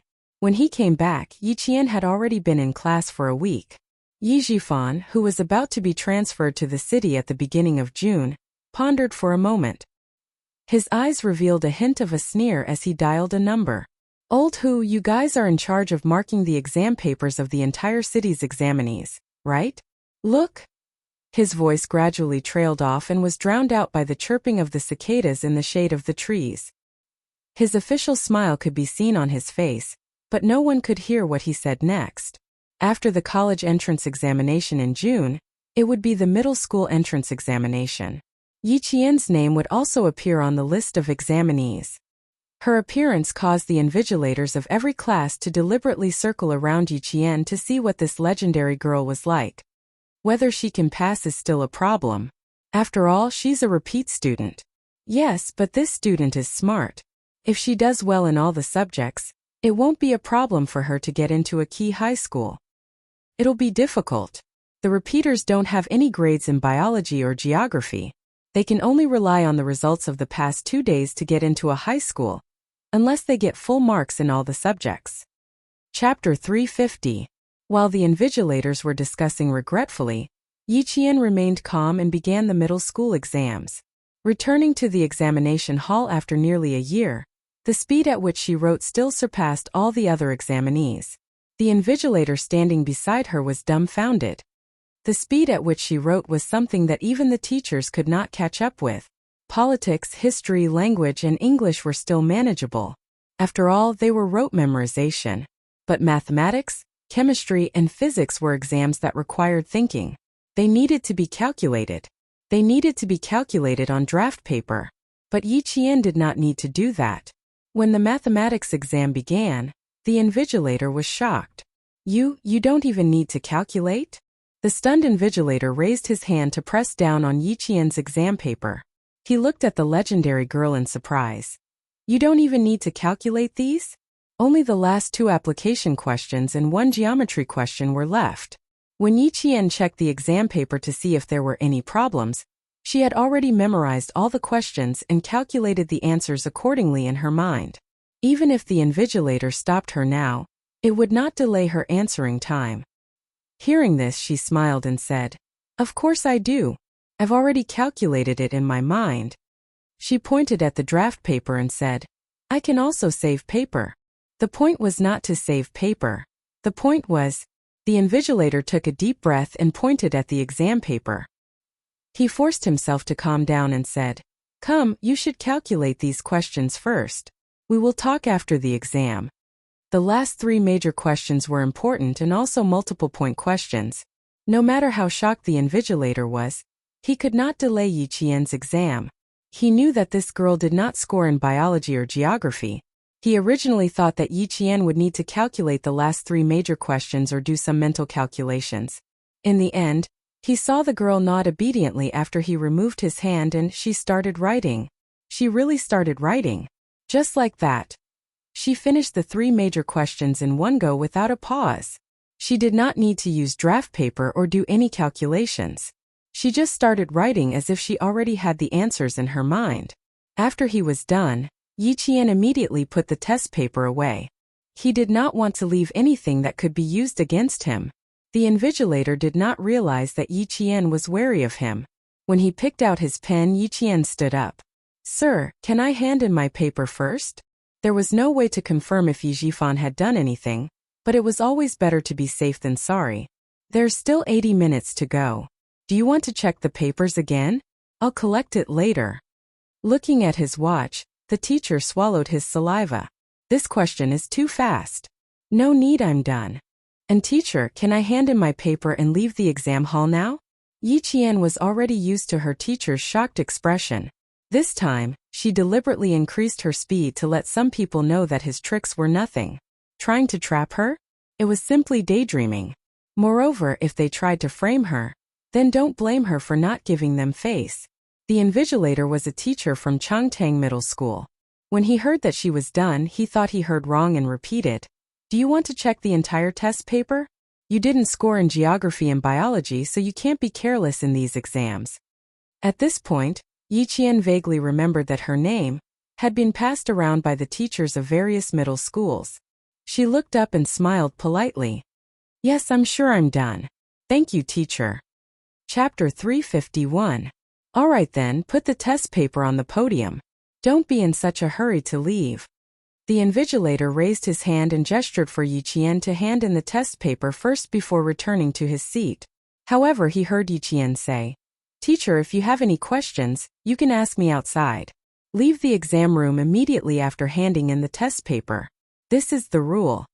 Yiqian could tell that the invigilator did not have any ill intentions towards him, but he still maintained a high level of vigilance and would definitely not leave any traces of criticism. The invigilator patted his head and waited for Yiqian to hand in the test paper and leave the exam room. Then he took out a piece of draft paper and walked out of the exam room. You came out so quickly. The examinees inside are under a lot of pressure, the invigilator said with a smile. He was expressing his goodwill and did not want Yiqian to misunderstand that he had ulterior motives. He said, You did well in the teaching exam. You will achieve your wish. Yiqian's life as a student was not easy. As teachers, they could guess what happened last year if they thought about it. Fortunately, she did not give up on herself. After a year of adjustment, she returned to school. She did not do something stupid that would hurt her loved ones and please her enemies. Where there is destruction, there is hope. Where there is evil, there is good. And in this world, there is always more good than evil. Yiqian could feel the invigilator's goodwill and his smile deepened. Thank you, teacher. Even a teacher that he did not know was cheering for him. As he spoke, the invigilator's pen flew across the paper and wrote down a question. Just the question alone took him nearly 3 minutes to write. Come, try to solve this question. After drawing another geometric figure, the invigilator put away his pen. Try to solve this question. We are outside so you can rest assured. Perhaps he thought of something and smiled at Yiqian. You have handed in the test paper. Don't worry about anything else. It seemed that he had also heard about why Yiqian tore up the acceptance letter in anger last year. After taking the pen, Yiqian smiled and did not ask the invigilator why he wrote a question for him at the last minute. He began to solve the advanced mathematics question on the draft paper. From time to time, there would be leaders walking past the classroom. When they saw a student and a teacher standing outside, they thought that they had caught the cheating student and walked over. After the invigilator's explanation, they stayed back to watch Yiqian solve the questions with interest. They then saw Yiqian's clean-looking face. Under the teacher's orders, he was able to remain calm and composed. He lowered his head and quietly worked on the questions. Standing at the side, he had a tranquil and distant temperament. The teachers and leaders who surrounded him all smiled approvingly. After he was done, Yiqian politely bowed to the teachers and school leaders who were looking at him. He said calmly, I'm done. I'm sorry for wasting your time. Not only were her grades excellent, but her etiquette and manners were impeccable. What was even more surprising was that even at such a young age, when she was the center of attention, she was still calm and composed. Her every movement had a calm and steady aura, as if even if Mount Tai collapsed in front of her, she would not bat an eyelid. There was no doubt that such a student was a good student in the eyes of the teachers. The invigilator took the question that she had only spent 20 minutes to solve and said to another invigilator, Last year, No. 1 middle school made things difficult for Yiqian.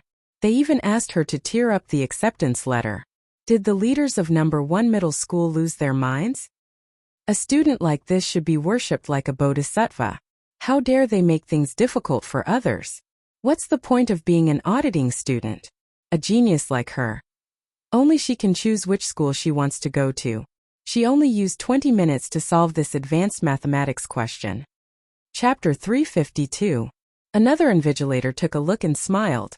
Mr. Liu, Yiqian has participated in the World Mathematical Olympiad and won a gold medal. Your question is really not difficult for her to solve. However, I agree with what you said. The leader of No. 1 middle school is really crazy. Yiqian became the main character of the entire exam. Not only did the teachers pay attention to her, but even the leaders of the various schools came to see her from time to time. And Yiqian's name was the name that teachers mentioned the most in class a few years later. Geniuses were born from luck. Yiqian was like a sword that pierced through the sky and swept through the entire Anyang city. 2 days later, after the exam, all the examinees' exam papers were sealed and sent to the city for marking. Yi Jifan, who had been waiting for news, received a call from Old Hu in the afternoon. He answered the phone with a smile, but when he heard the first sentence, "It's not easy," his face instantly changed and he said coldly, "Not easy? Old Hu, aren't you the one who has been handling this? Old Yi, you want Yiqian's exam papers to be invalid. Aren't you making things difficult for me? Her exam papers were specially modified. They didn't even go through our hands. The army sent 2 captains, an invigilator, and a notary to the province for marking. You still have the nerve to be angry? I'm not even angry with you. If I didn't find Yiqian's name familiar, I would have been fucking invited to the Commission for Discipline Inspection for tea." These words were like a clap of thunder. Yi Jifan jumped out of his office chair. What? The army escorted the exam papers to the province for marking. What's going on? Old Hu, don't be angry. Quickly tell me clearly. Clearly? I also want to know what's going on. Last year, this examinee was admitted to number 1 middle school. In the end, this examinee tore up the notice and was suspended for a year. Old Yi, we have been friends for many years. Let's not talk about last year's incident. But this year's incident, I'll pretend that you didn't call me. As for me, I'll pretend that I didn't know. Let's just pretend that nothing happened. Also, let me give you a piece of advice. Don't make any more moves. Be careful not to get into trouble. If it weren't for the fact that they had known each other for so many years, he wouldn't have reminded him.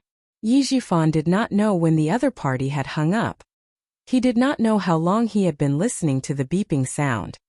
He sat there in a daze for a long time before he slowly put down the phone. Originally, he thought that it was just a matter of moving his finger. But now, it seemed that it was not something he could do. If even the military were to step in. Then who exactly was it that was protecting Yiqian? Who was it? Was it someone he couldn't afford to offend? Was it someone he couldn't afford to offend? Yi Jifan thought about a lot of things. There were many things that he did not understand, but there was one thing that he understood. Yiqian's future was not something that he could cut off or interfere with. So, other than old Uncle Jen who helped Yiqian behind the scenes, who else could it be? Yi Jifan sat quietly in his office for a while. He looked at the time, then stood up with a tense expression and left the office. Yiqian did not know that her exam papers had been sent to the provincial capital before she left school. She was talking and laughing with her classmates in the same exam room as she walked out of the school gates. She felt a cold and heavy gaze on her. She was talking to her classmates when she raised her head indifferently. Her cold and sharp gaze swept in the direction of the gaze. She saw Yi Jifan standing in front of her in a formal suit with a gloomy expression on his face. When he saw her suddenly look over, he was caught off guard. Soon he walked over with a cold expression. Chapter 353. Seeing this, Yiqian's eyes turned slightly cold. He whispered a few words to his classmates, then smiled and said goodbye to them. When Yi Jifan walked over, he maintained his smile and even took the initiative to speak. Mayor Ye's face is unfriendly. Who in Fujian town would dare to offend you? Yiqian, I've really underestimated you. Uncle Yi Jifan was not very calm. He gloomily stared at his niece who was giving him a headache. Do you want to force our family to be unhappy before you give up? These words were really unreasonable. However, it was impossible to reason with their family. Yiqian smiled coldly. Mayor Yi is really interesting. Could it be that all officials are as unreasonable as Mayor Yi? What does it have to do with me whether your family is happy or not? You go your way and I'll go mine. Mayor Yi, be careful with your words. A dignified mayor was actually being lectured by Yiqian. Yi Jifan's face darkened. He looked around and saw a few people who looked like teachers looking at him several times. His eyes darkened as he shouted in a low voice. Don't try to argue with me here. Come over here. I have something to ask you. Being an official was different. His face darkened and he shouted, but his imposing manner did not scare Yiqian. Instead, it scared the students passing by. Yiqian raised his eyebrows and looked over with a cold gaze. He said with a smile that was not a smile, Do I have to go with you just because you ask me? Mayor Yi, your authority is really strong. Sorry, I have a strong temper that cannot be subdued by force. If you talk to me nicely, I might give you some face. Sorry for being so rude. Goodbye. He naturally left as soon as he said he would. Why would he give him any face? Yi Jifan was so angry that he almost lost control of his authority. He quickly stepped forward to block him and said sternly, Yi Qian, don't forget that I am your uncle. Uncle? Now you remember that you are my uncle? When you destroyed my future last year, didn't you have a lot of fun destroying it? Yi Jian, whose expression didn't change, smiled and said coldly with a sarcastic expression, basically, you're my enemy, Mayor Yi. Do I still need to speak softly to an enemy? He enjoyed Mayor Ye's change of expression. TSK, green, white, red. It was really interesting. Last time I said that Mayor Ye's family better not provoke me. Unfortunately, you didn't listen. You had to kick me out of number 1 middle school, thinking that you destroyed my future. But look, can you destroy my future? Even if I take a year off, I can still take the high school entrance exam. Yi Qian's eyes were very dark and cold. She was staring at the scorching sun. Yi Jifan suddenly felt a chill run down his spine. He stared at his niece, who really did not put him in her eyes. Yi Jifan sneered softly and said in a deep voice, Take the high school entrance exam? Yi Qian, you think too highly of yourself. You don't deserve to be compared to Yingying. She is in the province's number 1 middle school. What about you? Even if you take the high school entrance exam again, you can forget about surpassing Yingying. Yi Qian, you are just a child with no one to rely on. What ability do you have to make things difficult for me? What ability do you have to think that you are better than Yingying, who has the help of her parents? Look at you. Once something happens, you can only withdraw. You can't even go to a good high school. Yi Qian, if you are really smart, you should know how to lower your head. Chapter 354. His voice became colder and harsher, and the threat in his voice deepened. No matter who is supporting you, you can only survive if you learn how to lower your head. Otherwise, no matter how good your grades are, there are still people who can make it so that you can't enter a school or study. Yi Jifan had calculated everything. As long as Yi Qian showed even the slightest bit of fear, he would be in the palm of his hand. He thought that by threatening Yi Qian like this, he would be able to see the fear on Yi Qian's face. After all, she was still a child. Faced with the stern reprimand of an adult, she would more or less feel afraid. As long as she was afraid, he would be able to convince her to give up her studies. Then, he would use some tricks to make it so that she would never be able to return to the southern province. His threat made Yi Qian's gaze shift slightly. Was there a test in his threat? A possibility flashed through Yi Jian's mind. After hearing what he said, Yi Jian's chilly laughter was like the clear spring in the mountain stream. So cool that there was a hint of coldness in it. You want me to not be able to enter a school and not be able to study? Mayor Yi is very capable. Then let's just wait and see. Wait and see? You don't know the immensity of heaven and earth. I want to see how many marks you can get. You want to compare yourself to Yingying? Who do you think you are? At this time, Yi Jifan, who was already at a disadvantage, was completely under Yi Qian's control. He looked at Yi Qian with a gloomy gaze and revealed an arrogant expression. Yi Qian, uncle will wait for you to cry and beg me. Who does Yingying think she is? I really don't want to compare myself to her. As for crying, please wait and see, Mayor Yi. By the time he finished speaking, Yi Jianqian had already replied with a smile. Also, Mayor Yi, be careful that you don't fall from your horse. Officials were most afraid of hearing others say that they had fallen from grace, and Yi Jifan was the same. When he heard this, his expression was already ugly, and now he was so angry that his face turned the color of pig liver. When Yi Qian saw his expression change again, his laughter became even more crisp. When he left, Yi Jifan's face was still as dark as the bottom of a pot. He gloomily looked at Yi Qian's back as he left and gloomily said, You refused a toast only to drink a forfeit. Let's see how long you can be arrogant for. You want to compete with Yingying? You're overestimating yourself. From the beginning to the end, he did not have the confidence to say that one sentence from him could make Yi Qian unable to read. This was because he knew that this exam was not something he could touch. Yi Jifan knew very well that someone from the army came and hired a notary to send the exam papers to the provincial government for marking. However, he was still angry and wanted to threaten Yi Qian. He also wanted to find out if she really had someone supporting her from behind. This test made him so angry that he almost vomited blood, but he did not get anything out of her. Unfortunately, not only did Yi Qian not take his words to heart, but she also saw through his intention to test if she had someone supporting her. After seeing through his intentions, Yi Qian saw Mayor Yi as a paper tiger who only had a ferocious appearance. After holding back his anger for a while, Yi Zhifan got back into the car. That night he called his daughter Ying. He did not hide the fact that Yi Qian was coming back for the middle school exams from Ying. It was good to let her be mentally prepared. Ying, who was studying at home and preparing for her exams, laughed as if she had heard a joke. "Dad, so what if she's taking the middle school exams? She'll still be screwed if she gets into a third-rate high school. My teacher said that as long as her grades are in the top 30 of the grade, I'll be in the best class in the liberal arts and science classes. Moreover, a first-rate teacher will be the head teacher." A year had passed, and Yi Ying was more composed than before. When she heard that Yi Qian was coming back to school, she laughed disdainfully. "I still have 2 years to graduate from high school. She still has 3 years. Just you wait. I'll definitely crush her under my feet." Chapter 355.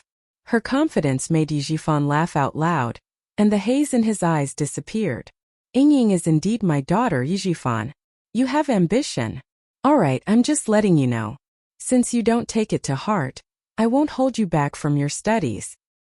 Yes, and Dad, I won't be going back to the city during the summer break. I'll attend a few cram schools. If there's any news about Yi Qian, give me a call. Later, if she really gets into high school as her sister, I'll definitely call back to congratulate her." Yi Ying's tone was full of contempt. She was sure that Yi Qian would not amount to anything. Even if she got into high school, it would only be a third-rate school. The father and daughter were able to get along well. Sun Dongqing, who had heard the gist of the conversation, also laughed scornfully. After Yi Ying hung up the phone, the mother and daughter continued to make fun of Yi Qian for a while before they stopped. Yi Qian did not care what the family thought. She returned to Shuka village that day without any psychological burden.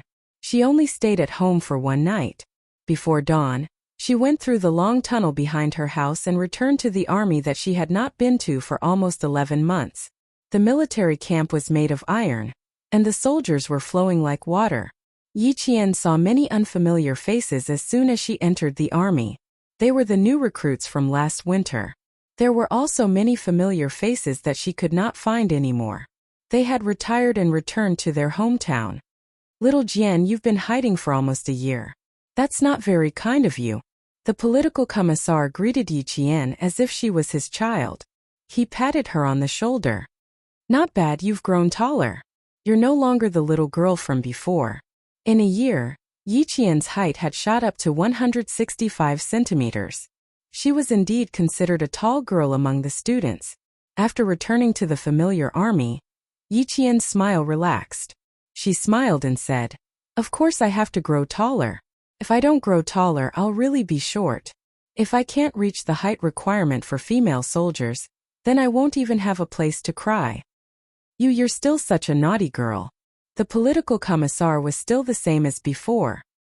His smile had the dignity of a soldier, but also the concern. Let's go. Let's go to the field and practice 2 laps. Let's see if you've improved." After saying that, he led Yi Qian to the field. After taking a few steps, he looked at Yi Qian and sized him up. "Let's go to the Internal Affairs Department to get a set of training clothes." I was wondering why he didn't look right. If he didn't wear his military uniform or training uniform when he came to the army, he would be an anomaly. We can't be outcasts. Thinking about Uncle Jen's request on the phone, the political commissar smiled and said, "Change your clothes and go to the field.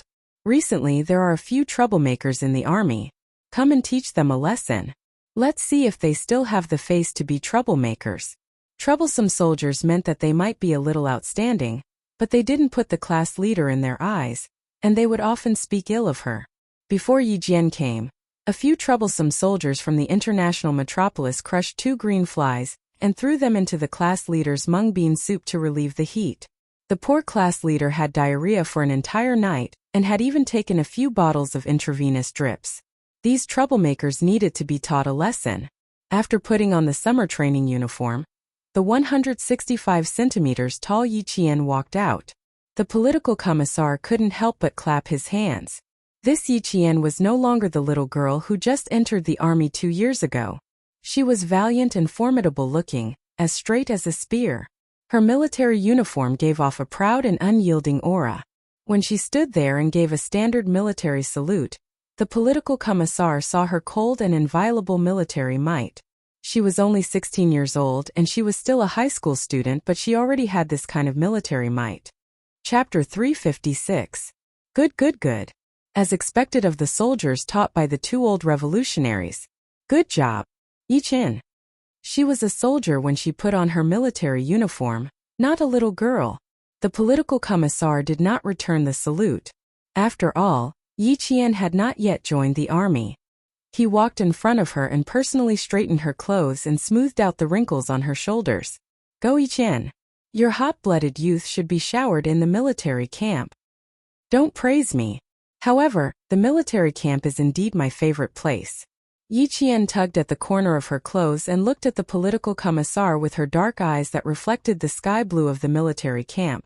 She smiled and said, "Forget about taking care of the troublesome soldiers. I just want to compete with them and see what kind of ability they have to be troublesome soldiers." Then you can't go easy on them. One of the troublesome soldiers comes from a wealthy family. He is indeed quite capable. He has learned self-defense and his physical fitness test was excellent. Amidst the laughter of the political commissar, the first thing Yi Qian did when she returned to the military camp was to fight with the troublesome soldiers. When Yi Qian was angry, the veterans who knew her knew how ruthless she was. When they saw her taking care of the troublesome soldiers, they all laughed and waited to see how Yi Qian would deal with those arrogant new recruits. Yi Qian was the first person who had been in university for 2 years. Because he was too rebellious, his family had used their connections to send him to become a soldier. Yi Qian did not use force first. She stood in front of the bodyguard who had a look of disdain on his face and said with a smile, "Oh, so you're from an international metropolis. You speak English. Okay, let's recite each other's familiar English. First of all, I just graduated from junior high school. Don't feel pressured." Reciting was Yi Qian's strength. The moment she took action, she was able to compete with this soldier who had a sense of superiority. The next day, she challenged this troublesome soldier who thought he was great because he had been in university to a math, physics, and chemistry competition. The sun was still above her head, and her hand was holding a pen. It was noon, but Yi Qian did not move. Her opponent, on the other hand, got a heat stroke because he was nervous. From then on, he never dared to say things like, "I'm good at English, I went to college, you are all country bumpkins." Taking care of another recruit who knew some martial arts was even easier. Dueling was Yi Qian's favorite pastime. It didn't take a few hours. It only took a little more than 10 minutes. Only when the other party's face was bruised and swollen did he stop calmly. "Recruit, remember this. The class leader that you threw flies at has participated in 2 large-scale military exercises, participated in flood relief, and saved several civilians from rolling rocks. What about you? Other than your punching skills, what other inspiring things have you done?" Yi Qian was a girl and she was also a student. Her actions not only served to intimidate them, but also made these troublemakers feel ashamed. They felt ashamed of their own arrogance and complacency. In just a few days, Yi Qian had finished the task given to him by the political commissar. Without the accompaniment of Uncle Zhen and Principal Chan, Yi Qian used her own abilities to gain a firm foothold among the recruits. She quickly gained their trust. How to convince the masses and how to get along with the male recruits was not something that the elders could teach her. She could only rely on herself to figure it out. She had already become brothers with the recruits. The political commissar saw this and called Uncle Zhen, who was left in the village. Uncle Zhen had left the village for more than half a year. The first thing he did when he returned was to chat with the villagers who came to visit him. He did not care about how Yi Qian was doing in the army. Now that he received a call from the political commissar, he was truly relieved. Chapter 357. That's good. As long as she can make friends with the new recruits and make them believe in her, I can rest assured. Uncle Jen had always remembered Xia Jinyuan's words. Yi Qian is not good at integrating into the team, and will have a hard time in the army in the future. Therefore, when Yi Qian went to the army, he immediately called the political commissar. This was why Yi Qian had to deal with the troublemakers as soon as he entered the army. Principal Chun was also very busy when he came back. By the time he finished his work and contacted Yi Qian, it was already early August. It just so happened that Yi Qian called on the day of the results. She was still in the army and answered the call from the sentry box. "You did well, girl. You got what you wanted." Before Principal Chun could report the results, Yi Qian, who was already confident, said with a smile, "Even if you don't tell me, I know how I did." After that, he reported the results. It was only 5 points lower than the actual score. Without the biology and geography scores, except for the Chinese essay, which was deducted 3 points, Yi Qian got full marks for all the other subjects. Yi Qian even lowered the score for the Chinese essay by 5 points.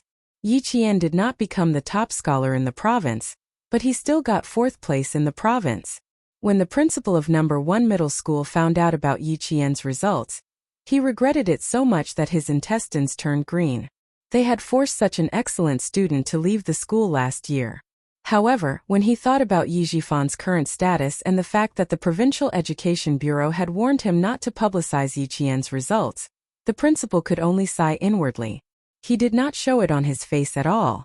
When the provincial high school entrance exam results came out, Yi Jifan, who had been keeping an eye on it, did not let it go. He immediately called Old Hu, whom he knew from the Municipal Education Bureau. Yi Qian's results had been intentionally concealed by the Provincial Education Bureau. Old Hu, who was from the Municipal Education Bureau, naturally could not find out anything. If he could not find out anything, it meant that he did not get into the school. "I only have the results of those who have been admitted to high school. Yi Qian's name is not on my list." Old Hu scanned the system but couldn't find it. When he saw Yi Jifan paying so much attention to the examinee's results, he couldn't help but feel puzzled. "I say, Old Yi, why are you so concerned about this examinee's results? If I remember correctly, you only have one daughter, Ying, right?" She seemed to have thought of something and tried to tease him. "The candidate's surname is also Yi. Could she be an illegitimate daughter that you don't want to acknowledge? You are indeed a scholar. You have a rich imagination." "He's a distant relative of mine. His parents have some conflicts with my family. I'm just asking." Knowing that Yi Qian didn't get into high school, Yi Jifan was overjoyed. He didn't want Old Hu to probe any further. He happily said, "Let's have dinner together tonight. Don't you want to follow Secretary Wu's path? Deputy Tseng has a dinner appointment with Secretary Wu. If you're free, come along." This sentence was to Old Hu's liking. He didn't care about other people's business. He smiled and said thank you before hanging up. When Yi Qian didn't get into the school, Yi Jifan was happy. Naturally, Yi Ying and Sun Dongqing were also happy. "Stupid girl, I told you she's a good-for-nothing. Look, it's obvious that she doesn't have the life to study." Sun Dongqing looked at her daughter who had blossomed into a flower. She couldn't hide the pride in her heart. She said harshly, "Ying, your sister didn't get into the school. You should give her a call later to comfort her." Yi Ying, who was full of arrogance, raised her chin slightly. Her voice was thin and sharp as she laughed. "Mom, you're right.